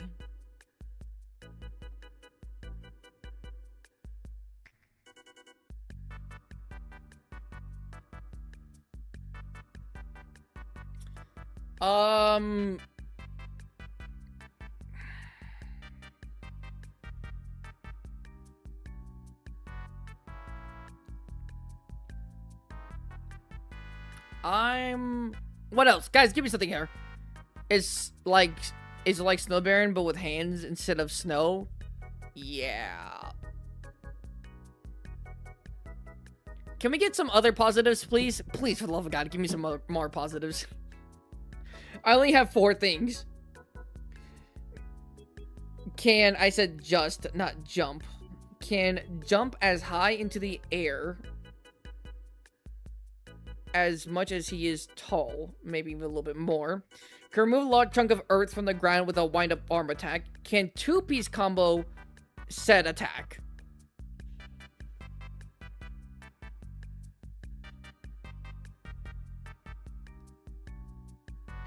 And height is good against slashing and a little bit of blunt damage. It's red. Stronger legs. Is its leg stronger? Is its leg stronger?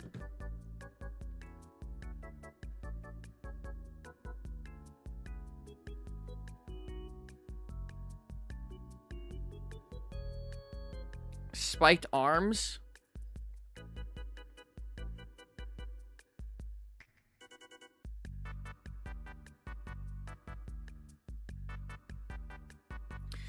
So, its arms have more auxiliary weaponry. He doesn't have many aside from things we've already said or things our Ozeros already does.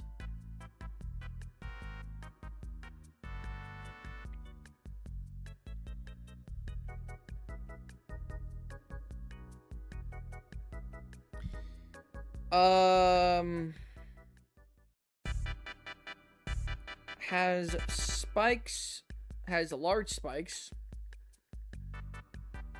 Spikes on its arms for extra auxiliary weaponry. Okay. It's more like defense. Well, I feel like... Is it?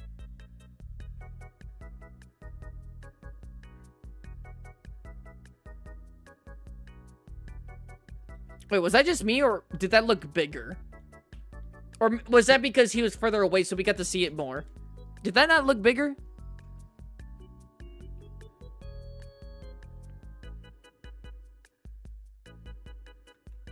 I feel like that's bigger, no? He looks cool, yeah.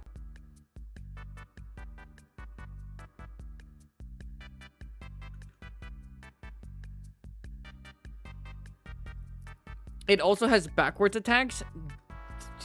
Does it? I mean, it sits on people, but would you consider that a backward attack? like a spiked shield, great defense, but can also be used with the weapon. Oh, okay, so maybe I'll just use it as defense and weaponry. Has large spikes on its arm for extra defense and offensive. Bueno.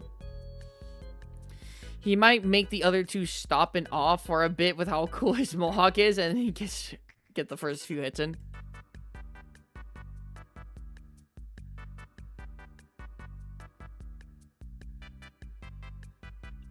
Okay, would we be willing to say this has the most raw strength out of all the bears? So Gasarag and Alpha Dashiguma has more raw strength. I'm being so real. I don't think Red Helm is winning this. Yes. But I think that, like, Goss uses his strength better. But I think in terms of raw strength, Red Helm has it. Let's just do that. Has the most raw strength out of any bear. Alright, I think we pretty much have seen everything we need. You know what? Actually, let's look at something else. Let's look at something else here, real quick. Let's look at a little bit of Apex real quick. I think Swellmo Dosh has Red Helm strength. I don't know about that. Because the most impressive thing in terms of destroying the earth that we see from Swell Dosh is it being able to kind of uptake a large chunk of the ground. Impressive, but Red Helm literally swings and it's creating almost like a shockwave of like the area. And plus, Swell Mode is literally like a double-edged sword because he gets bigger and stronger. But after that, he gets more fatigued. And he is literally like opening weak points on his body when he does that. Yeah, but I think the drawback of the Swell Mode is all the wounds are yeah.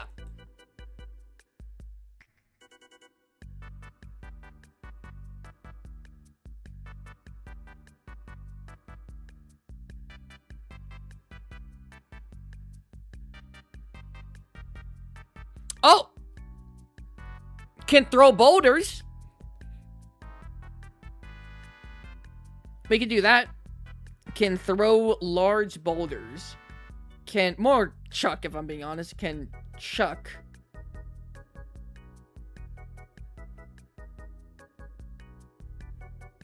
Large boulders. Okay. Again, anything Apex can do should correlate to Red Helm by just using logical thinking.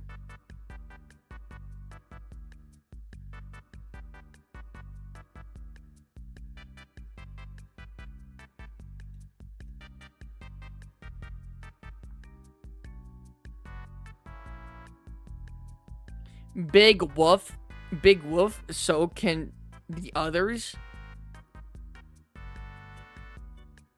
What? No, they can't. Dashiguma doesn't just, like, go into the ground. If Dashiguma doesn't just dig its claws into the ground and chunk up a big boulder to throw at people. Neither does Gosh. What?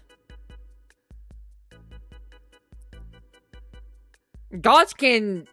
Now, I guess Dashiguma can throw, like, those herbivores, and Gasarag has ranged options, but they're not doing what he just did.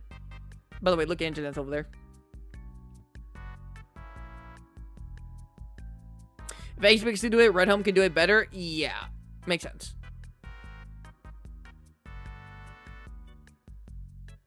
What about the posture? I'm not sure. What about the posture? Make a point for that, Viper, because I'm not sure if I should point that out specifically for Arzuros. Oh man.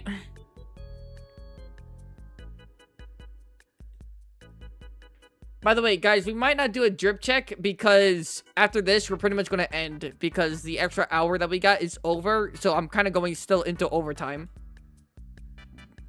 Oh, excuse me.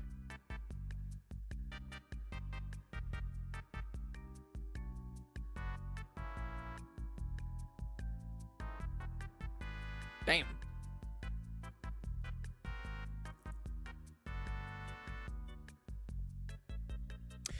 Okay, wait, hold on. I'm suing. I mean, Dashiguma is way more Kachapito than this guy. He is. But, like, that's just something you should make for him, but not this guy. Can I say this? Is it crazy for me to say this? Red Helm Arzuros is particularly... has more battle experience. Because he's a deviant. And because he's one of the weaker deviants, he's had to fight more often. Oh, yeah. Hey, yo, Viper with the 10 arrows. Thanks, my guy. Over what? Nah. Alright. We keep it moving. Yes, he's an older boy. No, I disagree. I don't know what's going on. Viper, how would you say for that? By giving Red Helm that point, like as a positive. Because I feel like Red Helm has had to have fought in like apex level monsters and other monsters, so it wouldn't die. Because Arzuros in general low-key get like bitched a lot. Yes or no? I feel like we could give him that, but I feel like you could make the logical, like, you could think about it as like logical to think, nah, Alpha is kind of like that. No, not necessarily.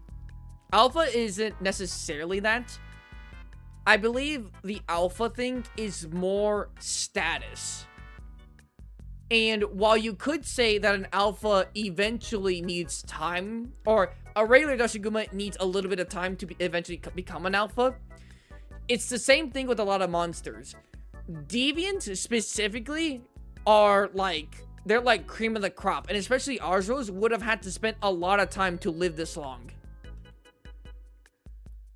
Right? Same thing with Gammoth and stuff. It's like, well, Gammoth can just be like old, right? It's like, well, no. It's like the difference between her and Frost, not Frostfang,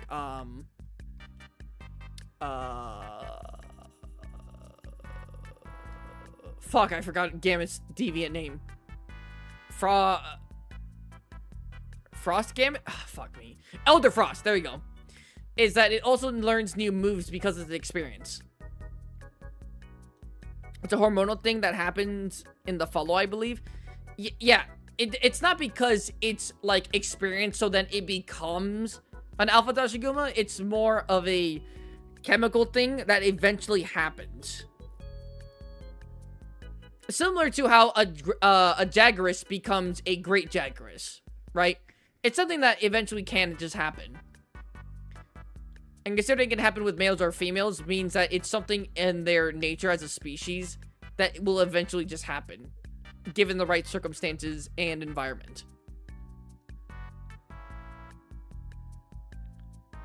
But has it fight its way to dominance? No, not necessarily. Like, a lot of Dashigumas fight alone. In fact, the Alpha Dashiguma doesn't even want the other Dashigumas there. But the other Dashigumas value a stronger Dashiguma because that means more than likely being able to not be predated as much. But, like, no, not necessarily. They don't have to fight for dominance. Again, Dashigumas literally don't like each other. They do not fuck with each other. They, at most, tolerate each other. The reason why, again, a lot of them don't go out by themselves is because they can be predated pretty decently easily. Or they're at risk of being predated by stronger monsters. But, like, literally look at how the alpha treats, like, its pack mates. It does not care for them. It's like, leave me alone.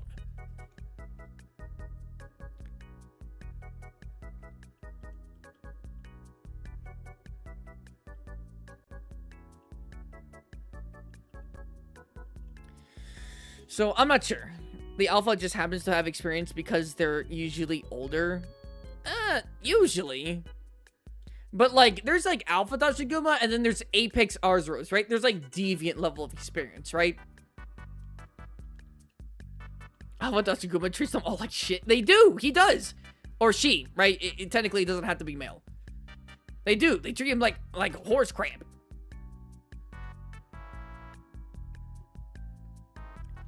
But I feel like, out of the three, like, Red Helm would just have more experience. Because of being of lower status as an Arzuros, it would have to literally fight for its life constantly. Right? Like, a Rathalos just coming out of nowhere trying to punk an Arzuros, instant fight. Have to fight for its life. Now, of course, I guess you could say that there's technically nothing to say of, like, how old it is. Like, Red Helms aren't, like, particularly old, like Silverwind and Elderfrost. But they are, like, veteran, like, experienced, like, Arzuroses. You don't become this guy by just becoming, like, just barely reach maturity. Goss would have some experience fighting smaller, similar-sized monsters because of Lagambi. Bro, that's, like, nothing. That's literally nothing. We literally saw what he did to Tetranadon. There's, like, barely any monsters in its natural environment that would give Gossarek a run for its money. You got Barioth, Tigrex, and I guess Basil. But, like, naturally, you don't have a lot of monsters that that it needs to, like, fear for its life. Arzuros has all good 3 senses. Yeah, okay, that is fair. Arzuros does not have any, like, actual, like, weaknesses when it comes to scent. Doesn't lack any senses. Oh, wait. Isn't hindered by any senses.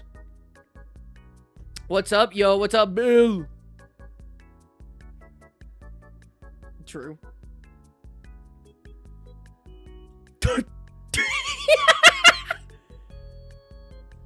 When I see a motherfucker try to capture an Elder Dragon. Oh, by the way, what the fuck? Yeah, like, you're telling me, no. Goss and the Alpha Dashiguma are not doing this. They're not just casually doing this either, even if they could. They're not doing this. This boulder is massive.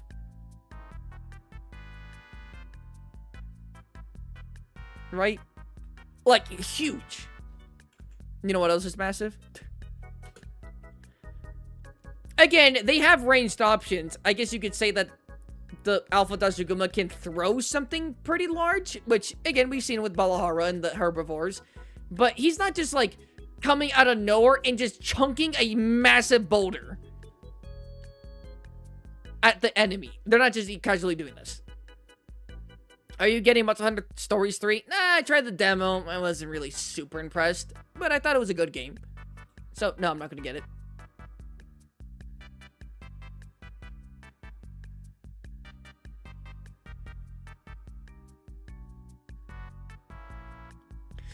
I feel like Red Helm Arzuros isn't anything special. Like, he doesn't do anything particularly special.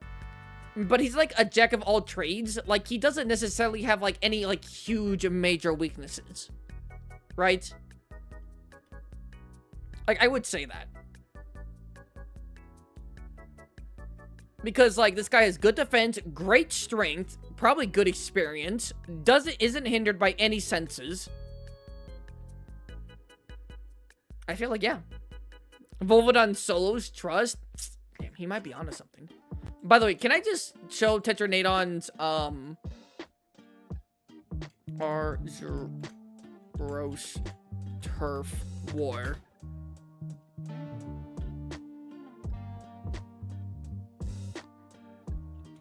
Monster Hunter Rise.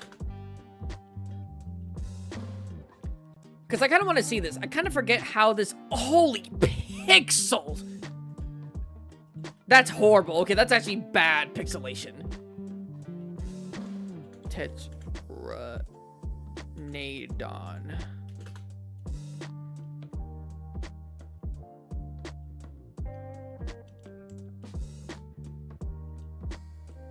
Alright, let's see this real quick.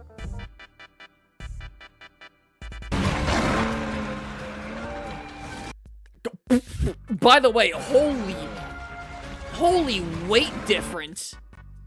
Holy weight difference, Batman.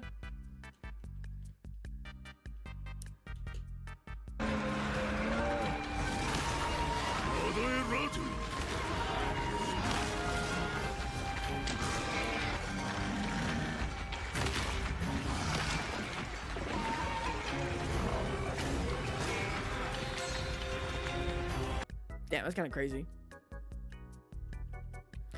It's often treated as a comically weak monster. Yeah, which is why I love Red Helm so much, because that man is not weak.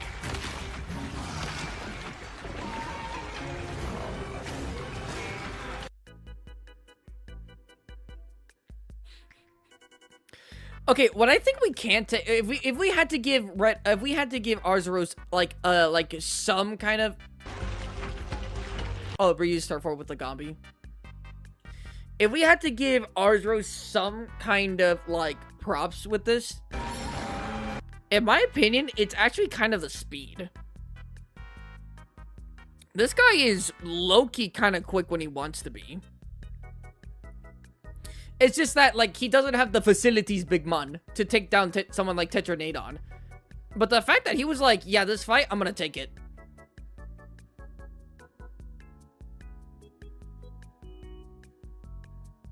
Yeah, he was just kind of outmatched. Endurance? I don't know if I would say endurance.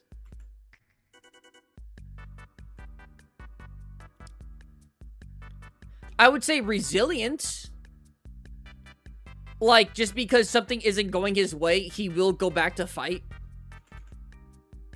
Again, like, look at here, right? He literally got belly gonged right here. Fell over. He's like, man, let me try that shit again. Came back.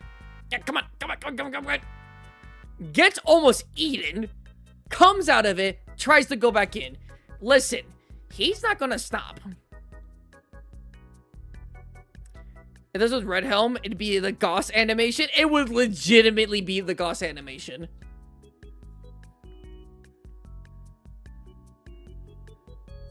He likes honey and fish. He just like me, for real, for real. The inside of Tetra's mouth has got to smell like shit. Probably does.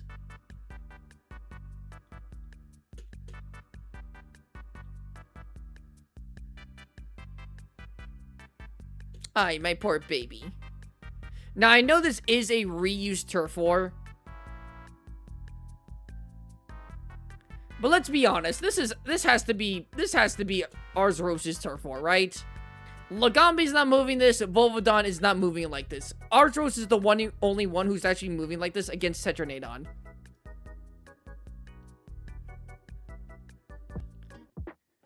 So we could say that. Like, no matter what, this man's standing 10 toes. There's no situation where Red Helm is, like, backing down out of fight. Yes or no? Yes or no? I know you guys were saying yeah for my other thing, which, by the way, thank you for agreeing with me. But, like, yes or no? Out of, like, all the monsters, like, Red Helm as a deviant would not take it away. That man is literally like, yo, we're fighting. You're not leaving. No, come back here. We're not leaving. You're fighting me. He's not backing down, like, no matter what. He's going to keep on going until he's critically injured. And even then, he might still try to keep on going. If regular Arzuros saw freaking a buffed up, like, Tetranadon and saw that he couldn't actually do anything but kept on going in, Red Helm is actually coming out here for blood. So, you know, we'll actually give him that. Low-key, we can actually give him that. Because if we want to say that, like, I feel like out of all of them, I feel like Gauss would actually be the one who would actually not engage as violently. Because see their honey so they can't make mega potions. Fuck, he's playing 5D chess right now. Will fight to the very end. That's a strength. That's a positive. Except to mid to high tier Elder Dragons. Yeah, those guys are just mollywopping him without really much competition. Goss is the only bear that uses his brain for real? Low-key, yeah. I could say that Goss is probably the smartest bear? Probably the smartest bear? Yeah, I'd be willing to say that.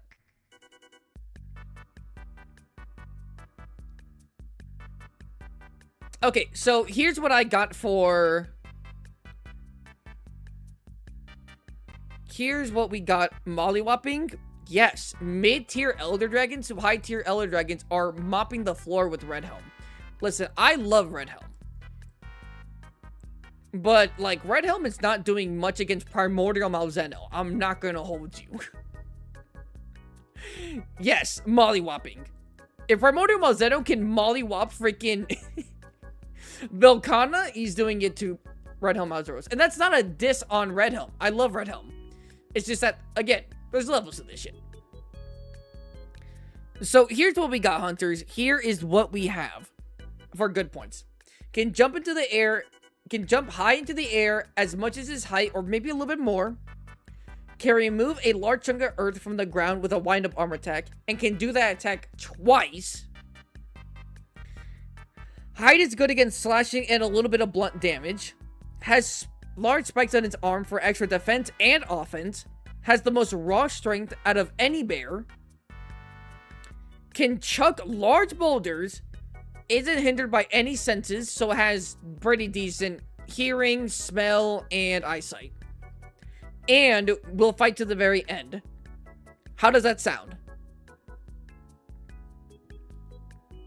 Red Helm building level or large building level? Don't say that far. I don't do building levels when it comes to... I don't do that kind of scaling when it comes to Monster Hunter.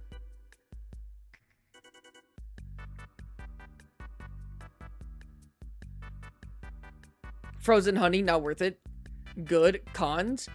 We can make a cons. Is there any other positives that we should take note of? Any more? I'm not gonna lie, he's pretty basic, so the fact that we have all this, still kind of impressive. But, anything else? Anything else?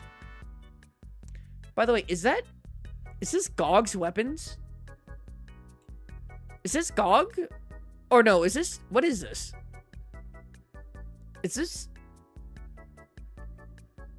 Siennatar? Is this Azure Rathalos? No, this isn't Azure. What is this? Crab? Okay, it's Crab. He has a mohawk spot. Add that. Coolest bear.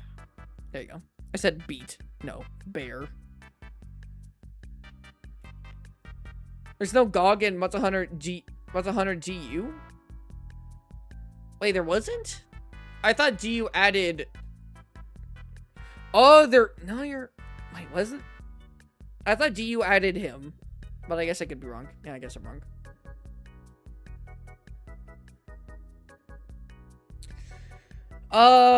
Okay. Let's think of Kongs. That was for you. Oh, probably. Okay. In for you. Okay, not GU. It was in for you. Okay, my fault.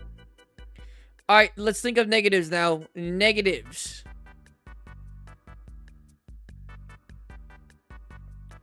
Let's do... give me some negatives. Give me some negatives. Grizzly versus polar bear fight. A little bit. But a little bit more thought into it. But a little bit, yeah. Give me some negatives. I know you guys have been thinking about it. Give me some negatives. I already have some negatives in my mind. But give me some negatives.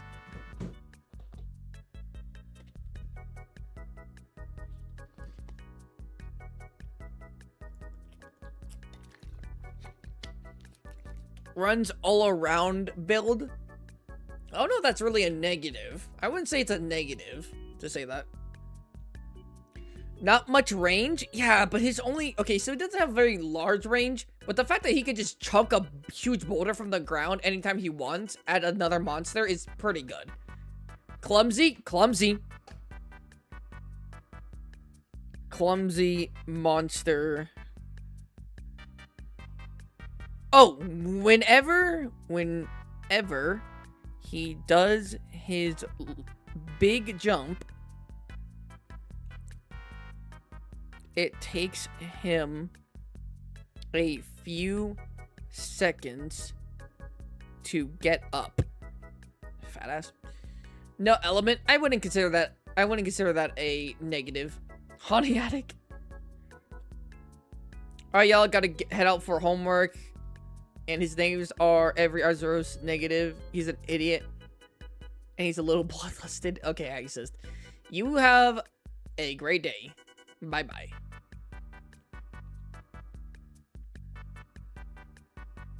Did I cook? A little bit, gnarly. Yeah, you cooked a little bit.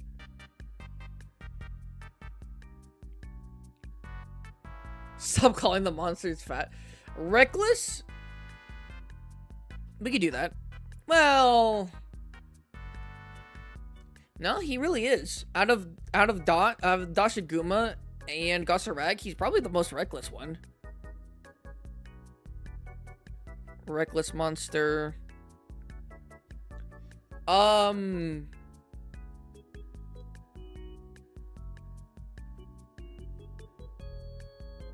New WoW's news, guys? Where?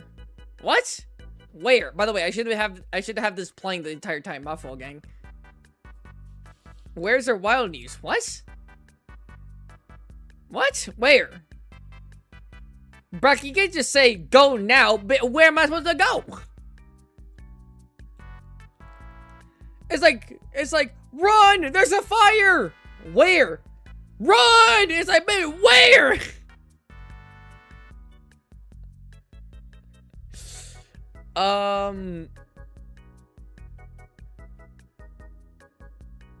Would you say that his attacks are slow? Oh, his attacks need a lot of wind up. I'll say that. A lot of his attacks need some kind of wind up.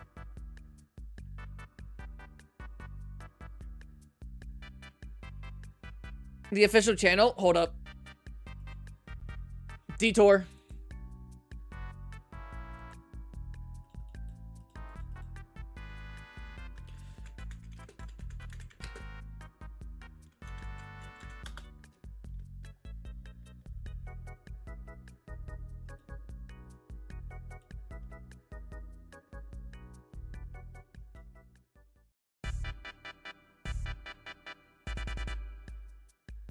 Oh, snap.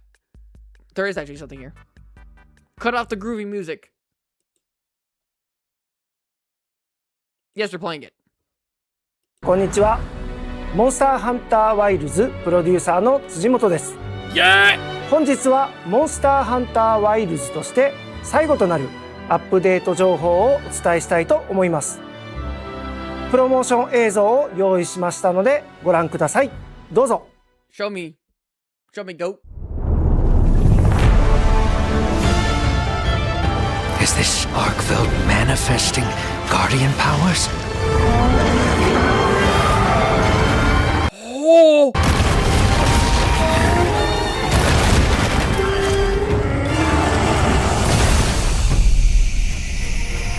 Holy thank you, bro. I don't want to hear about this.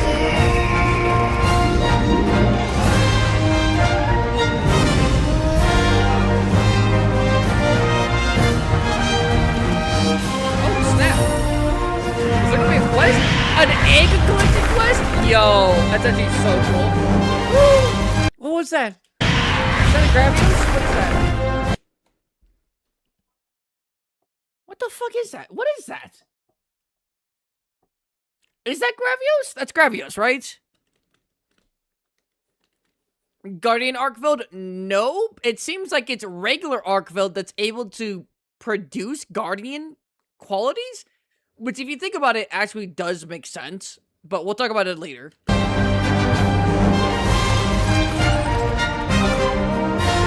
Oh my goodness, there's different eggs! There's a chocolate crumble and he sticks out his tongue! And a raid out. Oh my goodness, please tell me there's surrenders. There's a Rathalos. The design contest. God, God. Great sword, eat your fill. Great swords are already full on winning shit. But it's like, you know what? Sure.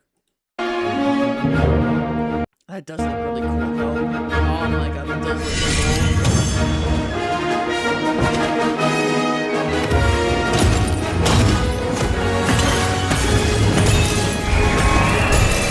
God, that's really cool. Okay, I can't hate too much. That is actually pretty cool. Just give me a bow gun, please.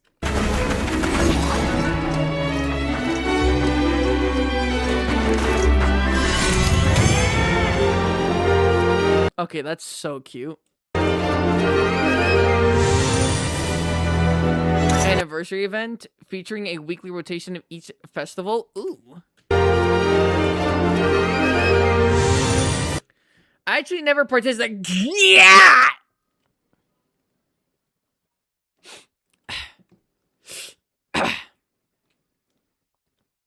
What is this I just got here? It's the first anniversary. It's going to be the last event. The last title update. Kind of low-key. Yo.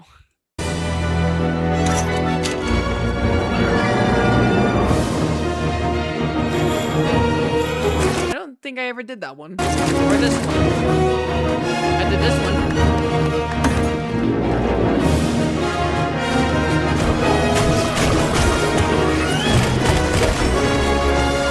What in the fuck?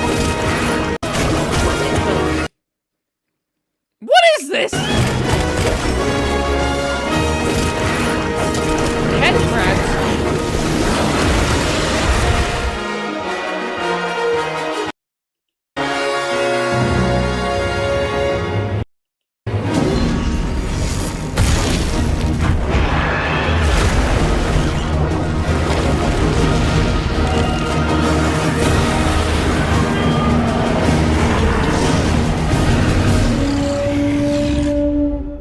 Wait, is this actually Guardian Arkfield? Is this Guardian Arkfield? 2025年2月28日の発売からもうすぐ1年を迎えようとしています。発売から本日までプレイしていただき本当にありがとうございます。アップデート配信から1ヶ月の間1周年を記念したゲーム内イベントを開催いたしますので楽しんでいただければと思います。まずこの期間中にログインする。Players who log in during the anniversary will receive a free item pack. Say you swear. と特典として特別なアイテムパックを受け取れます。また過去に配信していた季節イベントを1週間ごとのサイクルで再配信します。The fuck is this armor? Wait, what is this armor? イベントを1週間ごとのサイクルで再配信します。Is this paid armor? Is this paid armor? I feel like this is paid armor. I've never seen this. Is this paid armor? Have I seen this before? Maybe I might have seen... Oh, I think I actually have seen pieces of it. But I don't think I've seen it, like, all together. Is this paid armor? I feel like this is paid armor. So it'll be a mix...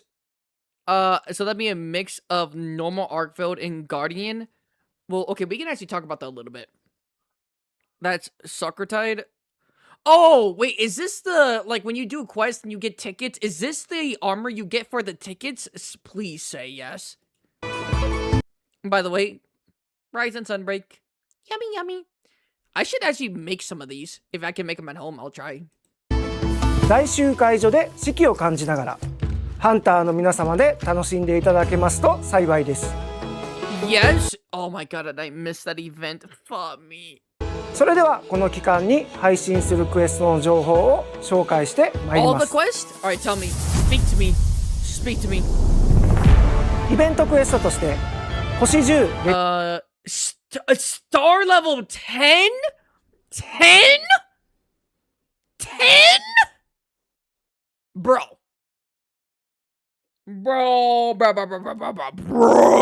what? Motherfuckers went from the game's too easy, you game too easy, to getting legit Chris and Seregios 8-star. Okay, not that bad. 9-star. Okay, this is pretty hard, but this seems like a pretty good play. 10-star. And the only thing that made Arkveld actually kind of manageable, even as a 9-star, is the fact that, like, its moves were pretty easily, like, you can memorize its moves pretty easily. This thing looks like it can stop mid-air to pause its attack and attack you. This thing looks crazy. 戦をアルシベルトが登場。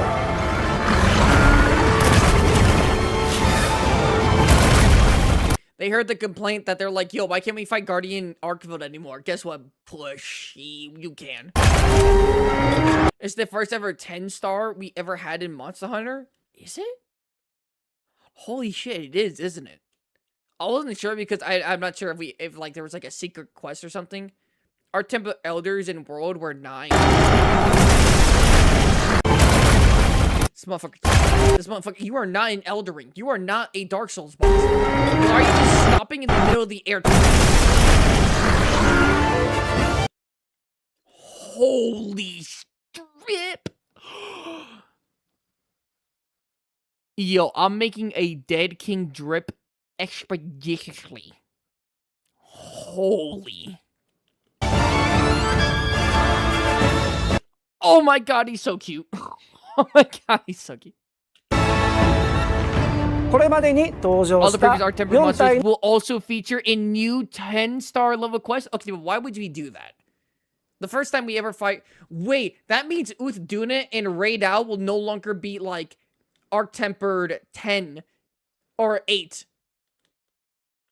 They're gonna be 10 stars now. All of them are gonna be 10 stars. But what do we get? Do we get, like, a new pendant?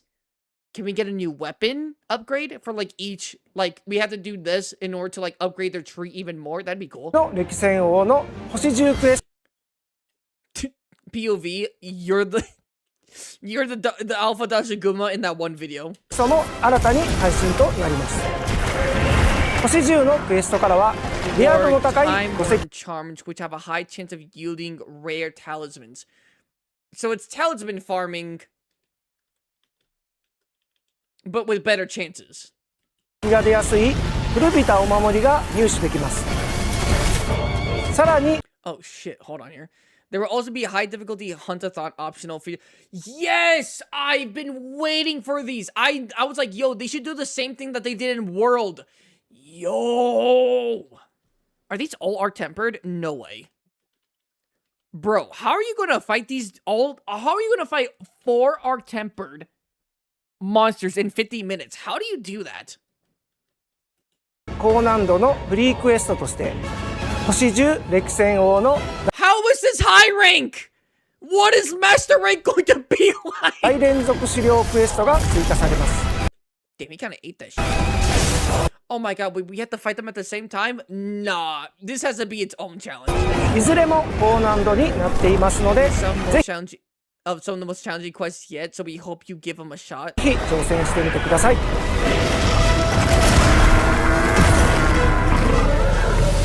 多くの皆様からご応募いただいたオリジナル武器チャームデザインコンテストの最優秀 As much as I really don't like how they keep on giving some of the coolest weapons ever to, like, Greatsword, can we just get, like, and I really want a bowgun, even a light, heavy bowgun, doesn't matter. Even give me a bow or gun lance. Give me even one of those, who are, like, cousins to the, like, to the bowguns.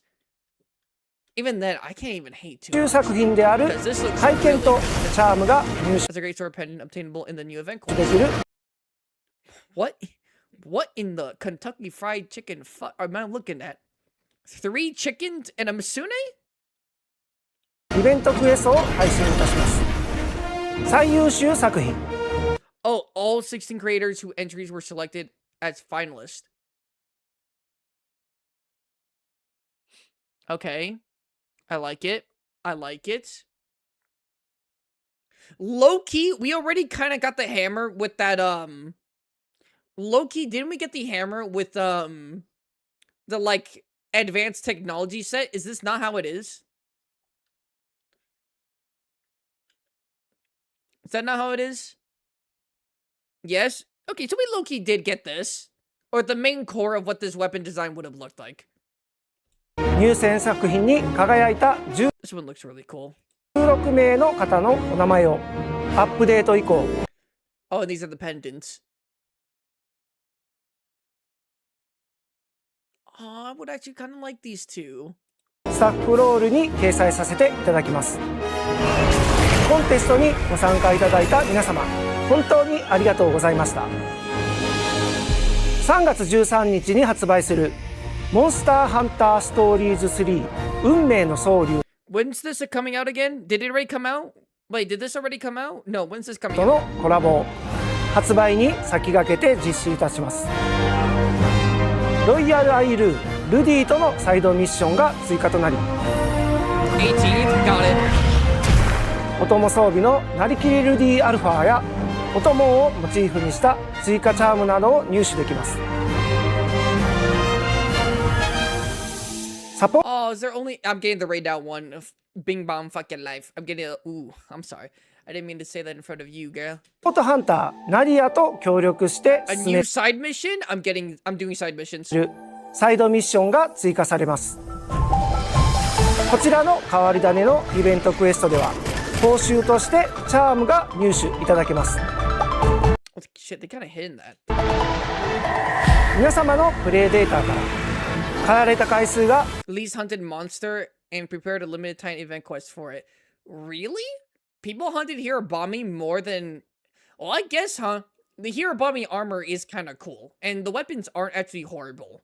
None of this makes sense. 最も少ないモンスターをターゲットとした期間限定クエストを配信いたします。このイベントクエスト専用 Don't の let your guard down since the monster has been tuned to especially challenging just for this quest. What is that? 1, 2, 3, 4, 5, 6, 7, 8, 9, 10. This is a 10 star? A 10 star? Damn. They just be handing 10 stars to anyone. 調整をした狩りごたえのあるモンスターになっております。 Okay, but hold on. That was actually kind of クエスト専用の調整をした狩り Wait, this actually would go hard on a Gogmazius weapon, yes or no? How many 10 stars are we getting? 6, I think, believe. The 4 regional apexes, Arkveld, and then Rampobolo. ごたえのあるモンスターになっております。さまざまな報酬をゲットできるチャンスです。 Wait, god damn it, bro, you're speaking too fast. モンスターになっております。 Wait, limited time, February 28th to March 19th? Plenty of time. Oh, fuck, but I'm gonna be... No, it's fine. Marathon doesn't come out until March 5th. I'll have plenty of time to farm this. So is this, like, not engaging with targets, and then this is engaging with targets? さまざまな報酬をゲットできる Assortment of reward items it has in store. Wait, these are actually cool. What? Okay, that's Uthduna. Oh, like a golden pendant? It's like Gore. It's like almost Namiel. This is like a Geocris. This is like... Nightshade, maybe? チャンスですのでお楽しみに。きらびやかな装備 It's after dazzling you with its equipment rewards, the Galasu A and the Funistar. You couldn't name me a worse combination. The flashbang and the freaking フードレ sniper. スアルファスターネコアルファを Let's watch that again. きらびやかな装備 Jump him! フルドレスアルファスターネコアルファを入手できるイベントクエストを配信 And because it sure tells you with it. Okay, so いたします。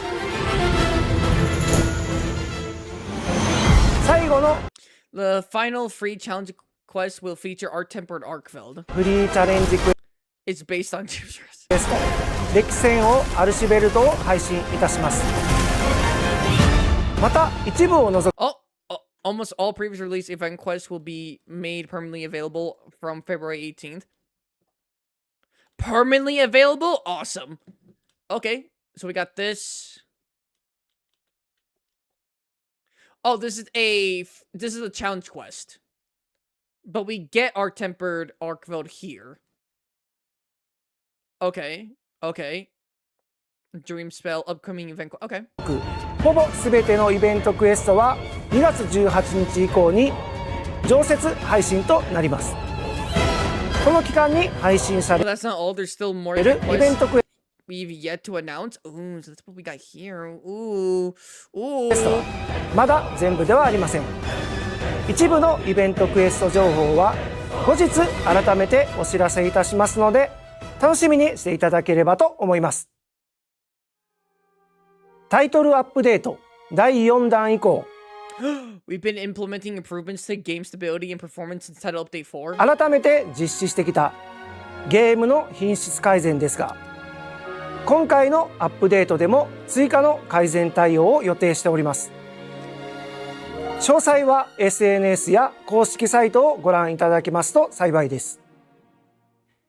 リアルイベントの情報です。ハンターのための Oh my god, the heavy bow gun. Wait, what is this? リアルイベントの That's some info on upcoming in-person events. Can you invite your boy? Can you invite your boy maybe? Invite your boy real quick. Oh god, these look so good. 情報です。ハンターのための祭典モンスターハンターフェスタ26を2月22 It's a pixel ogre! 日幕張メッセで開催いたします。最速ハンターを決めるモンスターハンターワイルズ Wild Championship competition. 仮王決定戦 Oh fuck me. I can't do this. 2026やさまざまな展示体験コーナーもありますのでぜひ会場にお越しください。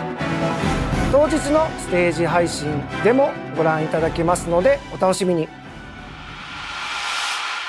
アップデートに関する情報は以上となります。改めましてモンスターハンターワイルズをプレイしていただいた皆様 Is he going to announce? 多くの意見やご声援を寄せていただきありがとうございました。今日お伝えしたアップデートの内容もぜひ楽しんでください。 Show me the expansion. Show me the expansion right now. 今後の展開について皆様にお伝えしたいと思います。モンスターハンターワイルズにおいてもアイスボーンやサンブレイクのような大型拡張コンテンツの開発を進めております。皆様には夏頃に正式な情報をお伝えできるように準備を進めております。どうかお待ちいただければと思います。3月13日にはストーリーズシリーズ最新作のモンスターハンターストーリーズ3運命の総流も発売されますのでぜひ皆様遊んでみてください。今後ともモンスターハンターシリーズをよろしくお願いいたします。それではまたお会いできればと思います。ハッピーハンティング Happy hunting!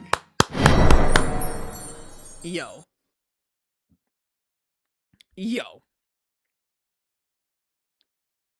This is some pretty good stuff. Summer Game Fest, I'll be there. Yo. Happy hunting. Can we get some happy hunting, hunters? Can we get some happy hunting? Huh? Can we get some happy hunting? What are y'all doing? What are we doing, huh? By the way, I want to make a little bit of a observation here. Tell me if I'm tweaking, okay? Tell me if I'm tweaking about what I'm about to say. Tell me if I'm tweaking.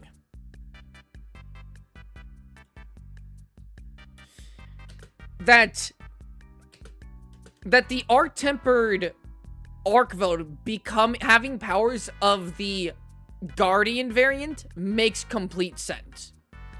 Because apparent Arkveld was born from a Guardian from a Guardian Arkveld. So the fact that like it wasn't dependent on the Wilk, but still holding the traits of the parent, which was a Guardian. Oh, yeah. Makes sense. Hey, yo, Viper with the 20 arrows. Happy hunting. That's what I'm talking about. So this literally makes it like the most evolved version of what a Guardian monster could be. Like this is in theory like the most like peak. This is like what a peak Guardian monster could become, right?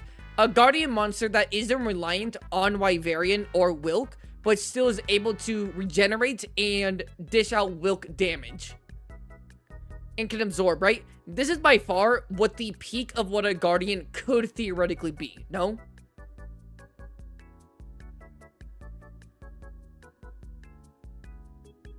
By we, you mean we. I guess after so many battles, it ignites those guardian genes. Yes, I think because it's arc-tempered guardian specifically. We got 10-star regenerating cheat code Apex Killer Flying Wyvern. Yes, sir. But I say you said a wyvern. Does it not make sense? By the way, is this not like the coolest way to implement a Guardian Archveld back into the game? That also makes it harder? That also makes sense? Yes or no?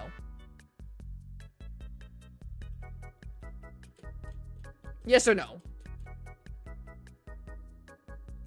Bro, you are not freaking Gore Magala. Why you got your arm claws out like this, Brit? You are not Gore. As much as it hurts me to say, arc tempereds aren't canon. They aren't canon. I fucking know that. But could we consider this like soft canon?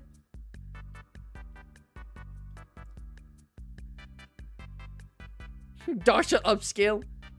It's like soft canon, right? Because Arcveld, apparent Arcveld is canon.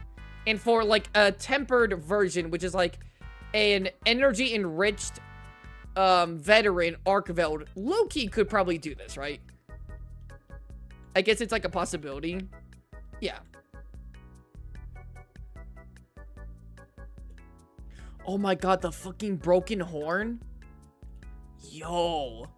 The scars here. Can I get a skill? Okay, wait, so that means that, like, Arcveld has 3 different sets, armor sets, right?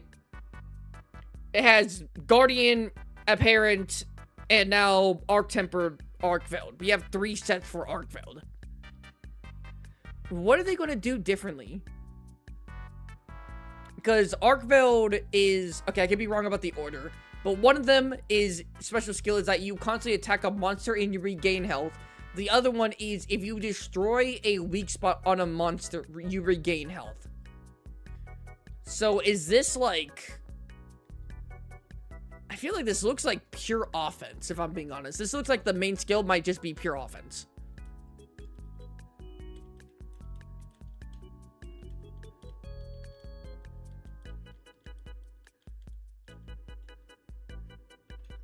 The little guy. Fucking raid, I was like, yo, you all kind of laughed at me because my arc tempered was 8-star. Now I'm 10-star. Again, I gotta say this is literally high rank. This is literally high rank, and we're getting 10-star quest. Motherfuckers complained about the difficulty, and they're like, bet we're gonna do 10-star quest. We've never done 10-star quest before, but because you complained about difficulty, we're upping it. We're upping the ante. The scar bleeding red showing it's not a guardian goes nuts. Yeah.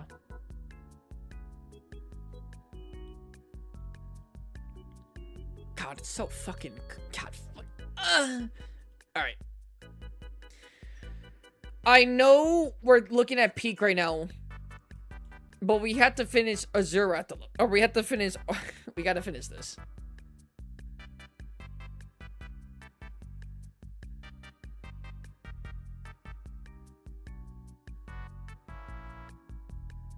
No, my peak. No, take me back. Guys, we have to have a conclusion. We have to make a conclusion. We better be doing drip still. Sure, we'll do drip still. We had to have a conclusion, fellas. I can't even focus on this man.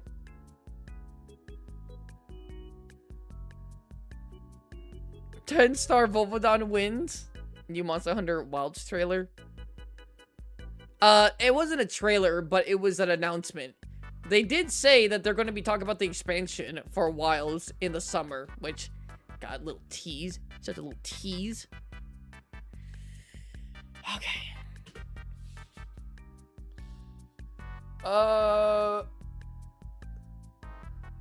Okay, any more negatives about Red Helm? Yes or no? Because so far, for negatives, we have Clumsy Monster. Whenever, not wherever. Whenever he does his big jump, it takes him a few seconds to get up. He's a reckless attacker. And a lot of his attacks need some kind of wind up.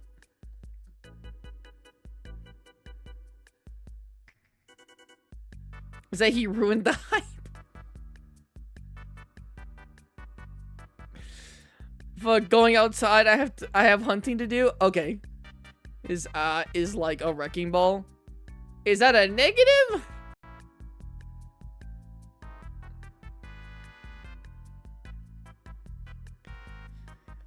All right, hunters. I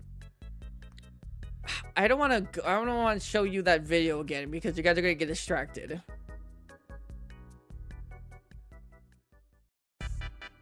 Ghost Lord. People probably won't count it. Alright, so far. Alright, it took us a long time because we got distracted with the Teach and Monster Hunter and other things. Long recovery. Yeah, we'll probably say that.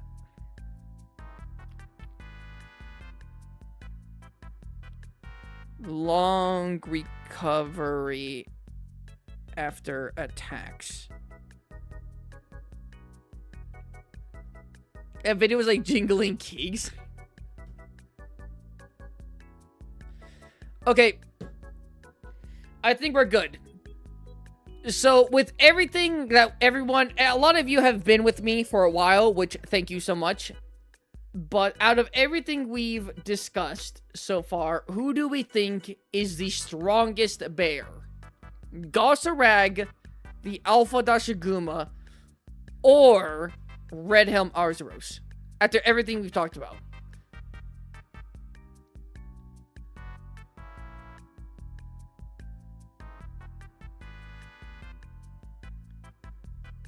Goss, Red Helm is not winning. I might be able to willingly say that.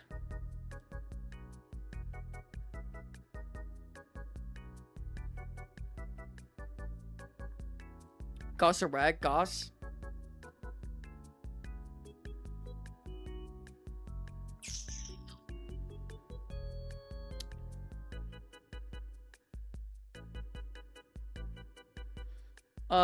Let me look at Goss's. What are some cons for Goss? When it rates, his face and arms are more susceptible to damage.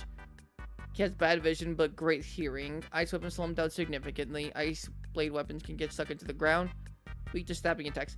Low-key, Gossarag's negatives actually almost don't even really apply to, like... Don't even, like, really apply to the bears. If we even assume he uses ice weapons against these humongous bears, which, if I'm being honest, I don't think he will. We put it in discussion because it's something a part of his kit, and it does matter. But if I'm being realistic, I don't think he's using his ice weapons on the bears. Rocky, I don't care about mine. Why would I care about yours? I can promise you don't sound worse than me. I can promise you don't sound worse than me. He can protect his arms with ice weapons, and he still moves so fast. I don't know, man. I'm so fucking awkward with actually talking. I think Goss is the lowest here.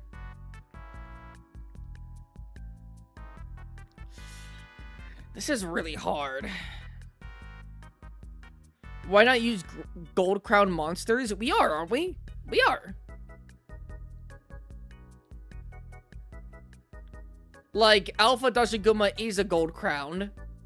Apex Arzuros is always a gold crown, is it not? Or I say Apex. Red Helm, isn't he? Is he not a gold crown? He might not be. And if he's not, then damn, it's already kind of a big boy if he's not already a gold crown.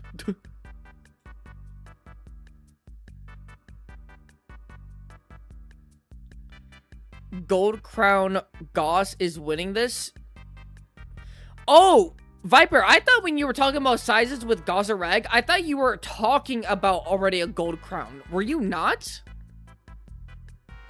I thought you were already talking about a Gold Crown Gossarag.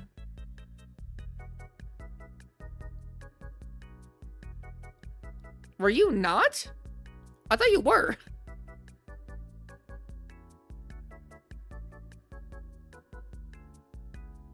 I'm taking the average. Oh, no. I want like the strongest and biggest they can possibly be. I want the biggest and strongest they can possibly be without literally like making them into other things. Like I know he's a deviant, so there's like an exception, but like the biggest that like Gossarag or the Alpha Dashiguma could possibly be.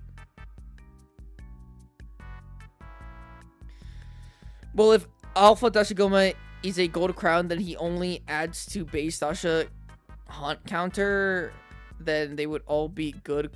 They would all be gold crown, right? No, apparently not.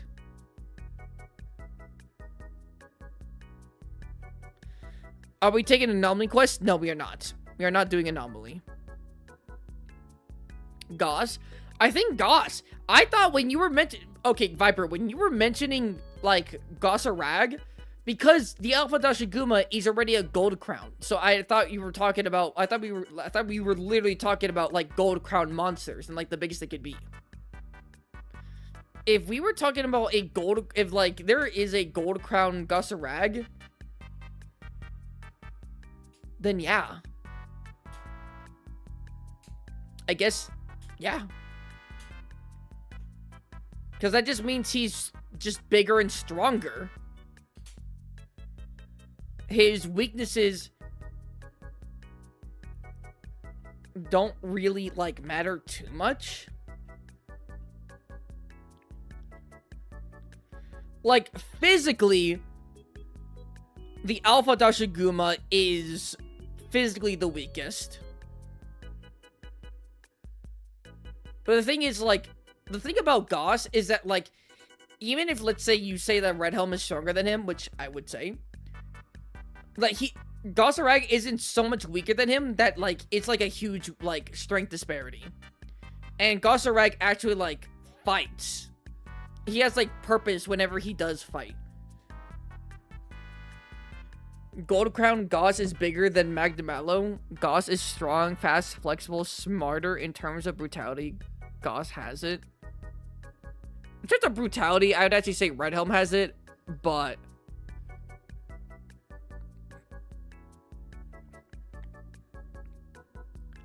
Okay.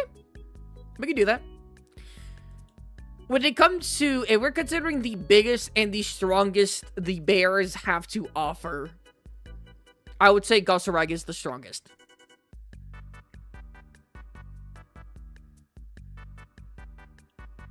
Now, who's second place? Red Helm or the Alpha Dashiguma? Have a fantastic stream, everyone. I'm gonna head off. Bye, Speed. I low-key think that it's Red Helm. I think Red Helm's second place. Gauze could tear skin. Red Helm only because of stance. I would say because of stance and the fact that, like, in order for, like, the big weakness of, like, bulking yourself up with Dashiguma, then having, like, a weakness of literally, like, openings on your skin. And then also, once that ends, like, you're super fatigued. I feel like Red Helm would just be able to just, like, you know, like, be able to just eventually win.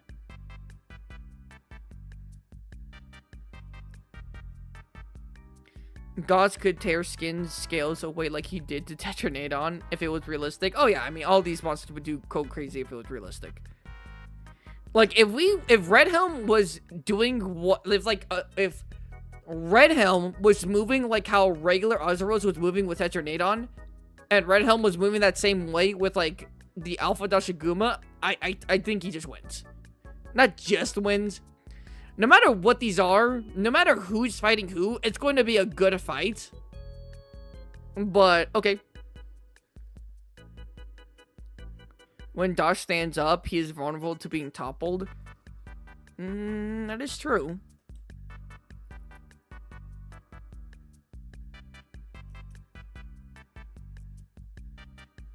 And also, can I just say... Do we think if Dashiguma had a hold on Redhelm's neck that he'd be able to snap it like how we saw with the Guardian Dashigumas? I don't think so. I don't think so. I mean, maybe his neck isn't like super duper wide. But the armoring kind of low-key helps. In a wrestle, who stands winner? Probably Arzuros too.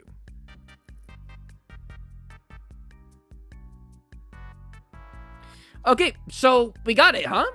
After all discussion and everything we had to offer, all negative, all positives, all negatives, everything, we could say in this stream that we found out who's the strongest bear.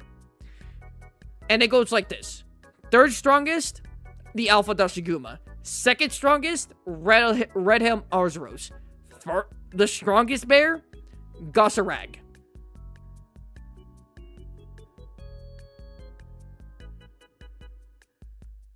Do we feel like that's pretty much it? Like, no matter who's in first, second, or third, if all of them were to fight each other, it would be a good fight. Do we have a good sentiment on that? That the Alpha Dashiguma is probably the third strongest bear, then Redhelm, then Gossarag. But no matter who were to fight each other, it would be a good fight. Not Redhelm is not mopping the floor with the Alpha Dashiguma, not mopping the floor. And Gossarag is not mopping the floor with Redhelm. Would it be a tie from bleeding out? No. I don't think any of these monsters would significantly make the other, like, bleed so much that it would cause that significant of damage.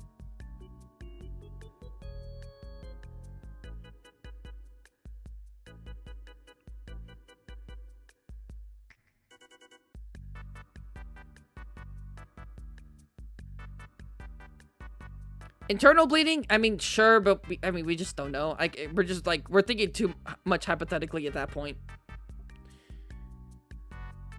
I mean, if jumping is okay, Alpha Dog has a chance. I mean, if there's jumping, then Dog does not have a chance. Well, he doesn't have, like, he has a chance, but, you know. Think about it more. I actually think Alpha is too big for Redhelm. You think so? I think Alpha's negatives are more pronounced and are more costly than Redhelm's negatives.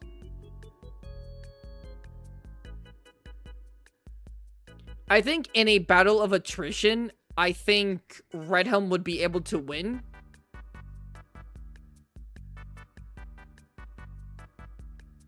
And Redhelm also has ranged options.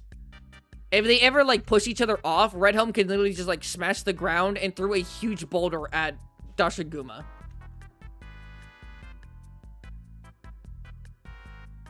Again, it's not going to be easy. It's not going to be easy. Any one of these fight each other, it's not going to be easy. Heck, even Gossarag versus Alpha Dashiguma will not be easy. You could say, like, a mid-difficulty fight, but it's not going to be easy peasy. Like, none of these monsters do, like, what Gossarag does to, like, Tetranadon. Just, like, complete mollywhopping. That doesn't happen. Yo, Cypher. No fair, Alpha Dog is running a self-damaging Berserker build. I mean, he kind of does. But again, like, he does get bigger and he does get stronger. But low-key, in my opinion, the Alpha Dashiguma needs to start in that state in order to match Goss and Redhelm. He doesn't start in that state. And then once he actually gets in that state, he's actually damaging himself. He's leaving openings on his body. So he almost, like, he switches for defense for offense, like you said. But again, like, yeah, the more I think about it, yeah. Again, not going to be easy for any of them. But I feel confident in saying Alpha Dashiguma in third, Redhelm in second. And if we're considering Gossarag has literally a massive gold crown size that apparently I thought we were talking about already, but we weren't, then Gossarag is first. I'm gonna say Redhelm third for size? I wouldn't say Redhelm's third for size, because despite that, like, literally he has more power than the Alpha Dashiguma. I just think for starting out with more power and then having not as bad cons, not really a ton of negatives, if I'm being honest, against like an Alpha Dashiguma, I just think that Redhelm would be able to eventually just win. New Wild announcement just dropped. We rewatched that. Don't worry about it, Spinosaurus. We got that. By the way, Spot, I made my profile picture on Blender. Just put it at an angle. Oh, okay.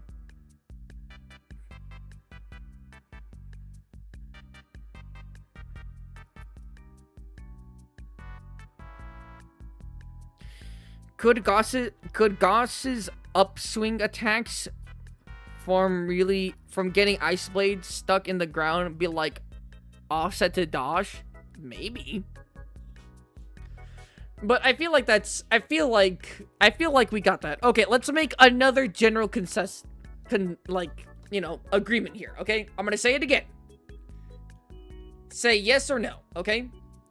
Third place is Alpha. If we consider all these monsters at the largest they can be, then after everything we've discussed, pros and cons of each monster, Alpha Dashiguma in third, Redhelm Algeros in second, and Gossarag in first. Yes or no? And if no, who would you change around?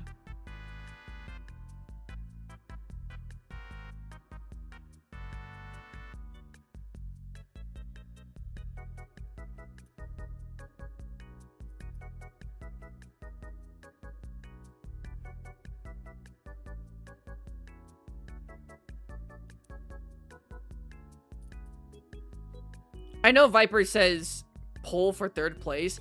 Yeah, I was about to say, I know Viper just now was thinking about it. He's like, nah, I'd probably put Redhelm in third. I think I have some bias to Goss. I mean, that's okay. I mean, again, we literally did... I thought it was going to be a close... matchup for Goss or Rag. If, like, I thought in a general sense. And then Viper's over here telling me, like, oh, no. I was just talking about, like, his average size. Not his gold crown size. I was like, huh? Huh? If I thought it was close with, like an average size Goss, then it's much better for Goss or Rag if he's actually in his gold crown. Which is what we're doing for this hypothetical. For this ranking.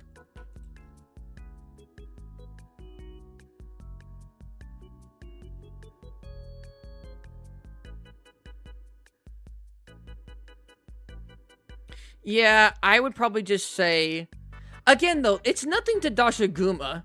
Like, this is... Like, the fact that Dashiguma is the third most powerful bear is no slight on him. Is no slight on him. Right? No slight.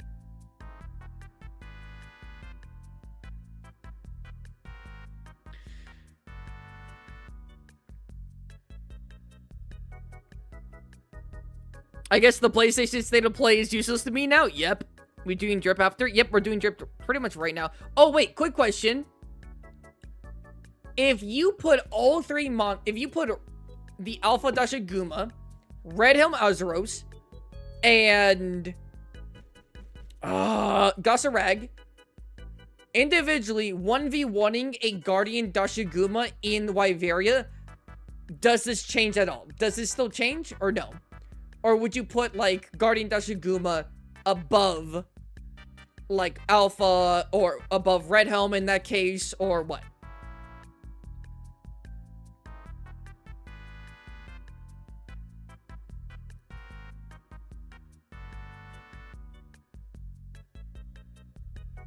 So do you guys, pretty much what I'm saying is, do you guys think that even if you put all three of these bears against a Guardian Dashiguma, well, individually, one-on-one against an Guardian Dashiguma in Wyveria, where it has home court advantage, do you think they're all still winning? Yes or no? That's a complex question. I think...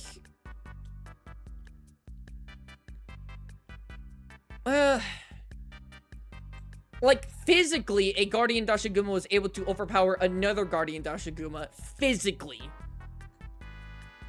So, low-key, an Alpha Dashiguma could do the same. It's more about how long does it go on. Because if it goes on for a long, extended period of time, then I can see, like, the Guardian Dashiguma turn the tides on the Alpha. I guess it's just about, like, how fast do they end the fight, right? But in my opinion, I think if, like, they're all bloodlusted, I think they're low-key just kind of just taking down the Guardian Dashiguma. Do we know how much stronger Guardians are? They're, like, a bit stronger. But their strength doesn't come from just, like, pure brute strength. It comes from regeneration and Wilk explosions. Low-key, more of the Wilk regeneration is kind of actually broken. Because when you make a wound on a Guardian, it heals up within, like, a minute. So they're good for, like, extended, like, fights in the Wyveria. They're not very good for, like, ending them quickly. As we saw with the Guardian Dashiguma versus another Guardian Dashiguma. So, actually, low-key, I feel like no. I feel like if the Alpha Dashiguma, Red Helm Azuros, and gold-sized crowned Gossarag were all to fight a Guardian Dashiguma, and they were all bloodlusted, trying to kill each other, I think our top 3 spots just win. As the event uses the ice element, it does use the ice element. That's the only part where ice element actually comes in clutch here. And I don't think the acid spit, if I'm being honest, like, does, like, a ton to help. Like, a ton. It probably does help in the fight, but I don't think it helps, like... It's not, like, crazy acid.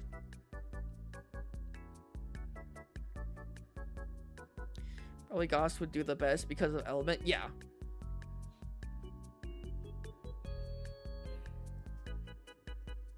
And here's the thing. If they were all bloodlusted, I'm guaranteeing you that that Guardian Dashiguma will not have time to breathe to get away and be able to, like, regenerate and recharge. Because even if it does, like, get ahead, like, Red Helm, the Alpha Dashiguma, and Gossarag are after that booty. And while it's trying to recharge, it'll get in, like, a good sneak attack and do a bunch of damage from the sneak attack. Wow. Now thinking about it, after everything we've gone through, yeah.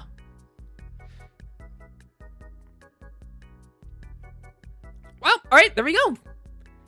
How do you guys feel, huh? How do you guys feel about the way we discuss things, about the stream and all that? How do you feel? Let's go to Discord and check on Drip now. But how do you guys feel? Good, interesting topic? No, could have been better. Blah, blah, blah, blah, blah. What do you guys feel like?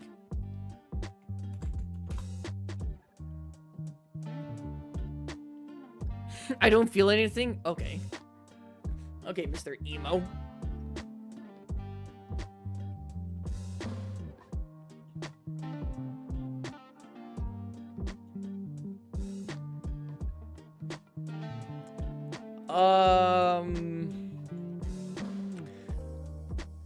Wait, if Arc-Tempered Arc-Vote is 10 stars, what's up? Sleepy? Oh, I get that, Gale.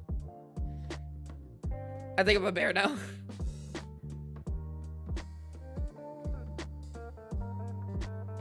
We're doing drip checks now. Drip checks now.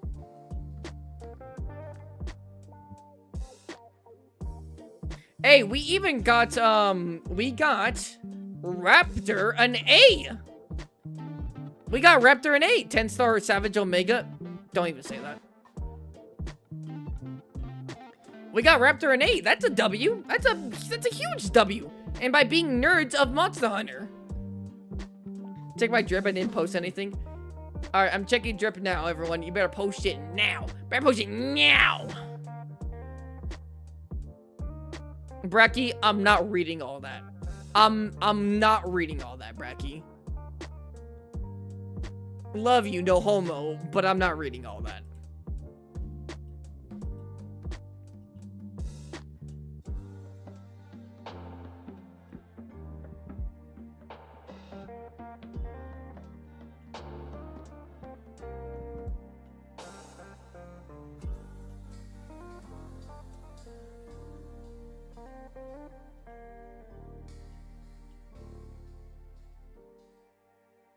You said you like lore? Bro, we are almost 7 hours into the stream. I'm not reading all that.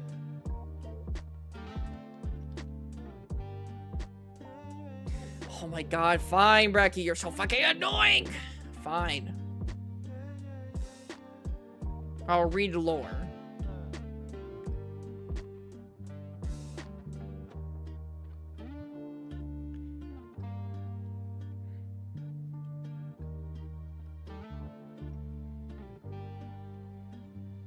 By the way, Atomic.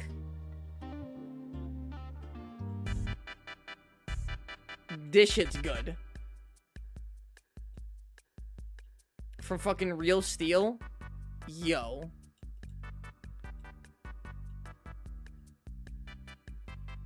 That's pretty good. That's pretty good.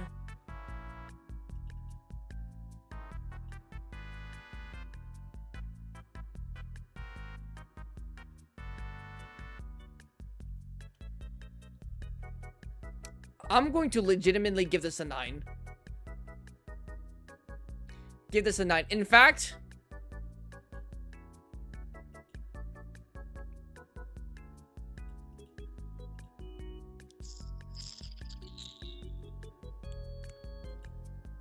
I'm gonna give it a 9.5. This is almost exactly 1-to-1.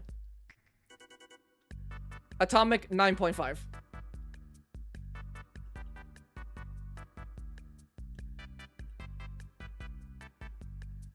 Real steel mention.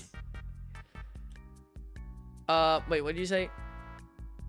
So after we're planning to make a Wandering Ronin set, but bait this instead. Is there any way I can improve this set?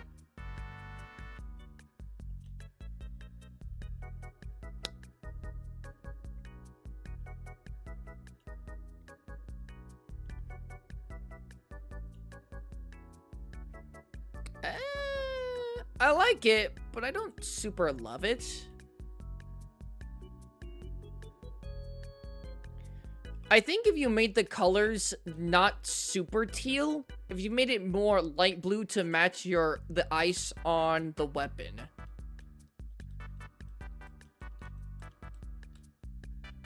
I think it would look better as a color scheme. In terms of armor, like, combination, it's not bad. The Gossarag chest piece almost seems out of place. Because where else do you have, like, this, like, black scale on your armor? I mean, you could maybe say this. Maybe say that. But that's more like black in general than black scale. And, like, this isn't black here. I think just different colorations. Overall, I'm gonna say it's, a motherfucking, like a 7. I like it. You still streaming? Yes, Art, I'm still streaming. Please pay me $1 billion right now. No, we just got done with the whole prospect of the whole topic of the stream. We said that the Alpha Dashiguma is the 3rd strongest, Red Helm Azeroth 2nd strongest, and Gold Crown Gossarag is the strongest bear. By the way, hope you're doing alright, Art. Updated version changed some pigments.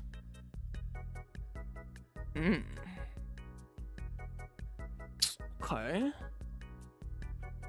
Okay. Aura Somnicant, Gore, Scorn Magdamallow. Okay, okay. I like it. Who starts a conversation like that? I just said that. Not till you set up throne. Oh god, I just set up the fucking throne.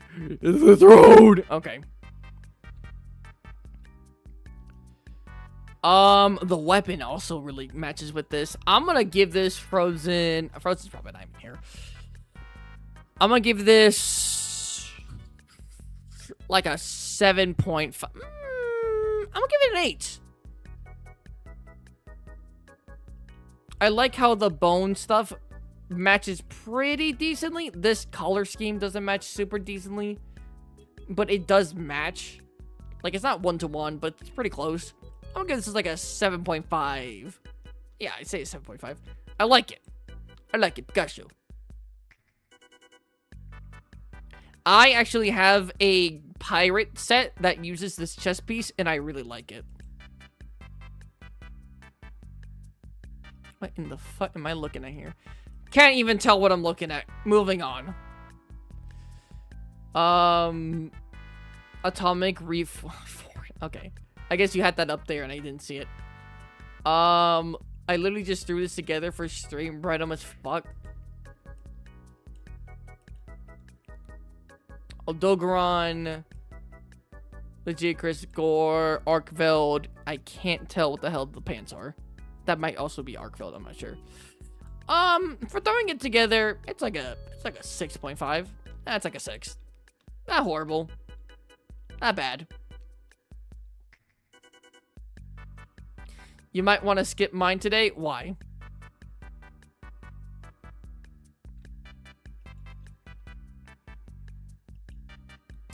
Atomic. We got go. Have we not seen this already?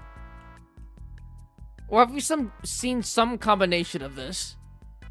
Have we seen this? This is Gypsros, I believe. Gore, Legicris, Stench, Gore again, I believe. Raid out for the pants? Oh, okay. I like it. Don't love it, but I like it. I like the additional of the spear.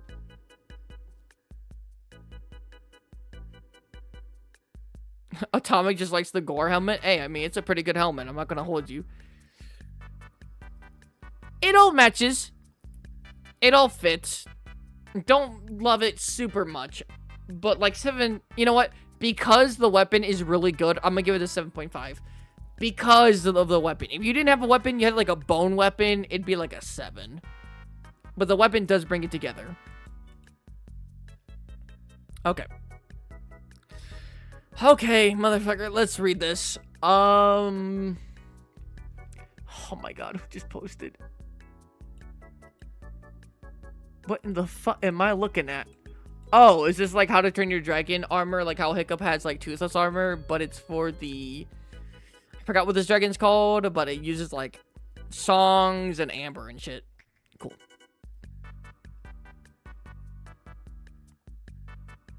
Okay, good.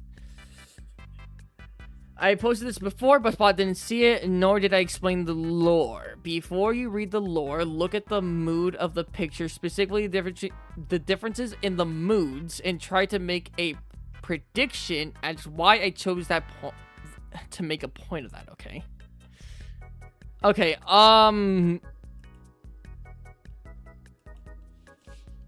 so lighting here, moods here. Okay, so like the mood, so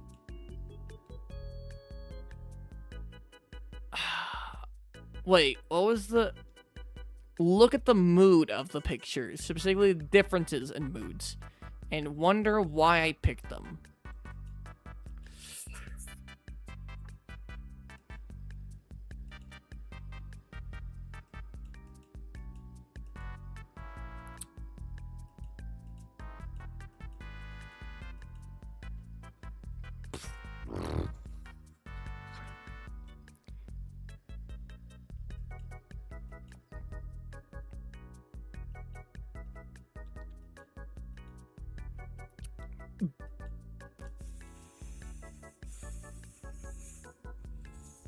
Because you're hunting monsters in different areas. Okay, let's read. This is the Failed Performer set. The Failed Performer is a woman who has wanted nothing but to be famous entertainer her entire life. Is that true? Oh, no, you're just saying, like, a failed performer isn't nothing a thing. Okay. But once she finally got everything she needed to realize this is a dream, nothing. Nothing worked. No audience, no fans, no fame, no bitches, no money. Nothing but empty seats at performances. The dream seemed dead.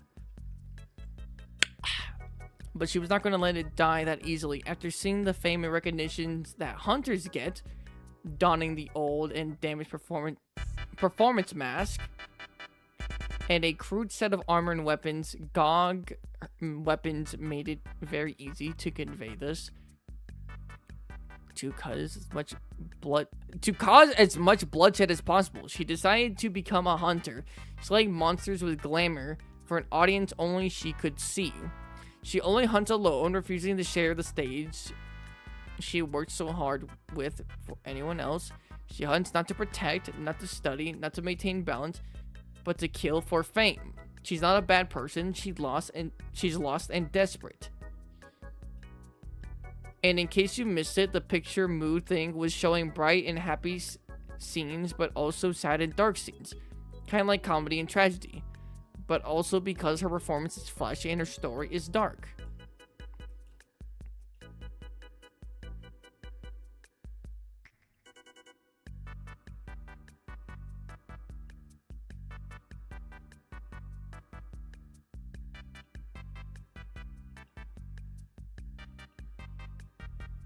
Ebonio Dogoran, GOG, Dashiguma.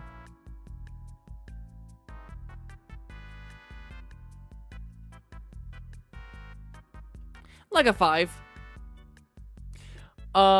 Emo. I'm just kidding. I'm just kidding. I'm just kidding. I'm joking. I'm just kidding.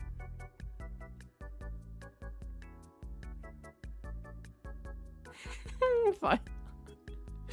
No, I'm just kidding. I'm joking. I'm joking.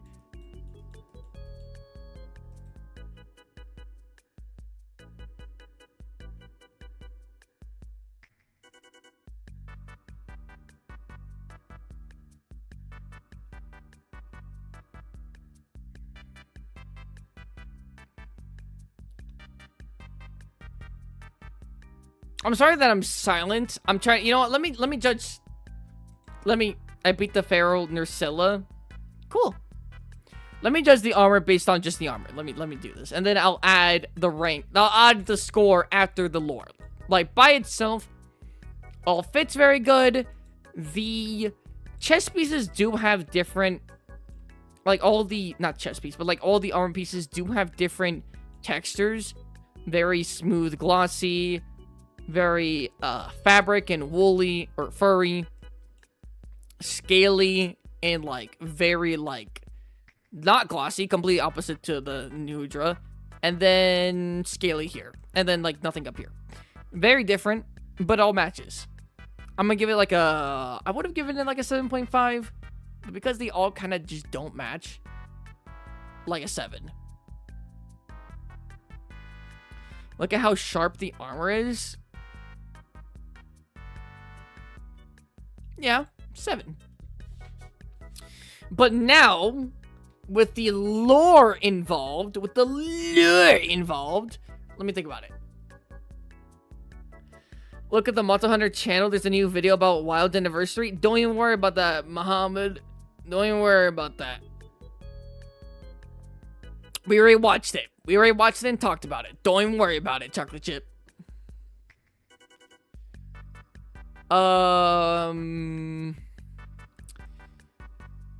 Woman is worth nothing to be famous and entertain her life, but only she found.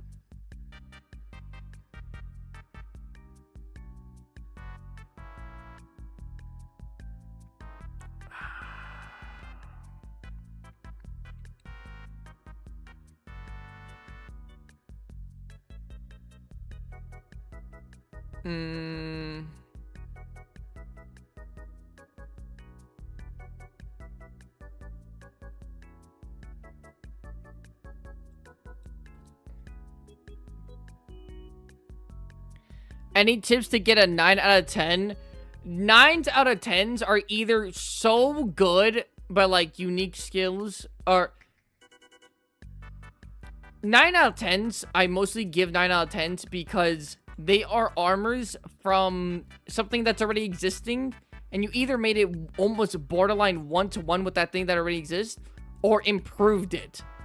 Like having Rathalos armor in the game, but then you made another, like, you made a Rathalos drip that isn't Rathalos armor, and it's unique. We saw that with Legicris, and we saw that with Rathalos. I liked it.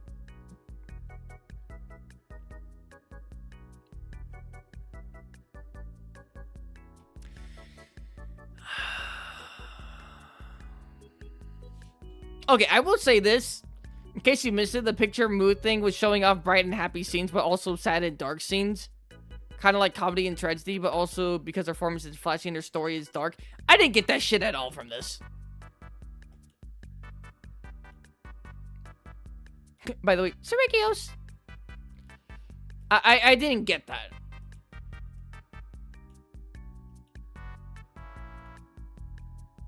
Maybe it wasn't as conveyed because of the posing, but I didn't get that.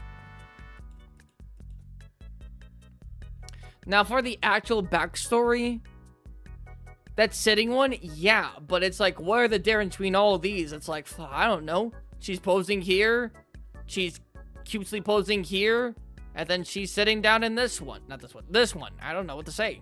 Like, if you gave me this, and then you gave me like this, but like a cute, but like with a cute, pose, and just gave those two, I think that'd be better. There's too much going on in all these to make like a concrete, like, half and half. Like, if you would have said, hey, Spotted, what's the difference between this and then a difference between this, I could have maybe give you, like, this one has, like, darker, more somber tones, while this one has a more upbeat vibe. But, like, just kind of going from, like, all these, like, what can you tell, Spotted? Like, I don't know, it's a woman, and she's going to different locations. Like, I really couldn't tell you much. Now, for the actual backstory, the backstory isn't bad. But if I'm being so honest, it doesn't add anything to the drip. It doesn't make me feel anything different about this. The backstory, I feel like, is fine. It's decent. But then it doesn't make me look at this in a whole new light. So my rating would probably stay the same.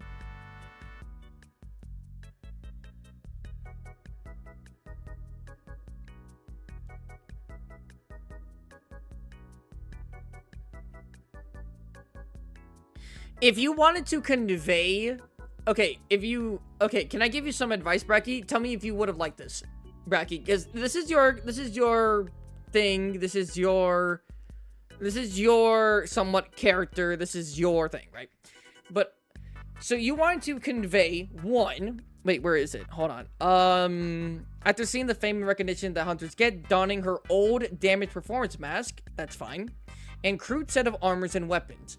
I think you didn't... Okay, crude? Maybe, but this is all, like, really high-value stuff.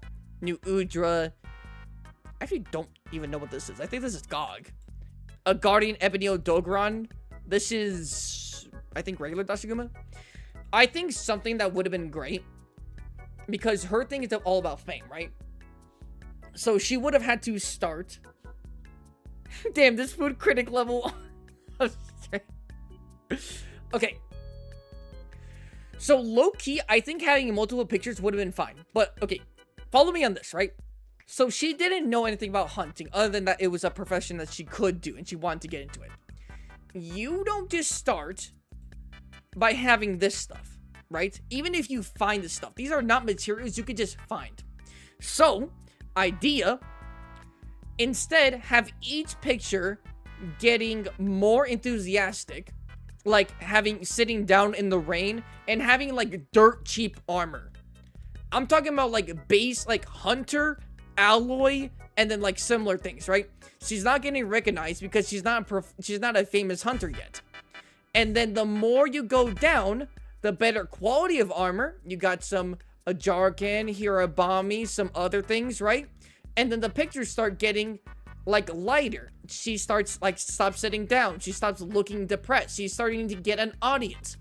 And then around the second to last maybe picture, she has good armor. And she's like over a corpse of, let's say, a Jindahan. And she's posing. Which shows that she's able to have a huge following and she's now famous. Right? Instead, it's like she grabbed a set of crude and weapons and armors, shows Gogmazio's weapons. Right? If you want a thing that she wants to be recognized, she wants to be famous, do a Zero to Hero story, right? Although it would have been more with a selfish tone, but it would have still been a Hero to Zero story. Where eventually she gets brought up like every other hunter, and now she's famous. Right? We all start from nothing, but all of us normally in story are doing it for noble causes. She's not really doing it for a noble cause, but as long as she's like not killing just to kill and just out there just absolutely murdering, then she won't be targeted and disassociated with the guild. If she takes quests, does what she's told, then, you know, if she does it for fame, then it's selfish, but sure. People think she's freaking crazy. You didn't say any of that in here. Yeah, she looks... Yeah. But you didn't say that.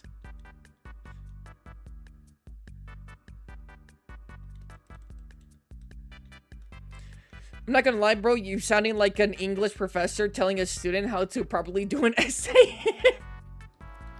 Well, I know how to convey emotion, although maybe not the best, but I know how to convey emotion. I know visual storytelling and things with things that I actually care about. Okay, but I thought it was obvious that nobody would watch her hunt. Why would it be obvious? Why would it be obvious? From what I read here, it seems that, like, she wanted to be a famous entertainer, and she finally got everything she needed to realize her dream. Nothing worked. No audience, no fans, no fame. But this doesn't tell me that, like, she's crazy.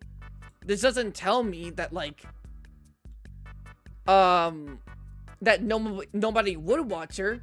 It's, like, telling me similar to how people have, like, great editing styles. People have, like, high productions, but they still don't have high subscriber counts. They still don't get a ton of views. That's what I was getting from this. With the whole, an audience only she would see. She could see? Why? If it's her audience, that's kind of rare in Monster Hunter. For people to come to a hunter for entertainment and for certain things. Yeah, she would be like, I'm the only one doing this. Only all of you would get to see me. How would they be able to watch safely?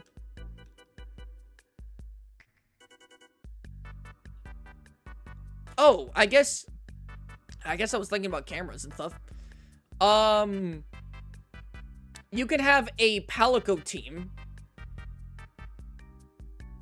Instead of it being her broadcasting it or people watching in front stage, she can have a team of Palicos to, like, tell her stories, right? It's like, let's do this hunter, right? And she gets an audience. She gains audiences and stuff. Through, like, her legendary feats. And she'll have the materials. She'll have the materials and she'll have, like, trophies as a sign that she did, in fact, do this. And maybe if you support her enough, and maybe, right, if you all wanted to, you can watch from a blimp and watch her hunt in Arkveld.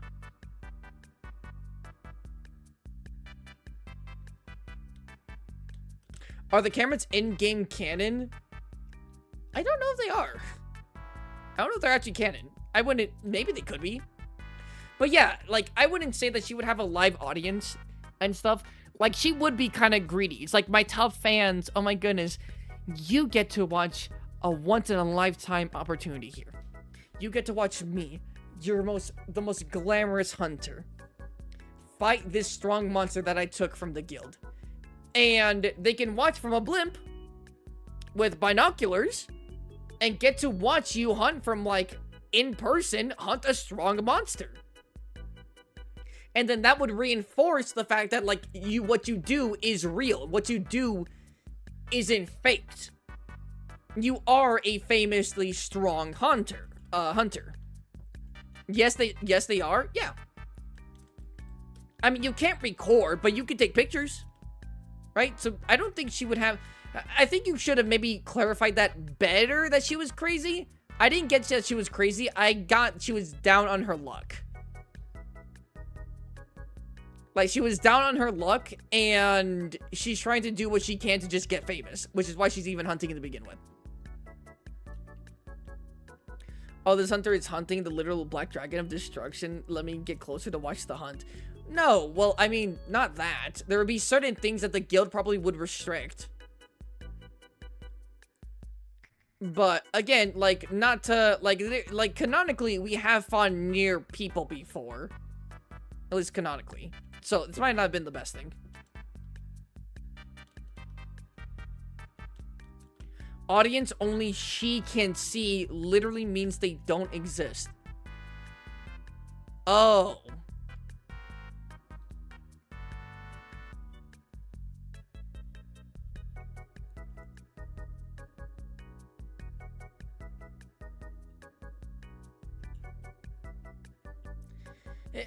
I'll be honest, Bracky, I still don't, like, one, I didn't get that. Now, that could be my fault, but also, two, that still doesn't change how I feel about this.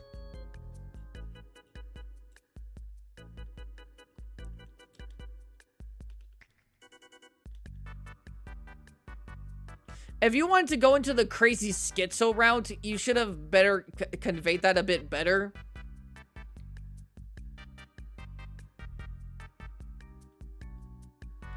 Because her performance is flashy and her story is dark. Like, I think you just could have conveyed it better. Everyone else got... Oh, I thought that was something else.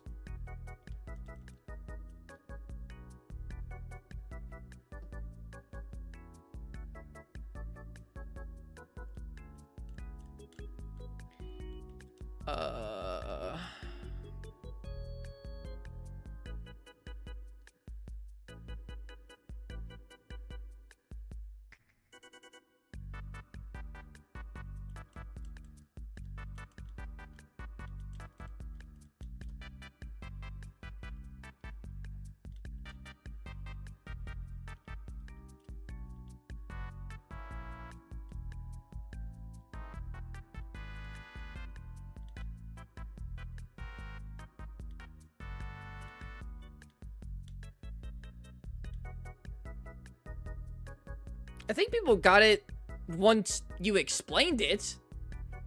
Unless people got it and they weren't talking about like, oh, I get it, she's crazy.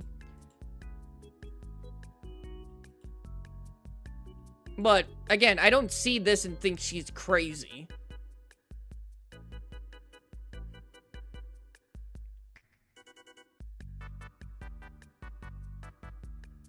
I don't get this and think I get like she's crazy. And the armor, again, maybe. This doesn't look like a hunter that I would probably want to be right next to.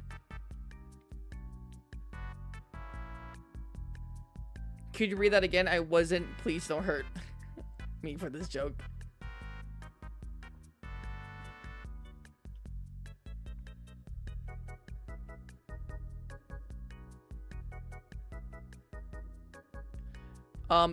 It was after you explained it, I saw your intentions a lot better. Yeah, I mean, yeah, once you explained it, but I couldn't get it. I still don't even think it. Hold on. Let me read this again. This is a failed performer. It's a woman. Seemed to realize her dream. Nothing weird. No audience, no fans, no fame.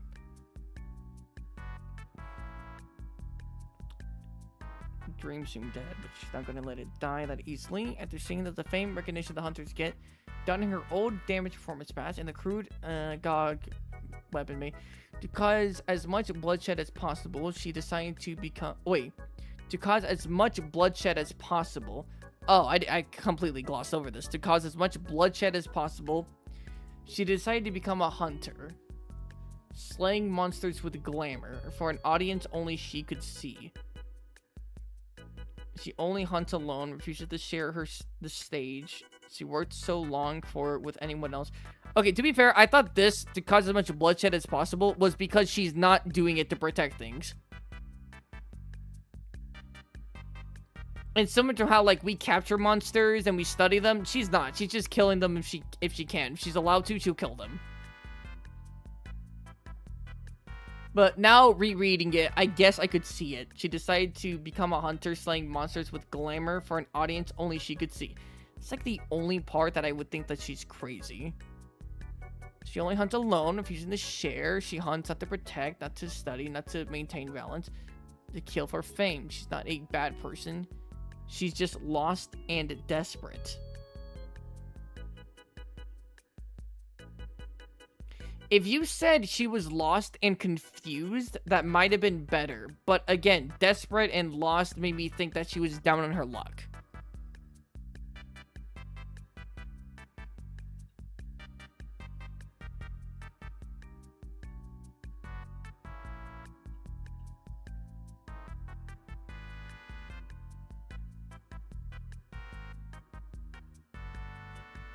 No, yeah. Would she be fired near immediately? I'd the guy live in charge of the fact that she's hearing voices. Yes, if not, I'd. No character seems crazy if they're developed enough. What is it? I mean, yeah, I mean, they actually might not. Because if she is following the rules, she's only taking quests, and if the quest says to slay a monster or to hunt a monster, she is within her rights as a hunter to slay the monster if she wants to. If it's a capture quest, and she keeps on killing the monsters, then that's an issue.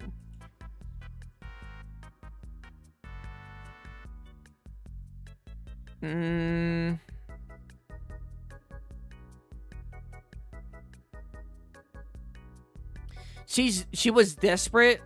Now she's crazy.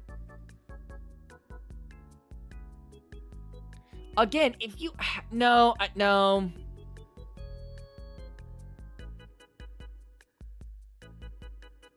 No, you could have conveyed that, but again, by the way, this is all to do with your drip.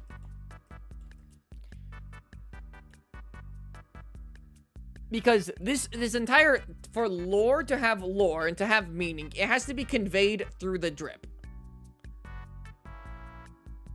When I look at this, do I see a hunter who's in it for fame? Do I see it as she's a schizo crazy person? Do I see that she was desperate and now she's crazy? No. Right? As much, I would say that this person, this girl, is probably aggressive.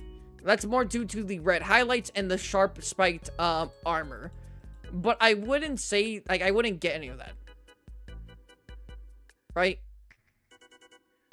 I did base the drip off lore. Well, that's what I'm saying, brother. I mean, I'm trying not to be, like, super duper critical. But I feel like you don't... Like, if you want to make drip based on lore, that's fine. But I feel like I don't get that. Again, you could have maybe conveyed it through things better.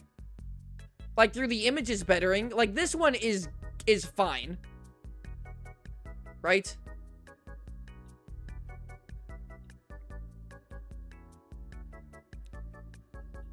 Or maybe if she was, like, bowing or something in front of a bunch of dead monsters, I would get, like, why in the fuck are you doing that? Or something, right? Like, cute pose with Soraya's in the background. Pose. Volcano in the back. Pose. There's, Lullabrina. I don't get crazy. I just don't get crazy. She made the armor before the insanity hit. But do I know that? Wait. After seeing the fame and recognition, Hunter donning her old damaged performance mask. Okay. And a crude set of armor and weapons. Okay, so they did that when you get here. Decided to become a hunter, slaying monsters with glamour and for an audience only she could see. I feel like it's not conveyed here. I guess just maybe have just better wording a little bit. The lore isn't bad, but it doesn't really almost do anything for me to change how I feel about the drip. So... like 7.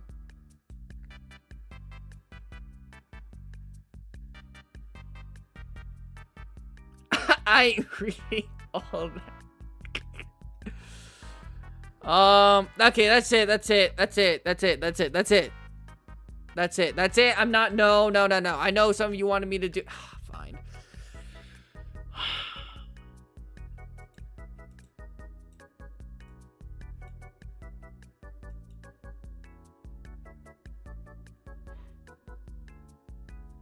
What did I give this? 7.5?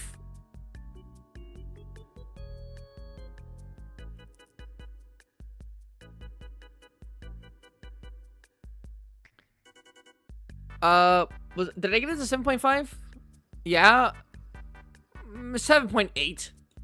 It's still the same things. I saw the vision of this when I was looking into my mind with how cool it could be with different, like, shading. So this is already what I had in mind, but Magdamello being in the background, and with Magdamello Fire on your thing. Oh, excuse me. Oh my goodness, excuse me. Don't know where that came from. Good, but like, it's only like 0.3. I already had this in my mind when I was thinking of the drip potential, so 0.3. Like 0.3 extra.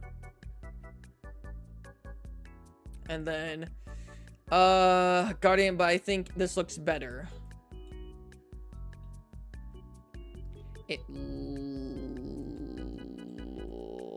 Bro, what are their legs? And this does look better.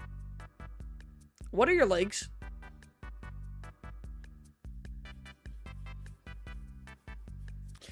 She could have been a late teens performer because typically nobody watches them. And then of course 18 hits, and then she tried looking for someone else, something new to get attention, then became a hunter. Could work. Legs are Ray, fuzzy. Okay. Yeah, looks better. Looks better.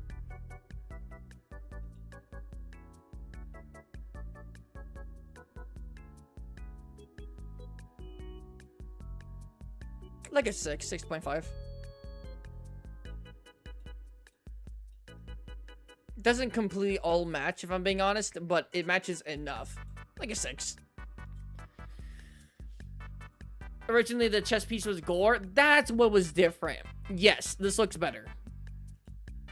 You do have 2 pieces of Arkveld that kind of does a lot of the heavy lifting. I'm not gonna lie, gang, but good.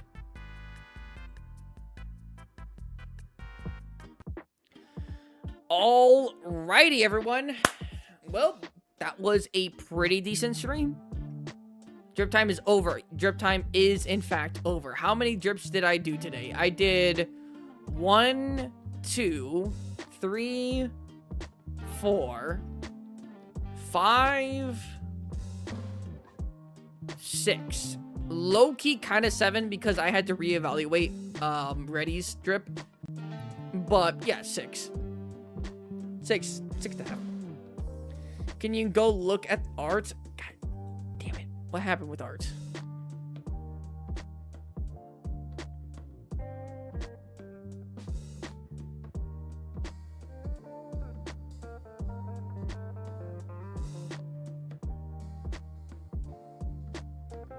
What's up? I like my hunter drippy, Brit. The crash was unfortunate, but it was well timed, all things considered, I guess.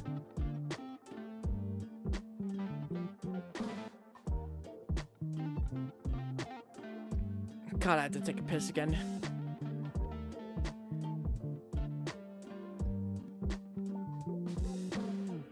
Oh, see you, Pookie. Hurry, teach. Oh. I'm going to try and stream Wednesday. However, after Wednesday, I think I'm not going to stream for like a week. The bingo thing is suspended until further notice. I have the notes, the Google Doc, I have the people in mind, but I just don't want to crash. I don't want to keep on crashing, my computer keep on crashing. So I'm going to wait until I get a better computer, and then we'll do that. We'll do so much with a better computer. I'm back, boys. Yo, what's up, Raptor? We're pretty much leaving now. So will we still do state of play, or are we dropping it? No, we're not doing state of play. Unless literally on the day of, like, Marathon's, like, alpha thing, or Marathon's free, playtesting gets like, hey, it drops right now, then we're not streaming that day, which is Thursday.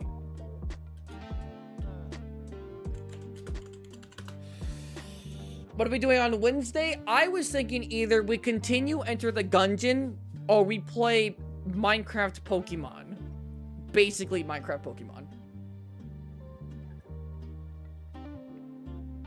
I'm not sure though.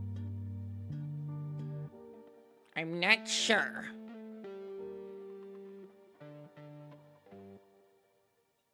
Actually, you know what? I should be ending stream. And low-key, the moment I do this, I'm going to be losing people. Pixelmon, it is not Pixelmon. It is not Pixelmon. But it is Pokemon-ish. Enter the Pokegun. We're gonna watch something. But the moment I do, we're gonna lose a lot of viewers. There's probably only going to be like 6 of you in here when I start watching this. I'm not gonna lie.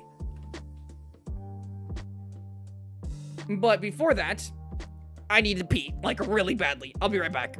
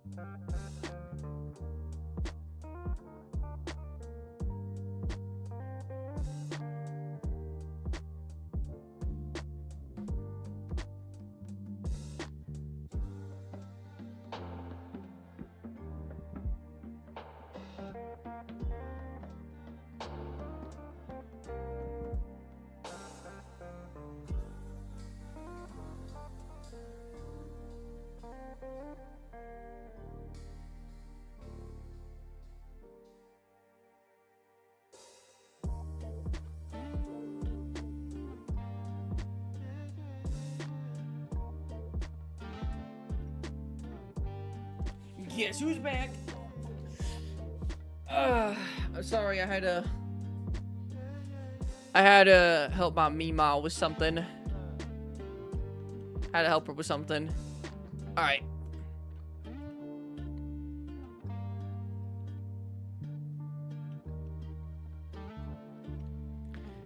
Violence acquire the drumming. Yo, what's up? You guys ready to loot? You guys ready to come? You guys ready to leave? Because I'm about to, we're about to watch something before we end stream. And it's nothing to do with Monster Hunter. It's unrelated, but it's something I want to watch. So, I'm gonna lose viewers, but I honestly don't care.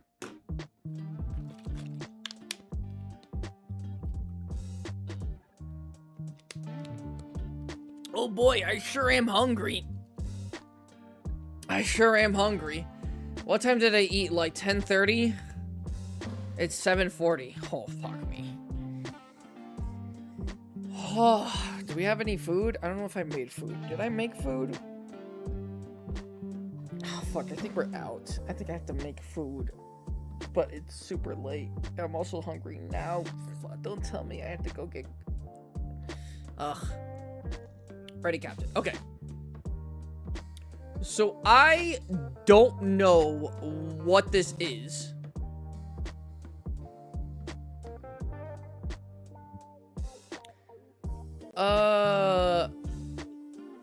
Okay. So, from what... So, this is a video by Aztec. Azecross. Like Aztec, but Azecross. And he's a Destiny player, mainly. But he does do different games and stuff. I think he has level opinion takes. And he was a YouTuber who trashed on Marathon when it was in its alpha state. But did give Marathon its fair shake, saying it had good potential and good bones. But nothing really else sought after. Which at the time with the alpha, which was in last April, that made sense. I don't find any hard feelings for him for doing that. It just made sense for the time being. Made sense. Now, he's deciding to do a marathon full breakdown, runners, build crafting, weapons, and endgame. It's 15 and a half minutes long. So, I would like to watch this with you guys. Because, again, I will be playing this game a good amount. There even might be a time where I stream... like Wednesdays and do this, and I might even stream it Thursdays just for Marathon. I'm not gonna lie, depending on how much I like it. If I really like it, I might just do that. Mondays and Fridays will still be streams about Monster Hunter, but just because I really might like this game, I might just do that. I've never heard of this game. It's a new extraction first-person shooter by Bungie, the same people who made Destiny and Halo. And it has its own unique art style and everything, and it looks pretty good, so let's watch this. Stop it. So guys, we've talked extensively about the impact Marathon will have on Bungie Studios. But today though, I actually wanted to take us under the hood and really analyze what is going to be present in the game come March the 5th, which is literally right around the corner. We'll be talking about all 6 runner shells, plus the rook shell. We're also going to be discussing cores and implants, as many are pointing to this as being build defining, which goes hand in hand with the 400 plus weapon mods that are going to be present in the game. And all of this literally, you can build craft in the game. In a shooter, you can build craft. I might be playing the same kind of like archetype or character as you, but I could have a completely different build that makes me play the game completely differently. I love making builds.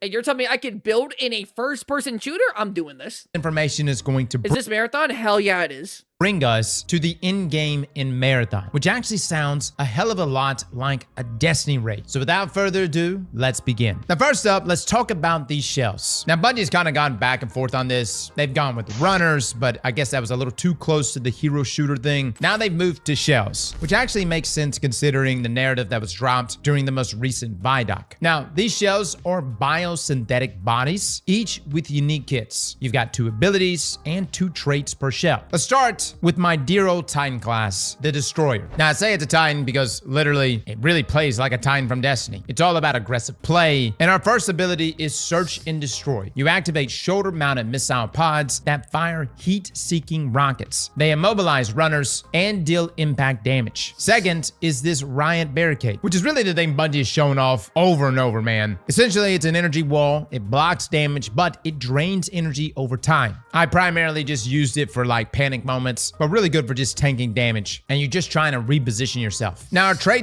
like panic moments, damage, but it drains in. But notice the shields over here. There's a gold mod or core, whatever you want to call it, right? That allows over you time to, whenever your shield gets damaged by anything, it then converts that damage into shields. So it's a great way to passively get shields from defending yourself.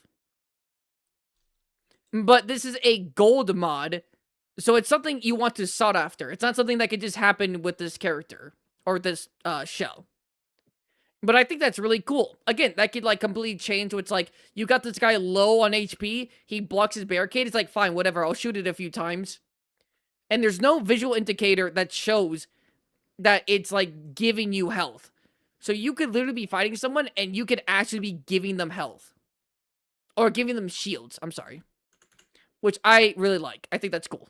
Blocks damage, but it drains energy over time. I primarily just used it for like panic moments, but really good for just tanking damage, and you're just trying to reposition yourself. Now, our traits here, you have a thruster ability, kind of like the thruster ability from Destiny, but also semi-Twilight Garrison, as you can boost midair. We also have tactical sprint, which allows us to move faster at the cost of generating heat. Next, we have the Vandal. This is considered the movement god. And essentially for Vandal, if you love movement tech and breaking ankles, this is pretty much for you. Its abilities include Amplifying, which overcharges your movement systems, reducing heat buildup for sprinting and jumping while boosting weapon dexterity. You have Disrupt Cannon, which transforms your arm into a blaster that knocks targets away. Bungie has showcased this a number of times. They're quite proud of it. And you can even charge it up for a bigger blast. Now, the traits on Vandal includes Microjets, which gives you a double jump, and a Power Slide, which is this supercharged slide that covers massive distance. Next, we have the Recon, aka our wall hack class. Honestly, this may be one of those that I'm gonna head out. You guys have a good night. Goodbye, Gnarly. Goodbye. I'll try and see you on Wednesday, hopefully.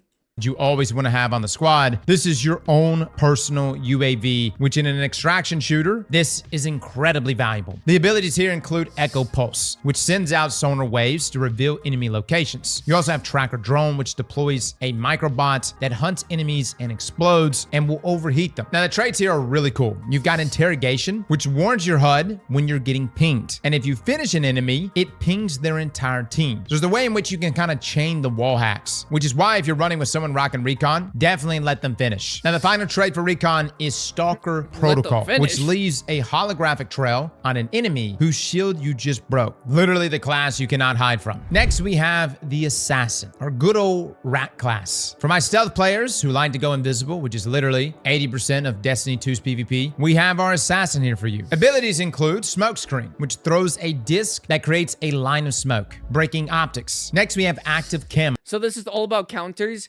It's not all about counters. Not always. It's not all about counters. There's multiple things that are pretty good with like just not having to do with counters at all. But you can counter a lot with this game. Let's say there's a meta where you can be really, really close to someone and do a ton of damage, right?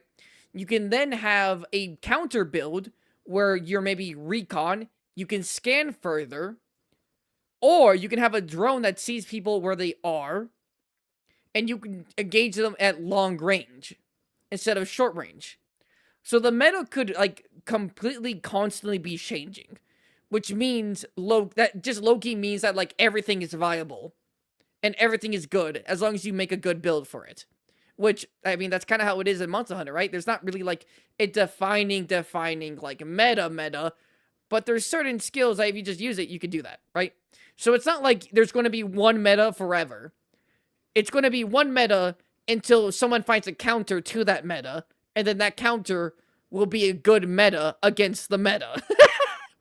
Which, again, I say that it's not meta-centric. It's not, like, counter-centric. It's not. It's just that if you're really thinking about metas, then yes, there is a lot of counters for that. Which is just straight up invisibility. But taking damage or shooting will break it. Now our traits here are Shadow Dive, which lets you slam a smoke What's up, Gomez? We're watching some marathon stuff. Full breakdown, runners, build crafting weapons, and endgame. From the air. And this Marathon is a game made by Bungie and is the first-person extraction shooter. With Shroud, which automatically cloaks you when you enter any smoke field. And if you're like, Cross, that sounds very familiar. Sounds like On the Prowl from Destiny. Yes, there's a lot of things that are overlapping. Now, Les is convinced that the assassin class is going to ruin the game. But again, this is where like the different shells here can counter each other. Yes, you've got an assassin who can go invisible, but then you have Recon, which can track the assassin. We'll see though. It is pretty strong invisibility. Bungie's quite proud of this class. And take it from a Destiny player here, Invis is always hell to go up against. Now, here's the thing, right? You might think it's like, oh, but then what counters? So Recon, you could say that like Assassin counters the guy with the shield. Recon, this guy who we're playing as, counters Assassin, but then what counters Recon? What's up, Spottable? What's up, Gomez? And here's a little thing you wouldn't be able to tell from here, but looking at people's old gameplay footage and insider talking points, apparently Recon is not good for during a fight. Now, you might think that's not the case because he has wall hacks, but that's his ultimate ability, and the ultimate abilities have long recharge times. Recon is good for starting a fight, not during a fight. And it doesn't have a ton of mobility options. In fact, it actually has no mobility options. So a good counter to Recon is Vandal, the lady who power slides and is like a movement god. Because you're just going to be able to constantly outmaneuver a Recon. Wait, you're still streaming? I am. This is going to be the last thing we're going to watch and then I'm going to end stream. Oh, thanks for telling me, because I would not have known what we're talking about. Yep, always got to say it. Class, and take it from a Destiny player. So there are counters, but then you have just, like, supports and overall, like, decent builds. Like I say, the Assassin is, by the way, this is the person that could counter this person. In theory, there isn't, like, really, like, counters, except for Recon and the Stealth guy. But, like, a good base all around is the guy with the shield. Good mobility, good defense, and good potential healing options if you have the right mods. This is always hell to go up against. Now, our next shell is the Triage, aka the Medic. This one is the glue of your squad, the one that keeps everyone alive. We've got Reboot Plus as our first ability, which shoots tendrils to revive down teammates from a distance. We've got Medron, which hovers on your shoulder, giving health and shields. Now, our traits include Battery Overcharge, which buffs your gauntlets, breaking shields with battery weapons, which will EMP targets. I really love that this one actually ties into a specific weapon type. Then we have Shareware. This one is huge. If you use a consumable, it then copies the effect to any teammate with a Medron on them. I cannot stress just how valuable this is going to be in team plays. Next, we have the Thief, aka the Loot Goblin. Abilities include Pickpocket. This is, I think, going to be my main. I think. We'll see, but from what I understand of this is going to be my main. Pocket Drone. This pings enemies and then uses a whip to knock loot out of their hands. Yes, you can literally steal their loot mid-fight. You've got Grapple Device, which shoots a dart that pulls you in any direction. Its traits include X-Ray Visor, which lets you see containers through walls. And get this, your base stats go up as you fill your backpack. You're literally rewarded for being a loot goblin. Which I'm not gonna lie, fellas, this one might be my class. I may or may not have let Frostbolt and Benny die multiple times because I was too consumed with looting. But that was our greatest. And inside a marathon, hell, the more I loot, the better. Now, our final shell is the Rook. Our which so good. The Rook is so good. I will never stop glazing. Even if marathon flops, the way that they implemented Rook is good. I don't even care. I'm saying it beforehand. I don't even care if it's glazing. The way that they implemented Rook and like on paper, everything's good about it.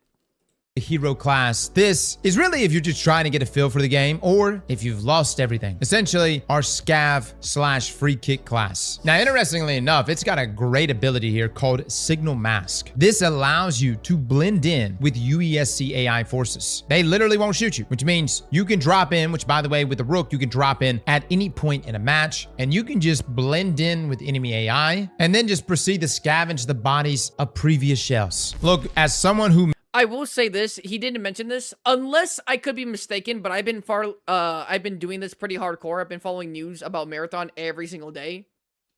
Yeah, it's pretty OP. It kind of is. Like, the thief person has mobility through grapple. You can see through walls, which helps you loot.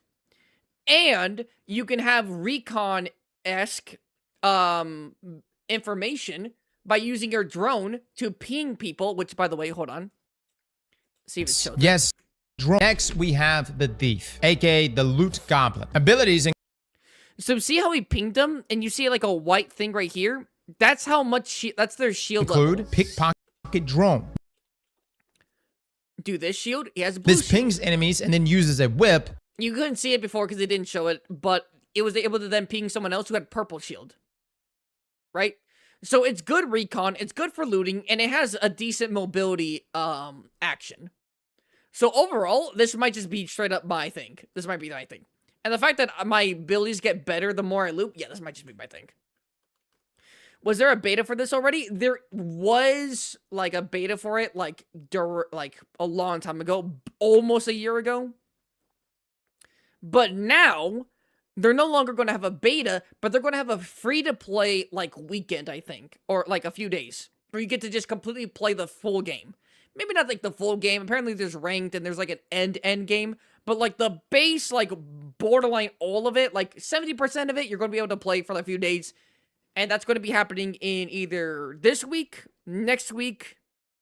Yeah, it's either this upcoming week. It's either the end of this week or next week. You're able to do that. So, yeah, let me pull this back.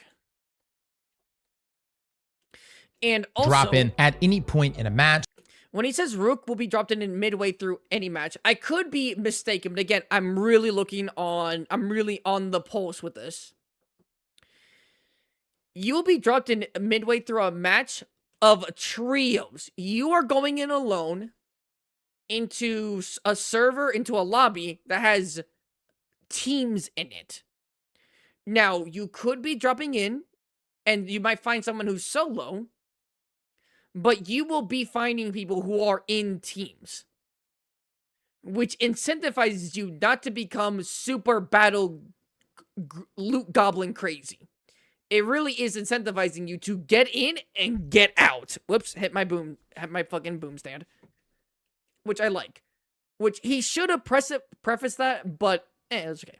And you can just blend in with enemy AI and then just proceed to scavenge the bodies of previous shells. Look, as someone who made his living off of free kit runs inside of Arc Raiders and doing breach security lockers, I'm down with this, man. I will blend in with enemy AI. I will make them my family, and I will scavenge everything on the map. Now this takes us to where previous shells. Look, as someone who the difference, though, with Arc Raider is that you can have a free kit in your team, and you can have a free kit alone.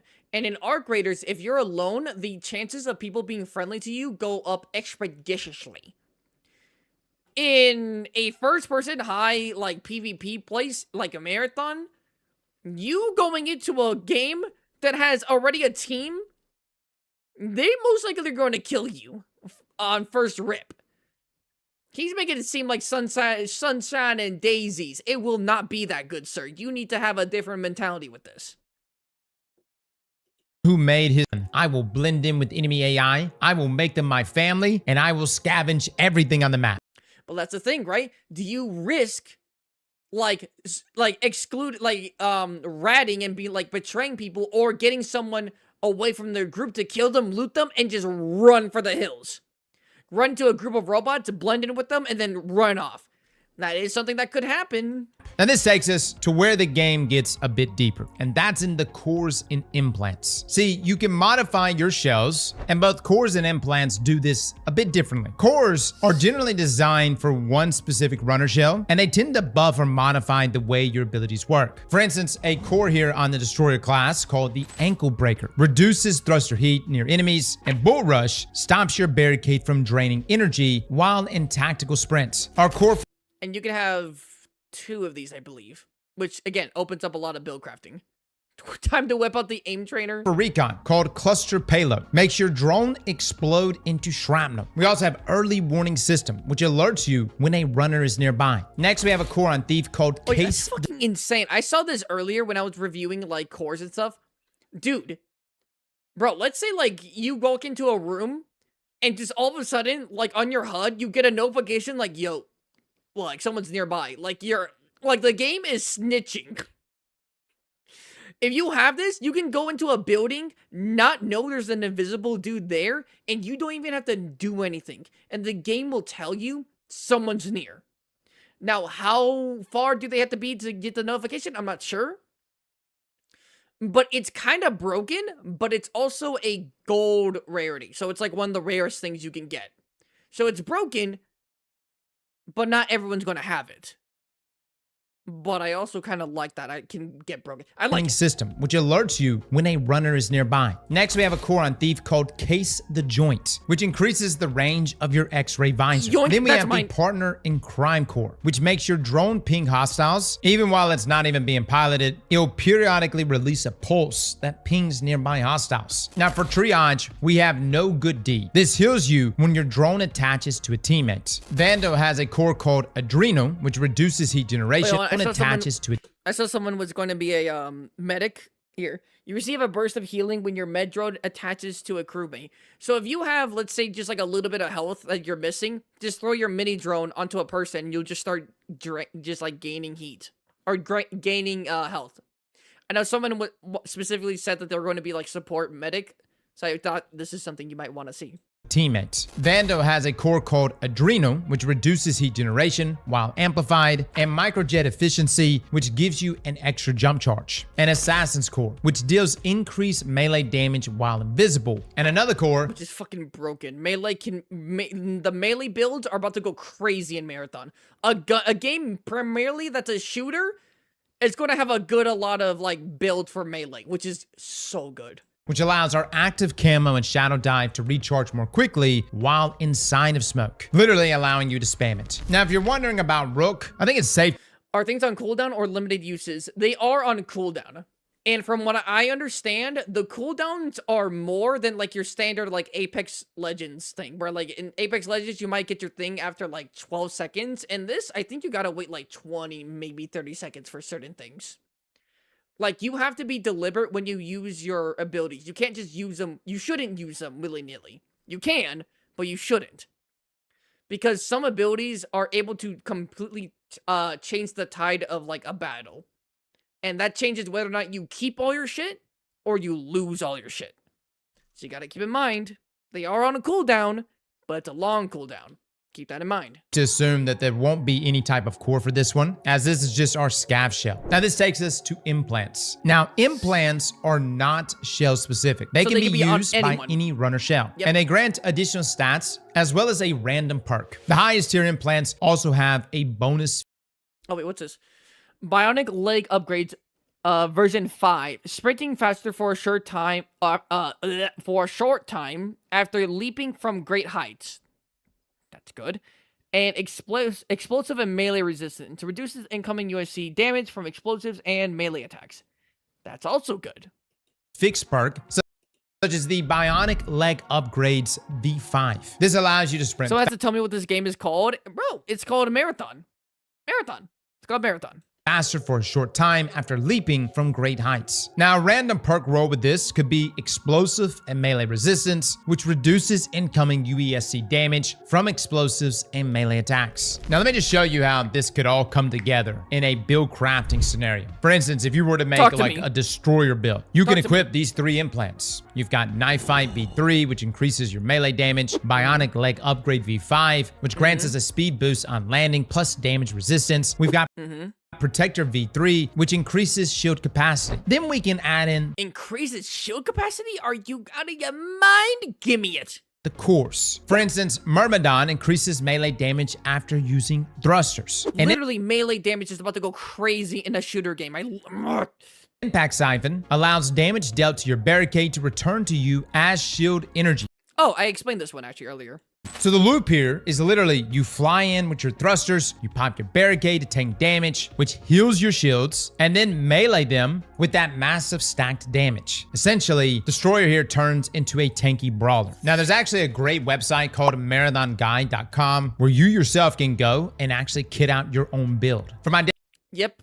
You can literally make a build before the game is out. If you want to see this game, if you want to be like, I want a stealth guy, you can literally make your build and see what you want before the game comes out. Destiny players, think of this as like Light GG or even like D2 Foundry that I'm sure is only going to get better when the game launches. Now this takes us to weapon mods. Marathon at launch is going to have 8 different types of weapons. Those being assault rifles, machine guns, pistols, precision rifles, rail guns, shotguns, and then finally submachine guns. Now, give me the fucking railgun. Give me the railgun right now. Give me a railgun that I can just overload by being the medic and just light people up. Give me it now. All of these will be able to equip weapon mods. Literally the battle rifle from Halo 3.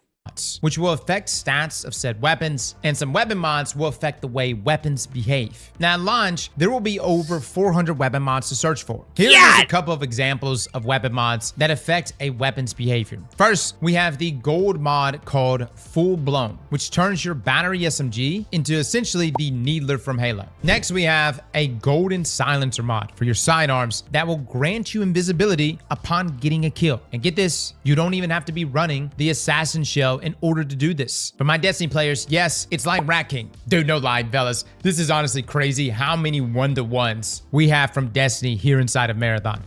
I will say, yeah, there's a lot of stuff from Marathon that's very overlapping. A lot of overlapping. But that's so cool. You can have the ability to go invisible by not even being the invisible character. So you can, like, run and gun as, I forgot, Triage? No, fuck, what was her name? What is it? Vandal. You could run and gun as Vandal, kill someone, bam, turn invisible. And then knife him. Or you can stack invisibility and synergize it better with the Assassin Shell. Now, another example of a weapon mod is the Torch Bug Purple mod. Eliminating a hostile causes them to explode. Following that, we have... If I get killed, if my teammate dies because I literally got killed next to him, he's going to be so fucking mad. Or she. They are going to be so mad if I got downed first and they got downed because I got killed.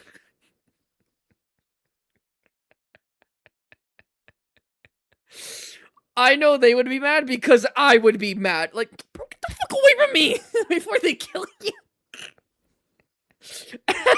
Afterburner, which when sliding with this weapon, reloads a portion of your magazine and increases stability and accuracy. Now, when it comes to how many weapons you can expect at launch, there are currently a total of 28. With these weapons, you'll be using various ammo types, such as medium rounds, heavy rounds, volt batteries, volt cells, and lastly, MIPS rounds, or MIPS rounds. Now, for our pistols, we have the V11 Punch, the C Tactical, and the Magnum MC. For SMGs, we have the V22 Volt Thrower, the Burt SMG, the Bully SMG, and the Copperhead RF.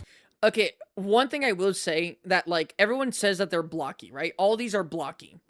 And, like, they look cheap made. C Tactical. That is literally the point. In lore, you are being sent with, like, cheap stuff. That way, if you died, the people who gave you this stuff don't lose that much on investment.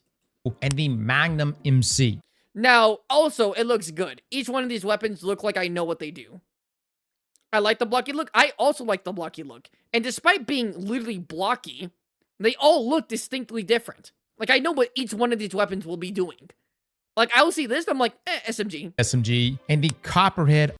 This one, SMG. With, like, kind of like a bigger stock. RF. Shotguns. We've got the Waster Combat, the Ms. Ryan 2442, and Pump. the V85 Circuit Breaker. For my precision rifles, we have the That looks more like an energy 2442 shotgun. and the V80. Mainly because there's no way to pump it. I don't think this is a pump. This actually might be a pump.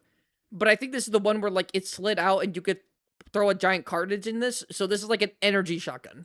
5 circuit breaker. For my precision rifles, we have the Hardline PR, the Twin Sexy. Tab HBR, the Nice. Repeater HPR, Nice. the B66 Lookout, the B33 Volley, Sexy. and the Strider M1T. For our assault rifles, we have Overrun AR, the M77, and the V75 Scar, and the Impact Hard. For LMGs, we have the Conquest, the Retaliator, and the Demolition. For railguns, we've got Holy the shit, that thing's the big. Conquest, the Retaliator, This was like, I was like, oh, wow, that's kind of and big. the Demolition. For That is chunky.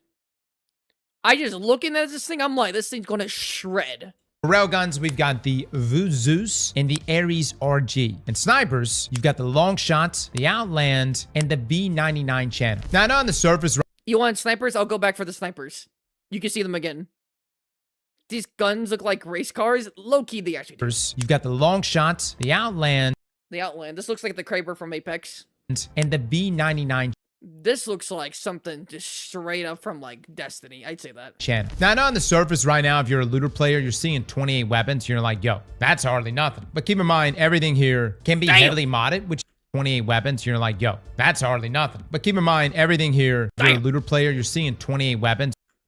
I'm sorry. Now let's just listen to him. I'm sorry. got freaking schmacked. And the B99 channel. All right, now, I know let's on the listen to him surface right now, if you're a looter player, you're seeing 28 weapons. You're like, yo, that's hardly nothing. But keep in mind, everything here can be heavily modded, which definitely can change the feel of the weapon and its lethality. And these are just the weapons that have been disclosed to us so far. Now, one of the biggest focuses... Yeah, and then again, you can add a gold mod, or you can add mods that completely change the game. Like that SMG that we saw. If you attach a gold mod, you can literally have it become a needler.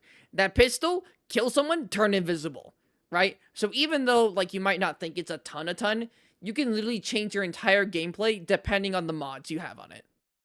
coming to Marathon is going to surround factions, or in this case, factions and contracts. See, we're not just going out fighting for ourselves, although you can. We're also going to be working with 6 different factions. And this is why I think Bungie has such a huge cast when it comes to the VAs here. We've got Arachne, Cyber Acme, Nucleoric, Second. These are the people we're working for. We're going into these shelves as a mercenary for one of these people. Gucci, Well, not Traxxas, people, but more of a company, faction. and Mida. And yes, that Mida class. Personally, I think Sekiguchi is going to be where I reside. Now, each faction has an upgrade tree, and you gain reputation Bug, my allegiance might be with the bug. doing jobs. Now, this is not a lore deep dive video, although we will be getting to that at some point. But for instance, Mida, they essentially want destruction, and they literally ask you to upload malware to a UESC ship to blow it up. They give you grenades and they give you claymores. Now, as you progress through each of these trees, you'll come across capstones that give you special upgrades, such as being able to disarm claymores. And when you hit the final capstone, you'll be unlocking access to some of the best loot in the game. Things like purple items and even gold items. And So there is incentive for you to actually do this. It's not like, oh, I could do this for maybe like a few extra grenades or something. No, like you would actually want to do this. You want to do these things.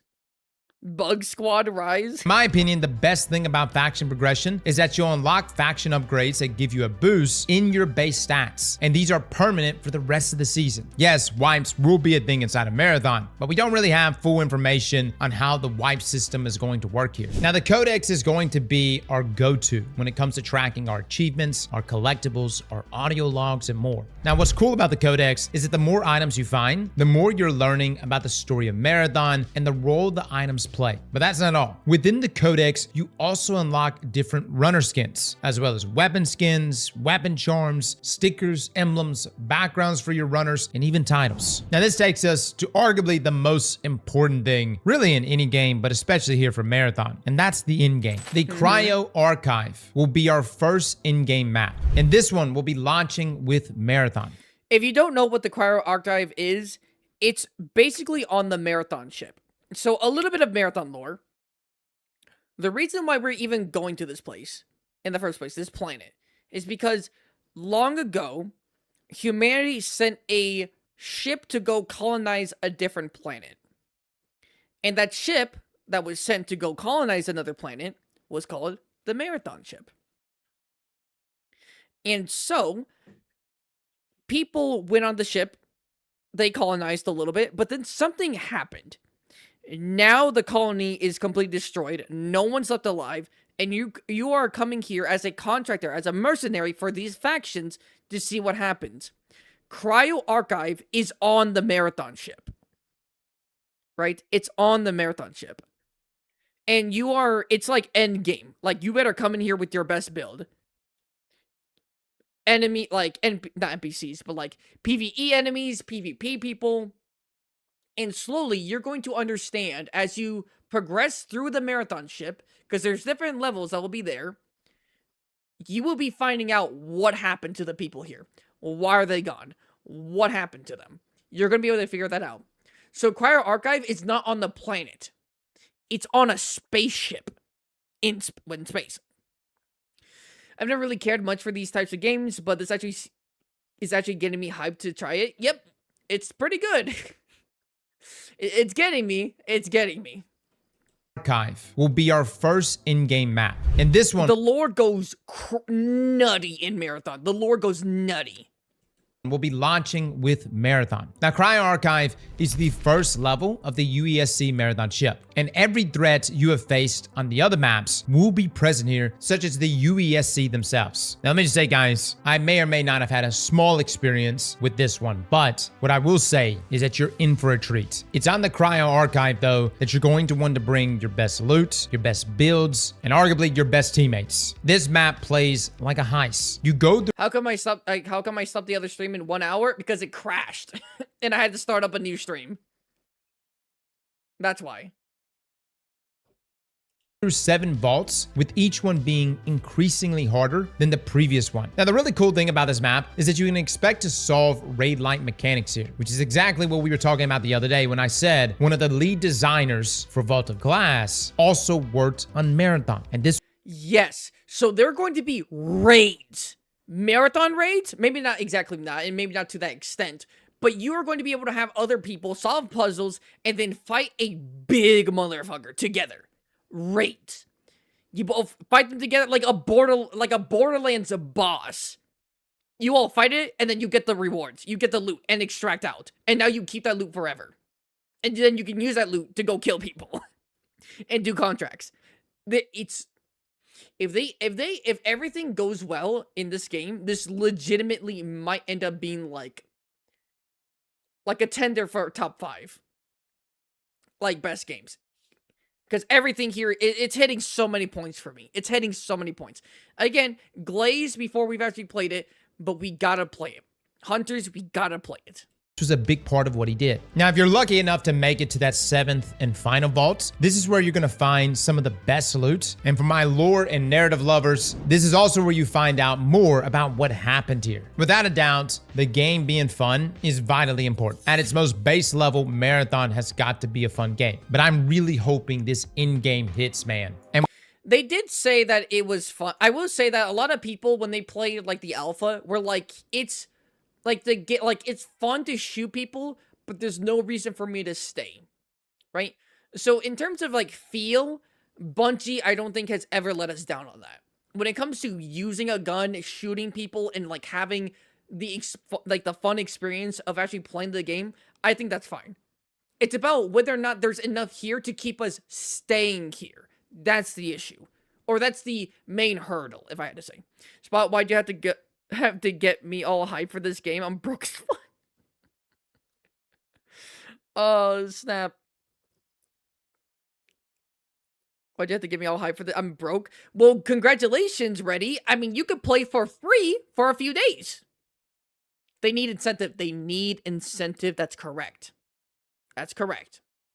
Like, there's incentive in Wilds now, but, you know, base game, first drop, there wasn't like a huge amount of incentive, right? There wasn't like a massive amount of incentive to constantly grind, right? Now, Wilds feels pretty healthy, where it's like you have a good amount of things to actually grind for, right? It's good. So it needs incentive. And by the way, Ready, again, like I said, you can play this for a few days after. You can play this for a few days for free to try it out. And it's going to be at least a week before March 5th. Keep your eyes on it. They should make an announcement on when it actually is. It shouldn't just be coming out of nowhere. But hopefully on the PlayStation thing, they'll announce it. So Thursday, I'm hoping that they'll announce, like, when the free playtest will be. And then we're going to stream that day. Hopefully. If I can, it doesn't matter what day, I'm going to stream it. If it lands on a Monday or a Friday, I'm still streaming it. Marathon has got to be a fun game, but I'm really hoping this in-game hits, man. And with the leaks this past week showcasing a rank mode, which is essentially going to require you to have a certain gear score or gear ante to even jump into these areas, you can see the I might not do the rank mode, but I also might do it. competitive nature that Marathon is trying to target here. Overall, guys, I think the game has got a lot of depth. We've got a lot of items, and this is not even everything. But I hope this gave you somewhat of an overview of what you're getting. Yeah, this is literally not even everything. This is literally not even everything. This is maybe like 70, 80%, like 80%, but this actually isn't even anything. I mean, everything. This isn't 100% of the game.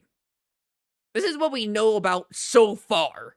Ourselves into come March the 5th. I will say, as a Destiny player, I'm pretty spoiled when it comes to builds. Of the lore Granted, I know playtime? Marathon Yes. is a completely different game. I know However, the lore of that I'm game. hoping that we're going to see some spicy stuff at that high level. I want that loot to matter, which is also going to suck when you lose it, if you lose it. It seems like this loot matters. I'm not gonna lie. Like, the gold items, the purple items, everything seems like it matters. That's one of the biggest things why I don't play Arc Raiders anymore. Well, truthfully, I never, like, truly loved Arc Raiders. But, like, I felt I stopped playing it way sooner than I feel like would have. Because the loot just didn't seem like it mattered. Like, you could have a gray weapon function almost as good as, like, a gold or a purple weapon. There wasn't incentivized for me to really get loot when I could get, like, trash loot, make it slightly better, and completely, like, compete with high performance lobbies. Here, this seems like loot matters. Like, you want the high quality loot. Because this loot could literally change your life in the game. Oh, and only $40 for standard edition? Yeah, only $40. It's a AAA game, only $40. Which, again, I know a lot of people are like, well, that should be normal. But listen, while I kind of agree, a lot of games are being like $60 to $80. Including Wilds. But this game, only $40. That's not bad. And the $40 price point allows, like, a ton of cheaters not to be in the game. Because if you get banned in the game, you're less likely to buy the game again and start a new account to then cheat again. So it's like a little safeguard wall for cheaters. That's not to say that there won't be any cheaters, or there will never be any cheaters, but cheaters are less willing to pay $40, right, to cheat again.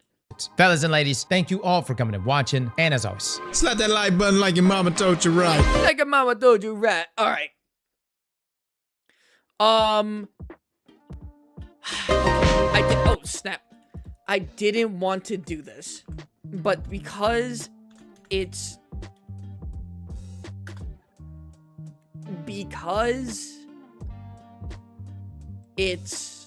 only a minute long.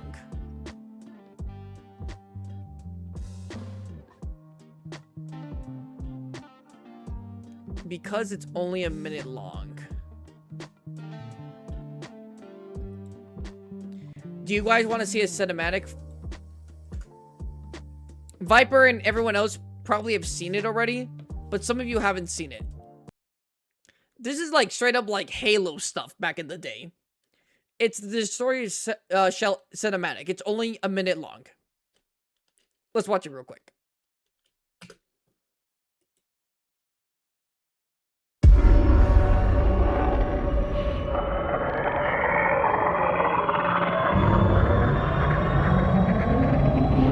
Is it the one that needs the AMV? Yes.